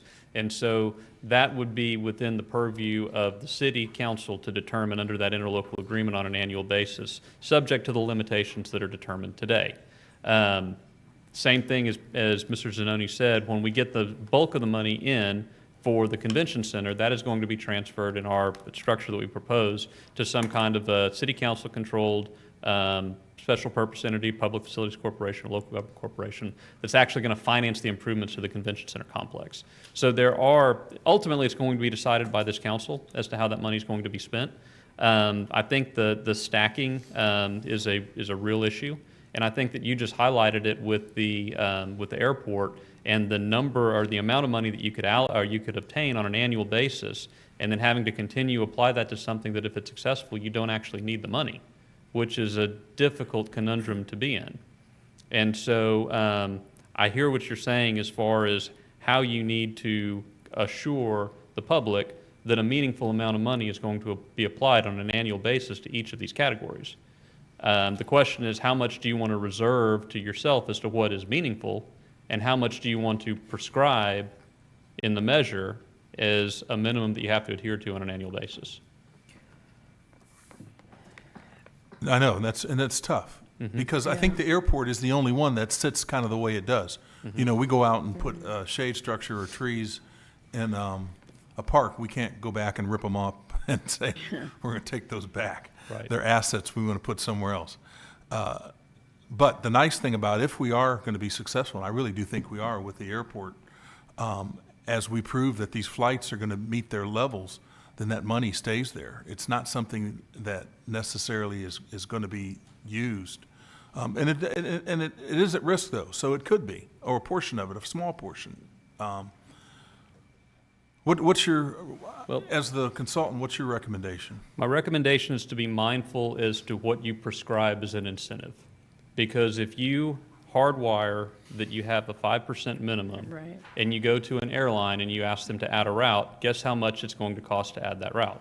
Yeah. It's going to be 5% of Right. your sales tax collections. Same thing on this RFQ process on the hotel. We hear numbers. Those are guidances that have been given to you, but as long as I'm involved, my job is to cut the best deal that I can for this community and this city. And so I want to be careful as to prescribe how much the city has available, because that comes back with what is needed, even if it's not really needed. So if you're looking at this and you would like to say, these proceeds are annually allocated so that at least 5% of such proceeds are applied to categories 2 and 3, and a material amount as determined by the council to accomplish the purpose of 4. You've said that you're going to do 4, but it's not a minimum that you're Right. going to have to adhere to on an annual Right. basis. Right. Yeah, I think we have to be very careful, and I think this is probably a better way to ensure that we're going to help, which is what we want, because we absolutely want to do that. But I'm very leery about putting a percentage on airport. Well, you bring up a good point. I mean, Alyssa's here in the audience, and I can remember when you set a standard for how much we were going to reimburse in sidewalks for the city, and it seems like every contractor came up magically with the amount that was the maximum we were going to reimburse for sidewalks. So I see how that can happen. I'm okay with it. I mean, if we want to do the 5% and we want to make the exception for airport, I'm okay with it, because we're going to get funds for airport. I know that, and it just makes sense. But I'll leave it up to the other council. And if it's written that way and you're ensuring that, then it'd be good. But let's hear some more, we'll hear some more comments. Yes, sir. Well, we would have to rewrite it the way Clay just said. Well, yeah, that's what I meant. You're right, but What he just I just want to just confirm that the staff is consistent, and I thought with what Clay just said. Right. So we support what Clay just said, and we're in agreement. Yeah. And if I could add a couple of other things real quick about the things that I've heard on the airport. You've asked the question, we have limits under the 4A statute as to what we can spend this money on. It's not an open-ended capital improvement to the airport. In fact, the limitation to be able to do this is a promotional expense, and it is directly related to the convention center facilities. So we can't do the other things that we would be talking about, general airport improvements. They're not permitted by the statute. So I do think that we need to be careful that when we say a material amount, we probably don't want it to be more than you have to the other categories, but we don't want to prescribe a floor either. So I can provide you some language to do just what we said. Okay. Okay, let me get some more comments here. Clay, thank you. Councilman Barrera. Thank you, Mayor. Okay, so I guess I'm going to go into some more with regard to that on the, not necessarily the limitation, but requiring a minimum. But first off, I just want to be clear for the public.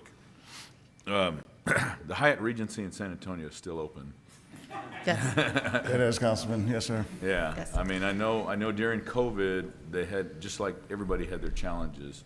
Right. And I think you had indicated to me that San Antonio just restructured the debt so that way they could put them in. Oh, go ahead. You have some insight. Clay represents them as well. So. Yes. Hey, all right. I've represented the city of San Antonio since 2001 when I got out of law school, and I've been intimately involved in that project since its inception, being involved in the initial financing in 2005. And I've witnessed the restructuring as my firm represented the city of San Antonio in the recent sale. So that project was always structured to be a self-supporting facility that is financed in the debt paid by operational revenue. The city had a backstop pledge of some of its hotel occupancy tax. And when the city experienced COVID and the lockdown of the tourism industry, there was zero hotel operating revenue that was available in order to pay the debt. So the city did have to access some of the reserves that it had funded with hotel occupancy tax revenue to pay debt service during the period of COVID. That ended. The rental rates and the hotel occupancy rates returned to normal, and the city recently sold their interest in that facility to the hotel-operated or controlled nonprofit corporation for tax-exempt debt. The city was paid back all of the money that it paid during the COVID period, and at the end of the ground lease, the hotel returns to the city debt-free. Excellent, excellent. I really appreciate that explanation. Certainly. I'm glad I brought it up. Can you come to public comment sometime? Okay, now, with regard to setting, I keep wanting to say limitation, but to set a minimum. So with regard to the debt then, so if we're going to issue debt, it would be only to 85% if we're going to issue debt with regard to the hotel. So then we're going to have a limitation on how much debt we can issue, which for some, they'd probably say that's probably a good idea. But I just don't want to limit our amount, because that's when, I guess, obviously when I went and testified and the mayor, cleaned up, so to speak, with regard to the project financing zone, the entire push was with regard to the expansion of the convention center and the sports and arts and entertainment district, or entertainment and arts district. So I think that's the thing, and that's the grand purpose. Now I understand, and like I had said, I just kind of didn't grasp it for me, and it wasn't something that I'm going to fall on a sword on industrial streets. I think sometimes maybe we're doing that to placate a community, but if the majority of the council wants to go with it, I'll go with it. One thing I want to add is, I remember this council, or the prior council and the one before that, were very frustrated with regard to using seawall funds for the water garden restoration. There was discussion about that. And I think based on the information you had here on the seawall funds, I just calculated of all these, 45 million were not, 45.3 million was not used for the seawall. 24 was for marina restoration and improvements, which was very important that we do. I know the water garden was argumentative. McGee Beach Nourishment, I think that was important that we do. Art Center renovation, art museum improvements, the Science Museum flood wall, and then the Sea District water feature restoration. So I think, and we've still got $14 million in there. So once again, we're going to have, I just see that once again, we're taking the public's money and we're accruing it in this fund balance, and we're not really utilizing it. And I think that the taxpayer obviously recognizes that, hey, I'm going to agree that we're going to assess this, and it's going to be used for the specific purposes. And I think the individuals that need to be held accountable are whoever sits on the council. And I've never been in favor of dictating or tying the hands of future councils as to how they're going to basically spend the dollars that are available for the public purpose. So I personally, I don't really support the 5%. And the reason being is because, once again, we all get elected to be able to make those decisions to see what's the most prudent thing. And, we all decided that 24 million for the marina was a good utilization of the funds. There wasn't, I think that recommendation was unanimous when we made that decision. So, then all of a sudden, and once again, we still have all this money that's still sitting there, which is just waiting to be used, and it's not a good utilization in the bank or wherever it is for the public. So I'm not in support of that. However, I'm worried. So how would I vote then? Because is it written? I'm confused. Is it written in the language So that way we approve, because I don't want to be in a position where I'm voting against the convention center funding, or is there an amendment, or is there an amendment for me to vote against, or what, how is this going to be? So what we did is that instead of trying to add language in there, kind of off the dais, what we did is what you have in front of you includes the 5% in the measure.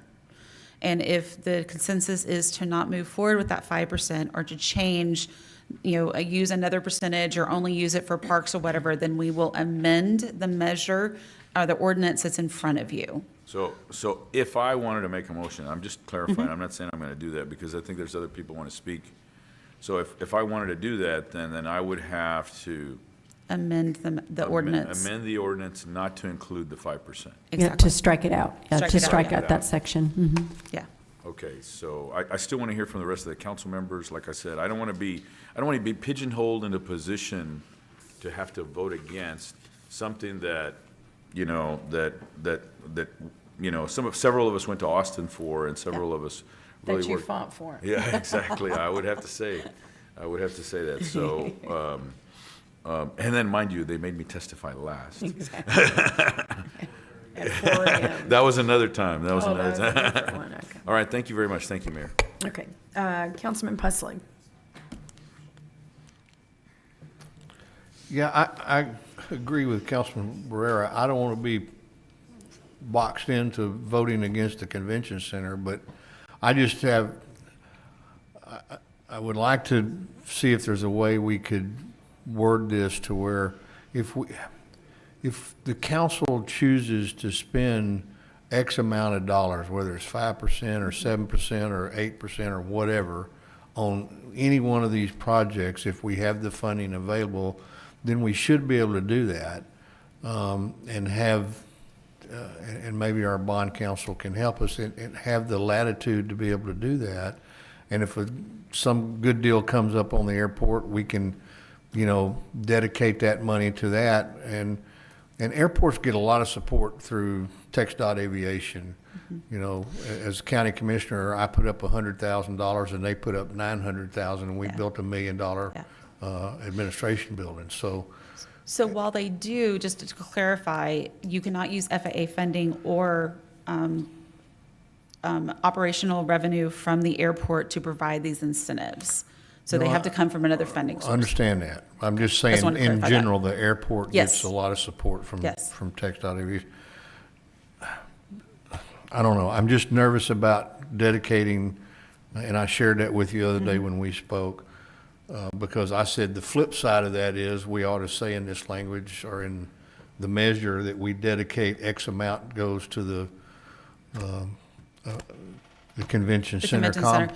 Yeah. And it's the same thing, and this can go either way, because anytime you put a minimum or a maximum, you are tied into that because that is set by the voters. Right. And so, I think the example I'd used, say we are wildly successful and we're collecting $100 million.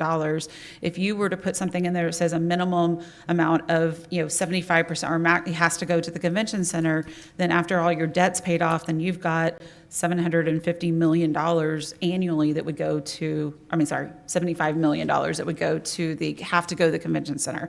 It would be the same thing if we were to set these minimums, it would have to be, say, $100 million in collections, $5 million a year would have to go to the airport, would have to go to parks, would have to go to industrial and commercial streets, even if we didn't have projects that were that year. So the example that was given a while ago about the San Antonio hotel, let's say we obligate debt to do what we're going to do, and God forbid, we have some sort of nationwide catastrophic event, or we have a hurricane or whatever that shuts the operation of the center down, and we've got to be able to make our debt payment.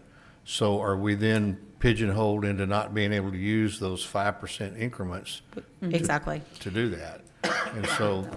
And Councilman, if I may, you can't just undo this, right? This would have to go back to the voters to say, we're going to take the 5% away or down. And that's my right? fear. Well, If we right. had some way to do it where we don't have, because I think the same thing is true, Councilman Hernandez said a while ago, well, I don't remember your exact words, but not being upfront with voters that we're not going to spend at least 5% a year on each one of these deals. The same can be said, because we're selling this as a convention center complex improvement. So in people's minds, they're going to be thinking this money, and then the first time we spend money on one of these others, they're going to say, well, now wait a minute, you said this was going to be for the convention center. We just went through that with the giant waterfall thing down there. So, but I'm sorry. So in closing, that's my concern. If there's some way we can handle this outside the confines of what we're doing here today, Mr. Lawyer, if there's a way we can come up and say afterwards the council can take action to appropriate the money as we see fit toward each one of these, that gives us the power to do that and allocate it as we need to, and it also gives future councils the ability to change that as they see fit. And so, and the last thing I'll say is I think it's really dangerous when and I always get nervous about when we do these on page 3, Heather, of your presentation, where we show this $200 million for city investment on a headquarters hotel. That gets locked in to people's minds. And we don't have any idea what that number is going to be. I doubt it's going to be $200 million. But if I were a hotel operator, I'd be looking at this saying, I'm not sure it's 200. When you get the bill for your additions, guess what it's going to be? So I just think we got to be really careful about that. Thank you. Thank you, Councilman. And where is that 200 number? Where is it going to be printed or shown? So that is directly from the Hunden study. When they are going through building what the financial needs are, these were the estimates. And again, that 200, the amount that will be invested in the hotel will be dependent on how that deal is structured. These were just for estimations as we were building those financial stack. Yeah. Well, then you have to have that. If you didn't have it, then we'd be sitting up here saying, we just incentivized $12 million over there for, the Homewood Suites on a $36 or a $32 million project. So it has to be built in. I mean, I agree. I thought the same thing. Well, where's this coming from? And it just wasn't explained, I think, early on. Sure. But there's going to be that incentive piece. So everybody needs to kind of, understand and accept that, because that's a part of the way this entire project would work. Right, yeah, there'll be an incentive piece, but it may not be 200 million. Right. That's what we're saying. Yeah. No, I know, but that number was not pulled, you didn't pull No. that number out of your, No. out of the air No. in your office. It was Hunden who said, let's approximate this Yes. based on a 600-room key Exactly. hotel. That is exactly. Right, based on, Okay. based on his other, Well, based on that- kind of industry standard. Right, well, Peter, and all that is Yeah. very pertinent to say Exactly. in this presentation, Right. because we need to know that 200 million could be, I don't know, more or less, whatever it could be. It could be Yes. less than that, absolutely, but this is coming from professionals. Yes. That they are basing this on what we are trying to do, Yes. which is the 600 room. Okay, let's see, Councilman Hernandez. Thank you, Mayor. Sorry, I wanted to go back on something here. The 200 million that is constant, that it was referenced, is that in the resolution? No. Is it in the measure? No. Is it in the proposition? No. So it's really nothing, right? It's just kind of a number thrown out there for No, it's not thrown a out. possible recommendation, right? Exactly. It's part So- of, Rob Hunden, when he said, we need to see, can we afford it, with the revenues we had, he needed a number, and based on the. Okay, so what I'm getting at is it's not part of this discussion. Right. It's just kind of a number out there that was kind of, It was this part is of kind of the, a recommendation based on something that Hunden did. it was part of the early analysis to see, can we afford what we think we want to do? And that hasn't even been decided yet. We haven't crossed that threshold to where we'd say, okay, well, how are we going to go forward on this?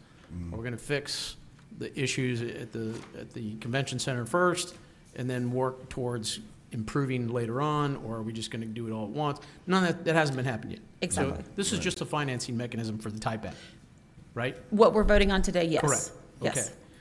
So that's what I wanted to kind of clear up. It's there one as of well. many sources of revenue that we're Right, going so to it's not utilize. the only source of revenue for the convention center, right? We're talking about the state hot tax, which a lot of effort was put into, from other council members to go to Austin and beg and plead and get on your knee for the money, right? Yes. Yeah, hot sales and liquor by the drink tax, the state's money. Right. So we also have our own hot taxes that we charge that goes to this. So there's more funding sources than just Type A for the convention center. Okay. Right. Yes, Type Wanna A make is sure- the largest portion of it, but yes. We're sure we're clear on this. Okay, so for the funding for the Type A is estimated at $18,900,000 and some change, right? I think so. So roughly based at 5% of that is what, 980 million? I mean 980,000? Yes. Somewhere in there. So we're talking right around $1 million. Let me tell you, industrial commercial streets and parks will use every bit of that, and then some if they could, right? So I'm not concerned about the minimums and not being able to use it for those areas. Maybe the airport may not use it. Let's say you drop down at 3%, that's what, $520,000? Heck, if you dropped it down to 1%, it'd be about $200,000. So, I mean, I can see kind of playing with that. That's no fun, but I mean, you got to have at least 5% for those other areas. That, I can't support this. If you're going to not put it in there, just take all of it out. Don't deceive the voter. If it's going to be for just a convention center and the seawall, just say that. Don't try to. I don't think anyone's trying to deceive. I don't like that Well, word. I'm just in saying. any of this. That's not just a fair to councilman's say. It may not be the interpretation, intent, Well, but the effect. Yeah. It's the Yeah, it's a Councilman, result. in the art of compromise, we're in agreement with what you just said. Ideally, we initially said no caps at all, but we're working with 9 different council members, and based on trying to build consensus, we're okay with the 5% for the streets and the parks, because just as you said, we know there's You can use every bit of it. decades of investment that have to happen. Every bit of it. The airport, we would recommend, as Clay said, his wording was what was that, what were your wording, Clay? For the airport? So I would say a meaningful amount as determined by the city council, but not more than 5% applied to the category 4. So a Not more meaningful than amount. 5%, but So no this- minimum, right? No minimum, but not more than 5%. Right. This is Councilman Roy's. I'll give all credit to him for bringing it to on the airport. Right. So I still need the minimums for the parks and for the streets. We agree. But if he's okay with changing the language for the airports, then I will go with what he recommends, because it was his idea, and I want to give him the credit for it. Right. Councilman Roy? I think I actually stated that I'm okay with that because I understand the complexity of trying to figure out the airport part. One of the things that I want to make sure is that on this council and the council before, we never really got around to being able to enhance what we're trying to do for the airports in terms of bring new destination and routes. And that's why I wanted to make sure that we have something in there. With that being said, it's in there. And I'm okay, because you got to remember, at the end of the day, my number one thing is that we need a convention center and that complex. That is the most important thing. The airports in that are important also, just like as we continue to work on streets, we continue to work on parks and all those things. And I agree. When it comes to industrial streets, in District 1, I have more industrial streets that I hear in terms of neglect than any other type of street. Manning Road, all those areas out there off of 44 are in dire need. So I'm okay with that. So to move this along, if I need to make if I make a motion to amend? Here would be my recommendation. You have the language in front of you for the election ordinance. I could read you what I would recommend is the proposed language, and then you could choose to move based on that recommendation of language. And then I can give a revised draft to your city secretary to memorialize that. Then I make a motion to do what you just said. Let me read the language so that's in the record. So this would be, Point of order, you have to do the motion on the actual measure, then amend it, and then amend it. I understand. I was being facetious. So the language that I would say, if we were to proceed with that, in the measure that you have, the 1, 2, 3, 4, 5, 6, 7, 8, 9, 10, 11th line that begins in the parenthetical annually, it would say annually allocated so that at least 5% of such proceeds are applied to each of the succeeding categories 2 and 3, and a meaningful amount, parentheses, as determined by the city council, close parentheses, but not more than 5% applied to the foregoing or the succeeding category 4. So we're saying, and that's why we have the measure as being the longer contract, because that's a lot to put on a ballot, but this is going to be the actual contract that the city adheres to. So minimum in categories 2 and 3, which are parks and commercial streets, and a meaningful amount as determined by council annually, not more than 5% to the airport. To the airport. Okay. So that's 5% a year. Yes, sir. Yeah. So Okay. that's Are you all you making can that? spend on a per year basis is 5%. No, let's clarify that. So it's 5% guaranteed for parks, 5% guaranteed for streets, and an amount to be determined by the council, no more than 5%, but it could be 1%, it could be 0.5%. Yes, and we need to do that Could be because 5%. if we have an open-ended amount, going back to what we can pledge for the convention center, if we have open-ended but we have a guaranteed amount, the Attorney General is probably going to look at me and say, okay, well, how much is guaranteed for that purpose? And that's going to limit how much I can pledge and secure as debt repayment for the convention center piece. Okay, well, let's say 1 year we want to spend 12% on a regional park. Can we do that? You would be allowed to do that if you had not already pledged an amount that's required to be for the other 85% that is secured for the convention center. So, for example, let's say, and the convention center debt is going to be fixed rate debt on day one. On day one, that might be every penny, I promise you, will probably be every penny of the 85% that's available. Yeah. But as that revenue stream grows, the debt service remains the same. So what is 85% today in 15 years might be 60% of your revenue stream, at which point in time you could allocate excess money to those other categories. But if you don't have that excess money, then you're limited to the 5% maximum. That's correct, that's your floor. And see, that's my problem. If you come up with, in a year, that you want to spend excess money and you have it available, are you limited from doing that? No, Okay. you're not. If it's available, you can use it. All right. I still think it's a mistake, but Okay.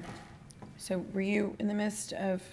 So we need to just make a motion to approve the ordinance Well, first, right, and then hang on. amend it. So we have comments, but you were going to make, I wanted to give you that opportunity to Yes. amend that, and then we'll come back to. Well, I got to make a motion first. Right. To approve it, right. So I'd like to make a motion to approve. I'll second. Okay, so. So now we need the now we're- amendment. Right, but we're going to have some discussion. More comments on that? Right. Okay. Councilman Hunter. Thank you, Mayor. Mine's going to be real quick. I think, yeah, I'll get his deal. You done, Councilman Fuss? And I was going to say, we do also have the resolution. We would probably need to do the resolution first and then the ordinance. Okay. Because the resolution defines the parks and defines the convention center complex. Okay. So if we have a $600 round ticket out of the airport, $290 of that's the cost, and the other $310 comes from the taxpayers. Those were the old numbers that were given to us. In order to operate our airport, to meet all expenses and to continue to have these things, it is partially subsidized by citizens. Is that not true anymore? No, I don't believe so. So The we don't- airport doesn't receive any type of distribution from the general fund. It's self-supporting. Airport self-supporting? Yes. I would like to see that. Sure. I don't believe that at all, just to be honest. So in the past, we used to have to subsidize we have our chairman right here, and maybe I could ask him, our ex-chairman, Mr. Mandel, how much, in the past, did we ever have to contribute to plane flights incoming? They were all self-sustained. So, yeah. So what you may be referring to is the minimum revenue guarantees. That was one of the things we discussed about. Whenever we add new routes, what we do is that normally the airline will ask for a minimum revenue guarantee for, say, a period of 2 or 3 years. But none of that money comes from the airport. We're not actually allowed to use the revenue produced by the airport or any of the FAA funding. And so say they're going to add a route and the airline asks for a $2 million guarantee. If they don't hit their minimum revenues, then that money is utilized to make them whole. A lot of times if the flights are as successful as they think they are going to, then that money is never touched. And it's never paid How out. is that not subsidizing it? I'm sorry? How is that not subsidizing it? I'm Because confused. it's never paid out. If it's, So we always reach those revenue goals? The airport does? if we haven't Minimum participated. revenue guarantees, sorry. I can't speak to where we are right now. I know we haven't added any flights and had to put those minimum revenue guarantees up, but this is part of the expansion that we're trying to do. So. But a lot of that money is, so we're proposing to utilize the sales tax for it. A lot of time there is the board that does private fundraising, so we get donations or monies towards that minimum guarantee, revenue guarantee from private industry in support of those flights. So no, it's not your general taxpayers that are paying for that minimum revenue guarantee. It is normally coming from a designated revenue source or from fundraising from the private sector. Or grants, yes, exactly. So like right now, we have a $750,000 grant to provide some of that backstopping. And so again, that's not taxpayer money that's being utilized. Or airport operating money.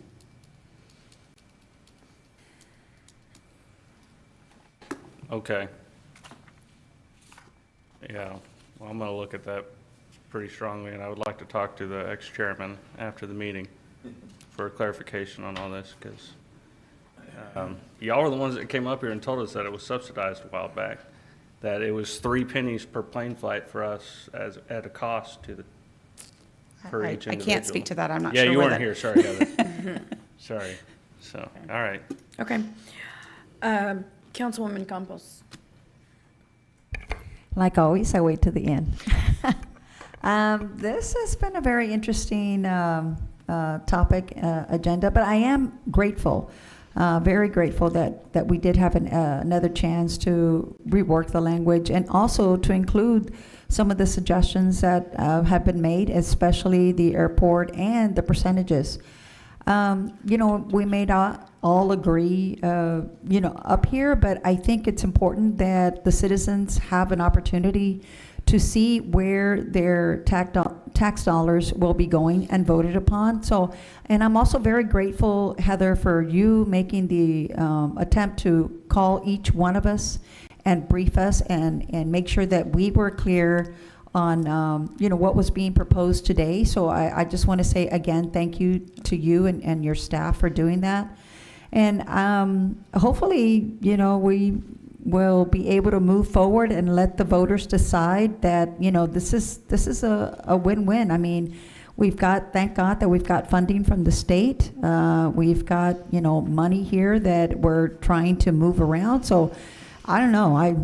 I see this as, again, a win-win. So I hope we can move along and get this done. Okay, thank you. Councilman Suckling. I'll second his motion. Okay, thank you. Yeah, we're going to get to that in just a second. Councilman Suckling. Thanks, Mayor. Real quick, Clay, to your wording about meaningful is just throwing this out there. Maybe there's a suggestion to somehow add in a minimum of $100,000. I don't know if having a static figure for you helps on the financing part rather than having a percentage, but meaningful to one person could be different for someone else. Is meaningful $10,000 to somebody, or is it $1 million? So maybe $100,000 of meaningful minimum for the airport. I don't know, just throwing it out there. We can put in there whatever you'd like. As long as meaningful says as determined by the council, then you're the ultimate decider as to what that means. Oh, I think we need to be careful with that though, Dan, because we just don't know what the situation could be. Okay. All right. God, I lost my train of thought. I was going to ask something. Oh, it says regional park. So, Parker Park, Commodore's Park, those aren't regional parks. So did we define regional park or? So we did. We did? Yeah. And what was it? It is,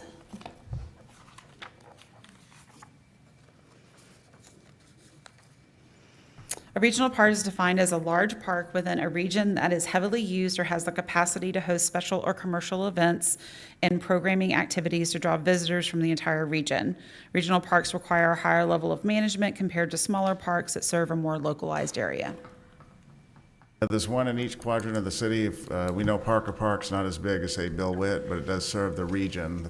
We were just there last night, the Flower Bluff region. So that's why the definitions, it's not. And I guess it's not so much, Peter, sorry to interrupt you, it's not It's so all right. much, I like the fact that it is spread across. Right. And I know Salinas Park is not, Parker Park. My concern is future, is a park that is in need of these funds, and it doesn't, well.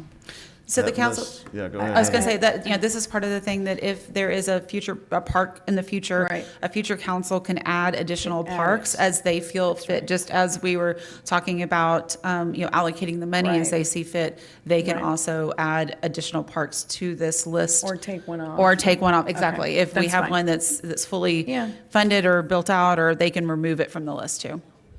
Okay, that's good then. That's a good point. Okay, thank you. We have, let's see, we have a motion, we have a second by Mr. Hunter, and now we need to. For the resolution, right, for item 15? Yes, but I'm going to open, let me open up public comment. Yes, ma'am.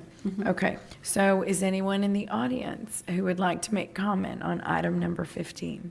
Come on down. Yes, sir.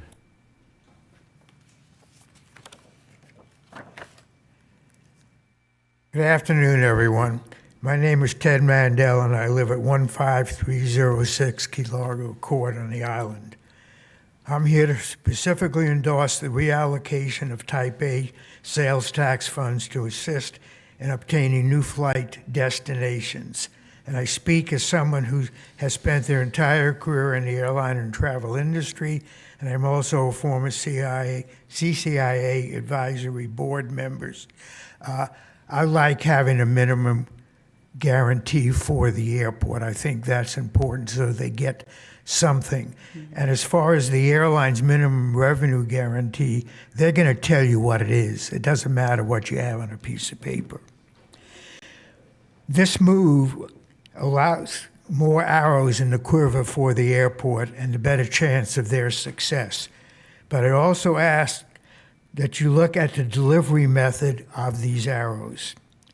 Does anyone remember the last time we added a nonstop destination? It's probably around 1999. And we lost that nonstop destination in Atlanta in 2008. So a couple of decades at least. We were awarded a federal grant of $750,000 a year ago.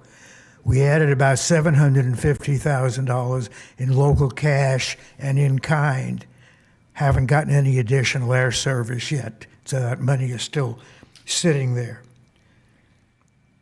Oh, excuse me. Maybe council should be more involved in what the airport does, and I'm delighted with this effort that I've seen here today. I think this is more involvement in the airport than I've seen in the years that I've been involved. The Corpus Christi Regional Economic Development Council gave a presentation today, their quarterly update. Visit Corpus Christi gives a quarterly update, as does other regular departments. And I was going to ask you to include the airport. Heather told me this morning that they do plan to have the airport brief you quarterly. That's important so you can get into what they're up to. Maybe CCIA needs a full-time person to manage air service development, because in all these 20 years, it's been a community effort. It's like whoever had the time, you did your regular job and you did this job. Kevin and Tyler are exceptional in what they do in every facet. They just don't have the time to do air service development as well. You look at airports around the country, they dedicate somebody to that. I think this person, either they have the weight to get into these airlines at the sea level, or they get a consultant to be able to do that. Maybe a different department should even be given the responsibility of air service development. Who says it has to be the airport? Yes, more money for air service development, but not without a new delivery method. Thank you all. Mr. Mandel, thank you. And Mr. Mandel, thank you for your leadership. You have been working on airport development. You are the airport development person unofficially, but thank you because you are always behind it. I really appreciate that advocacy. You're welcome. I have a vested interest now. My daughter lives in Denver, so I want that There you nonstop. go. We've been trying, you know that. Anyone else? Would anyone else like to make a comment on item number 15? Okay, with there being no one else, we will close public comment. So again, Mr. Zanoni. Yeah, Mayor, I just wanted to thank some of our partners that are here with us, our Buck Days, Johnny, Alyssa from the DMD, Brett, and the chair of Visit Corpus Christi, and then our director, Sarah Morgan, from our Art Museum. Yeah. They've been helpful in pushing our visitor industry and Right. being part of the team to get to where we are today. Agree. I was really going to point out Brett Auding's, his efforts, because they have been very, very strong, and so we appreciate that leadership, Brett. Okay, so we have a motion and a second. Let's do roll call. Okay, you want to do a roll call? So for passage of resolution number 15, Council Members Klein? After this. That's in the ordinance. Yeah. Go ahead, Yeah. Rebecca. So for passage of resolution number 15, Council Members Klein? Yes. Pesley? Yes. Roy? Yes. Suckley? Yes. Barrera? Yes. Campos? Yes. Hernandez? Aye. Hunter? Aye. Mayor Guajardo? Aye. Okay, the resolution passes. Okay, so now we need to do one as amended. Right, on 16, and also public comment on 16 as well. Okay, right. Okay, so 16, let me read 16. That is a one reading ordinance calling a special election to be held in the city of Corpus Christi, Texas, to repurpose 2 local sales and use taxes for financing the city's convention center complex, regional parks, and commercial industrial streets. So I'm going to go ahead and open public comment. Is there anyone in the audience that would like to make comment on item number 16? Okay, there being no one, we'll close public comment. And I'll entertain a motion to approve item number 16. Second. Okay, any further discussion? Well, we have to amend it also. Oh, I'm sorry, you're going to discuss and then amend? Well, if there's any discussion, but Yes, there's ma'am. not. Okay. Yeah, okay. So, Mayor? So now we need the amendment. yes, sir. In your reading of the caption, that was we need to add also that includes a new destination flight options. You read convention center, regional parks, commercial industrial streets, and new destination flight options. Do we need to reread it? You know what? I'll reread it just for the record. Okay. And new destination flight options. Yeah, that's not on the, hold on, posted agenda. It's on the posted ordinance, yeah. Isn't it? It's on my copy. Might have an. It's on the ordinance, but it's not on the posted agenda. Since I've been here. That's a good answer. That's a good. It's a legacy issue. I'll check it off of here. Okay. Yes, that's correct, Mayor. It is, yes. Okay, so I'm going to go ahead and read it. Read it with that in it. So, item number 16 is a one reading ordinance calling a special election to be held in the city of Corpus Christi, Texas, to repurpose 2 local sales and use taxes for financing the city's convention center complex, regional parks, and commercial industrial streets, as well as new destination flight options. Okay. Okay. And that was approved by, a motion was made by Councilmember Pesley and seconded by Councilmember Campos to approve that, and now we need to amend it. Okay. So the amendment was stated, would you state it again one more time, please? Yes, the amendment to the ordinance in your package is to amend the parenthetical in the middle of the measure to say annually allocated so that at least 5% of such proceeds are applied to each of the succeeding categories 2 and 3, and a meaningful amount as determined by City Council, but not more than 5% applied to the succeeding category 4, close parentheses. Okay, so can someone make that motion? I move for the. Sorry, go ahead. Oh, go ahead. I move for approval of the amendment as indicated by legal counsel. Okay. Okay, do we have a second? I'll second. Okay. All right, any further discussion? All in favor say aye. Aye. Any opposed say no. The motion carries. And then just approve as amended. Okay. Would you like to make a motion to approve as amended? I'd like to make a motion to approve as amended. Second. Okay, any further discussion? All in favor say aye. Aye. Any opposed? Say no. The motion carries. Okay. Clay, thank you very much. Heather, thank you. And congratulations. This is a happy day, the beginning of the new day. All right. Okay, that's it. Okay, there being no further business, this meeting is adjourned.